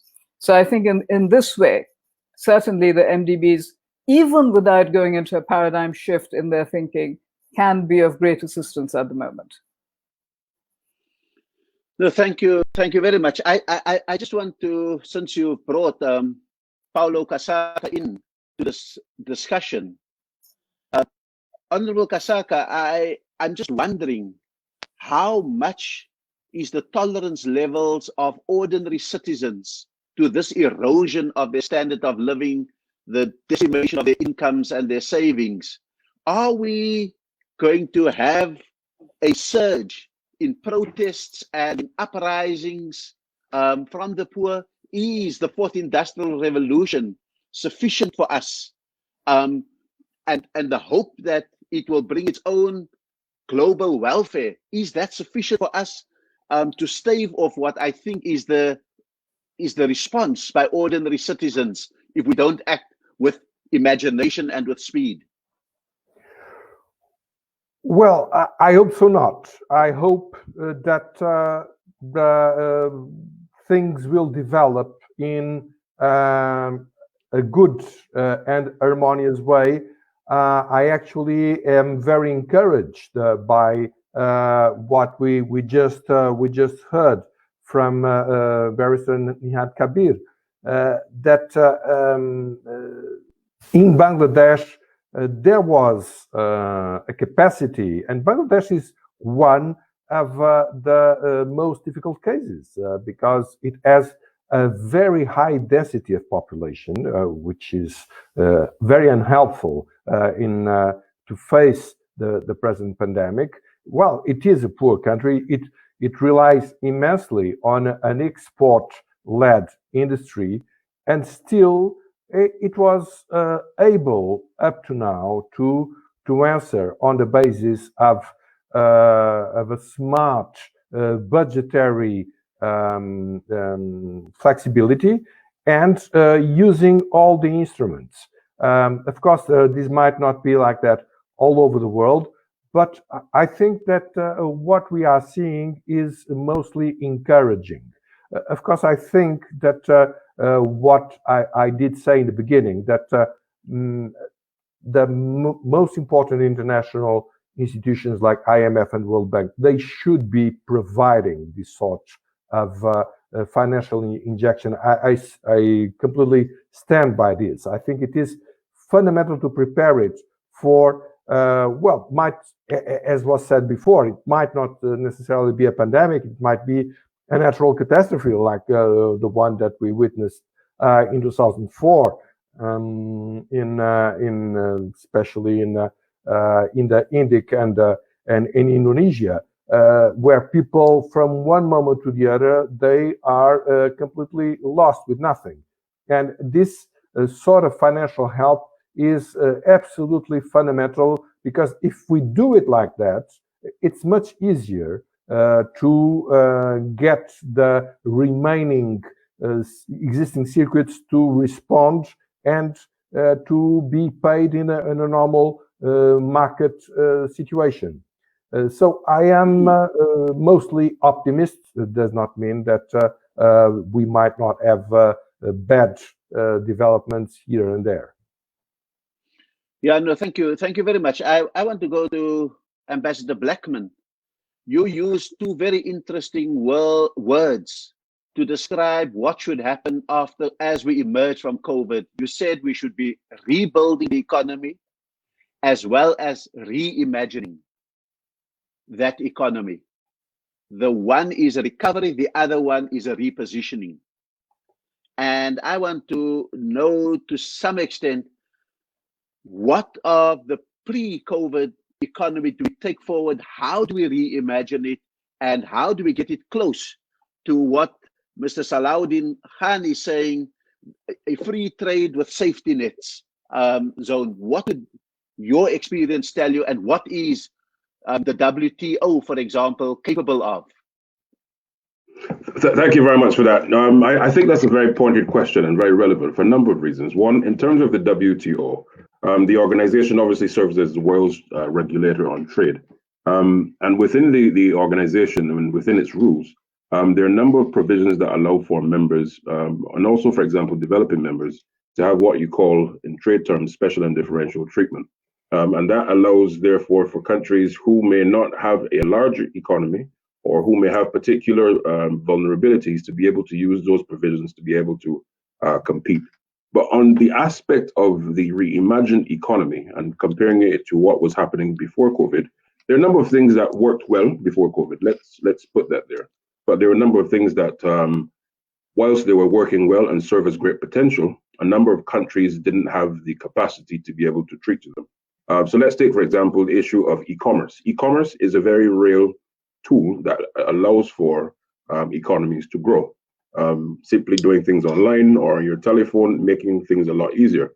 But for a very long time before COVID-19, many countries and many pockets within specific countries have had issues of engaging in cross-border trade or even domestic trade using telephones, mobiles, and the internet. We've seen within 4 months or 5 months, depending on which country or region you're in, the sudden use across the board of the internet in ways that we have hitherto not been able to do across the board. But it presents a very unique opportunity. Now, the question has to be, how do we get our multilateral systems and international organizations, whether that be the World Trade Organization, the International Labour Organization, to help countries to build out the capacities of their domestic sectors so that their populations can then adequately participate in this new wave of doing things going forward. Because one of the things that we mustn't do in this reimagined future is to have certain regions or certain countries in the world being unable to compete. Another issue, therefore, that has to be addressed, however, and I must put this on the table, countries have had to go into their reserves, or many of them have had to borrow on the international market to be able to treat many of the issues that we've had during COVID-19, particularly in issues of health, particularly in issues of having persons to restart their businesses or to start businesses. But the problem that many countries face is that many are classified as high income or middle income countries according to the World Bank. What that invariably means is that you are precluded from certain concessional finances on the international market notwithstanding that you have particular vulnerabilities in your country. So take for example my country, Barbados. Barbados is classified as high income according to World Bank, but we have a population of only 290,000 people. Therefore, if we have to get money on the international market or in terms of concessions, notwithstanding our special vulnerabilities and size, we therefore have to go to market in circumstances where countries with much larger resources are able to do so on the basis simply that they're classified as a low-income country. So the reimagined economy is going to be particularly important. And I raise this point as well, is that next year Barbados will be hosting the 15th quadrennial of UNCTAD, which serves as the conference every 4 years within the UN system that treats to all issues of trade and development. This is one of the issues that will be addressed because it has to take into consideration the capacities of countries. How do we get our countries across the world, large or small, but particularly the developing world, to be able to maximize the growth potential of their jurisdictions, bringing in mind that there are particular vulnerabilities inherent in their system and also in the external systems that preclude them from doing so. So I think we have to not also look at what the future of the world will look like, but we have to also imagine the world of the future. And once we can make that distinction, then we will start to see the gains that we really want to see. No, thanks very much. I think that that creates the underpinnings for that reimagined economy, that reimagined world. But Barrister, you've been optimistic about the global architecture. Do you think that the global architecture, particularly World Bank, IMF, would be able to move beyond being a lender in a time of crisis, but a reshaper of the kind of reimagined world that we need? Master Rasool, that is a difficult question to answer at this moment, because these are multilateral development financial institutions, and how far they will want to go out of their comfort zone to actually assist in the reimagining of a global economy, where the weaknesses and strengths have been highlighted by COVID, but a lot of the issues were there pre-COVID as well. They've simply been emphasized and highlighted.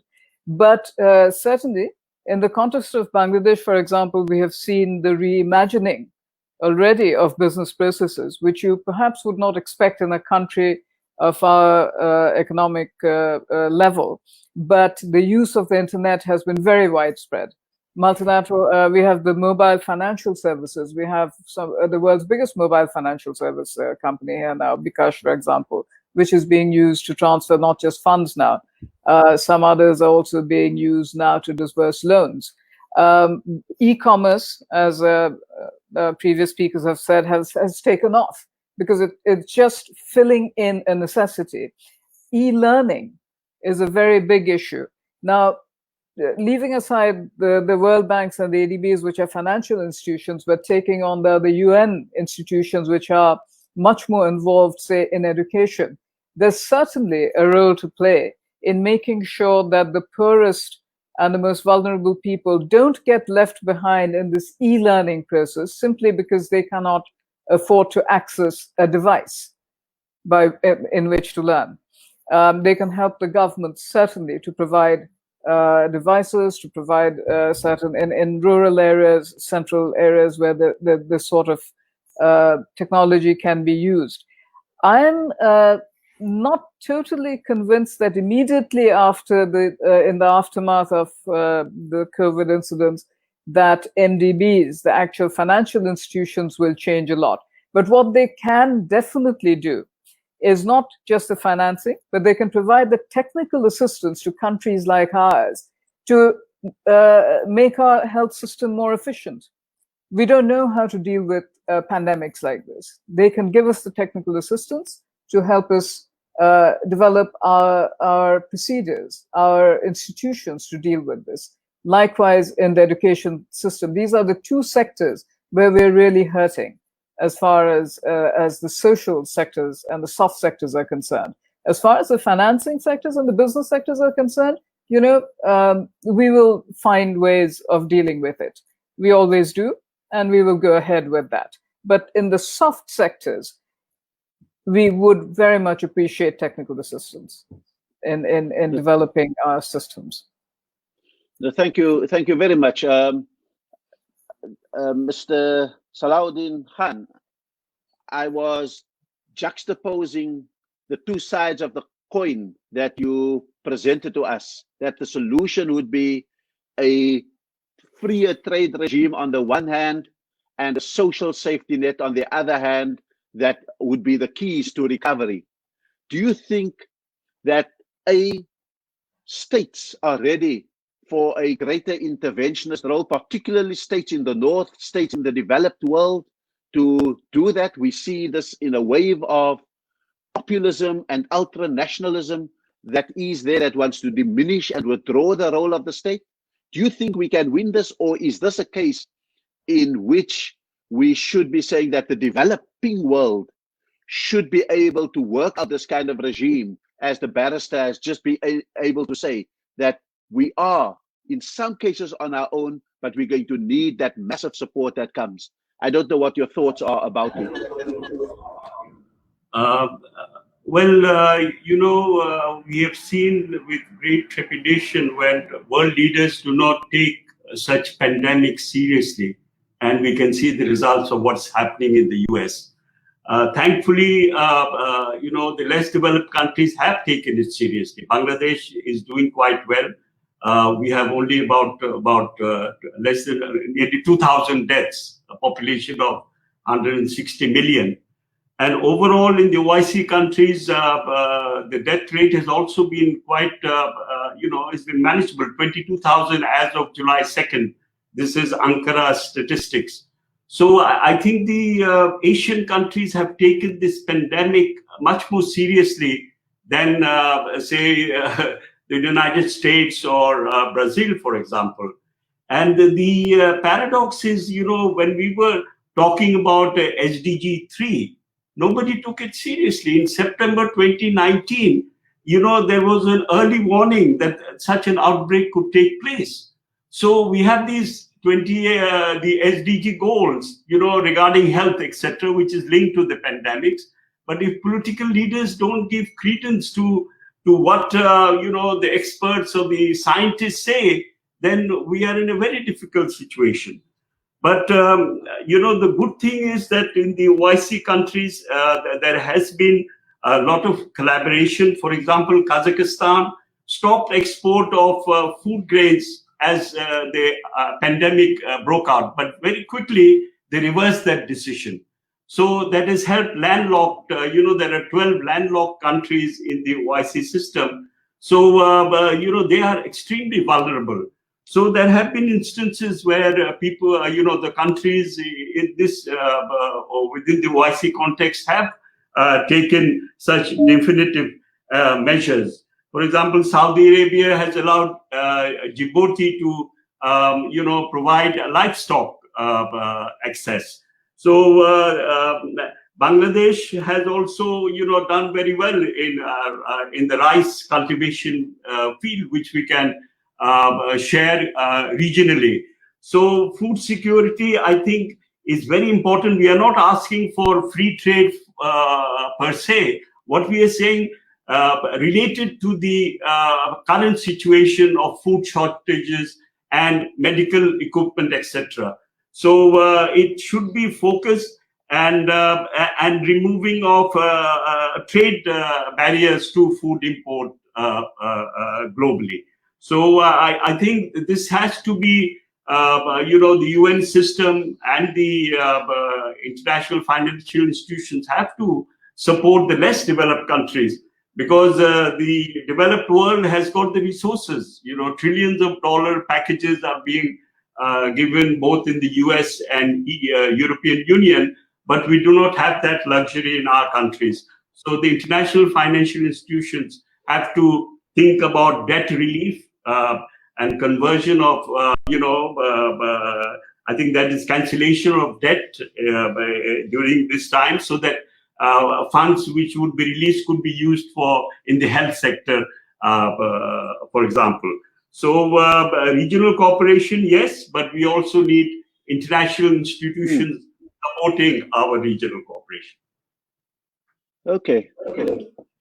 No, thank you very much. I think we've come to the end of the session, and what I would want to do is for us collectively to speak the conclusion of this session, and basically to answer the question, are we optimistic or pessimistic about the prospect for cross-border inclusiveness as we emerge from the COVID-19 pandemic? If we all take 30 seconds each, I think our conclusion to the session would be written, and I will do it in the reverse order of how we started.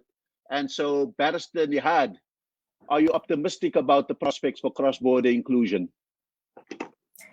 I'm optimistic, Ambassador, about certain levels of countries. I'm not so optimistic about countries which are much larger and which have much larger economies, who can just live with themselves. But what I've found, at least in our country, that we have been able to deal during the COVID situation by throwing away a lot of rules and regulations, which I personally think that since we can do without them for 4 months, they're redundant. So throw them away. And if regionally we can do that, we will have a much more open cross-border regulatory and trade system. Thank you very much. Dr. Salahuddin Khan, are you optimistic? The new normal is localized and regionalized. In Japan, robots are giving away graduation degrees, because of the COVID situation. So I think online learning. Well, I do agree with Barrister Nihad Kabir that a lot of the regulations, we have to get rid of them. But I do think we need some others. And I do think that the only way for WTO to resume its old role is to take in consideration social development and environmental aspects of trade and investment. Without this being done, I do not think that we will be able to overcome the present deadlock. And this will be very important for the developing world, especially for countries like Bangladesh that are making so much out of the trade. Thank you very much. Ambassador Blackman. Yes, thank you very much. No, I agree with Paulo, and I would simply say the sustainability agenda has to be at the fore and at the core, rather, as we go forward in the reimagined economy. The days of taking issues of sustainability as a back burner, or even sometimes off the stove, as it were, are long gone. But if we want to see sustained growth and development and inclusivity for all, it really has to be at the fore. And the multilateral system is the way to do that. Unilateral measures can only go so far. But if you have the global community in these discussions, shaping the way forward, taking everyone's interests according to their peculiarities, then we will start to get the gains, as I said, that we want to see. Thank you all very much. I want to conclude by saying that the world has been sitting like a cat on a hot tin roof on crises, one after the other, environmental, economic, social, humanitarian, etc. And COVID-19 came along as the straw that I think could break the camel's back. It's created a moment of rupture in the world. It's created a moment of renewal, not simply a return. And therefore, it's going to take the finest, most imaginative brains that will be able to say, how do we think our way out of trouble without repeating the fault lines of the past and without going to the status quo ante? That we need something new and imaginative if the world is going to work for all. So amidst the devastation, how do we make the sacrifices that millions of people are making by being infected or being the victims of COVID-19? How do we make those sacrifices wholly by bequeathing to the next and surviving generations something completely different? So I thank you very much. I thank the Dhaka Forum for hosting such a discussion, and thank you for enriching it with your experience and your expertise and the passion with which you have spoken here today.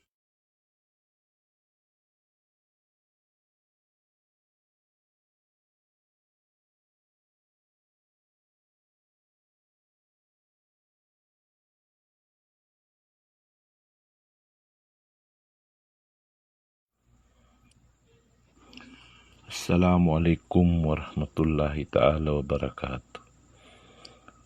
Honorable ministers, ambassadors, distinguished speakers, and guests of this forum, dear excellencies, good day to you all.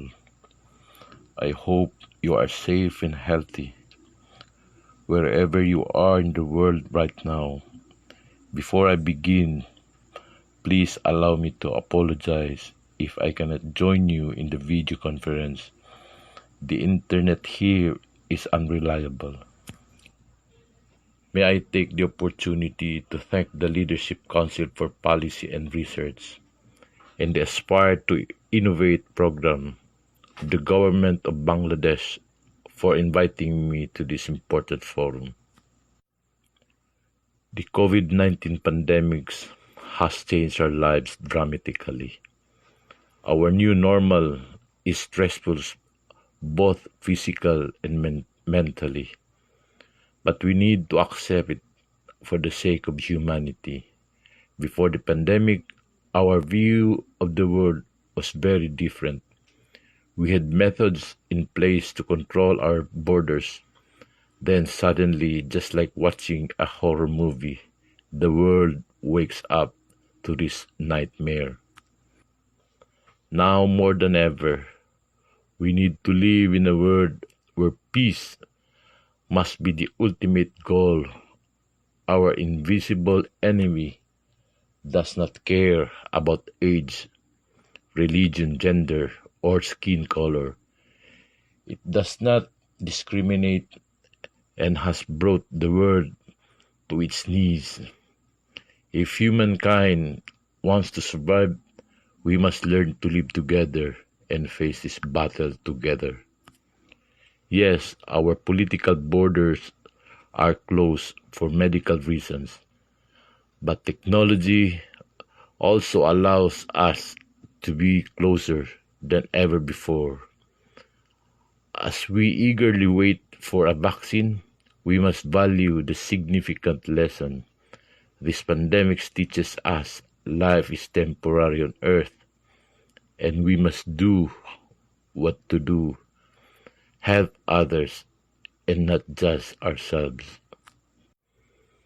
We all share a responsibility to our children and grandchildren. Flattening the curve is just the start of a long and deadly war. We are only at the beginning of this fight. Just like the virus, our future should not hold any boundaries. It is time to rewrite history by sharing knowledge, experiences, and resources with each other. History will judge us how we learn from this ordeal. As we move forward, I implore everyone in this forum to learn from the past. We do not want a repeat of what happened a century ago. Our continued existence depends on working together. Now is the time to put aside our differences and take real action towards peace, cooperation, and survival. Thank you again for this invitation. May Allah open the doors of these blessings, mercy, and love upon us all. Wassalamu alaikum warahmatullahi ta'ala wabarakatuh.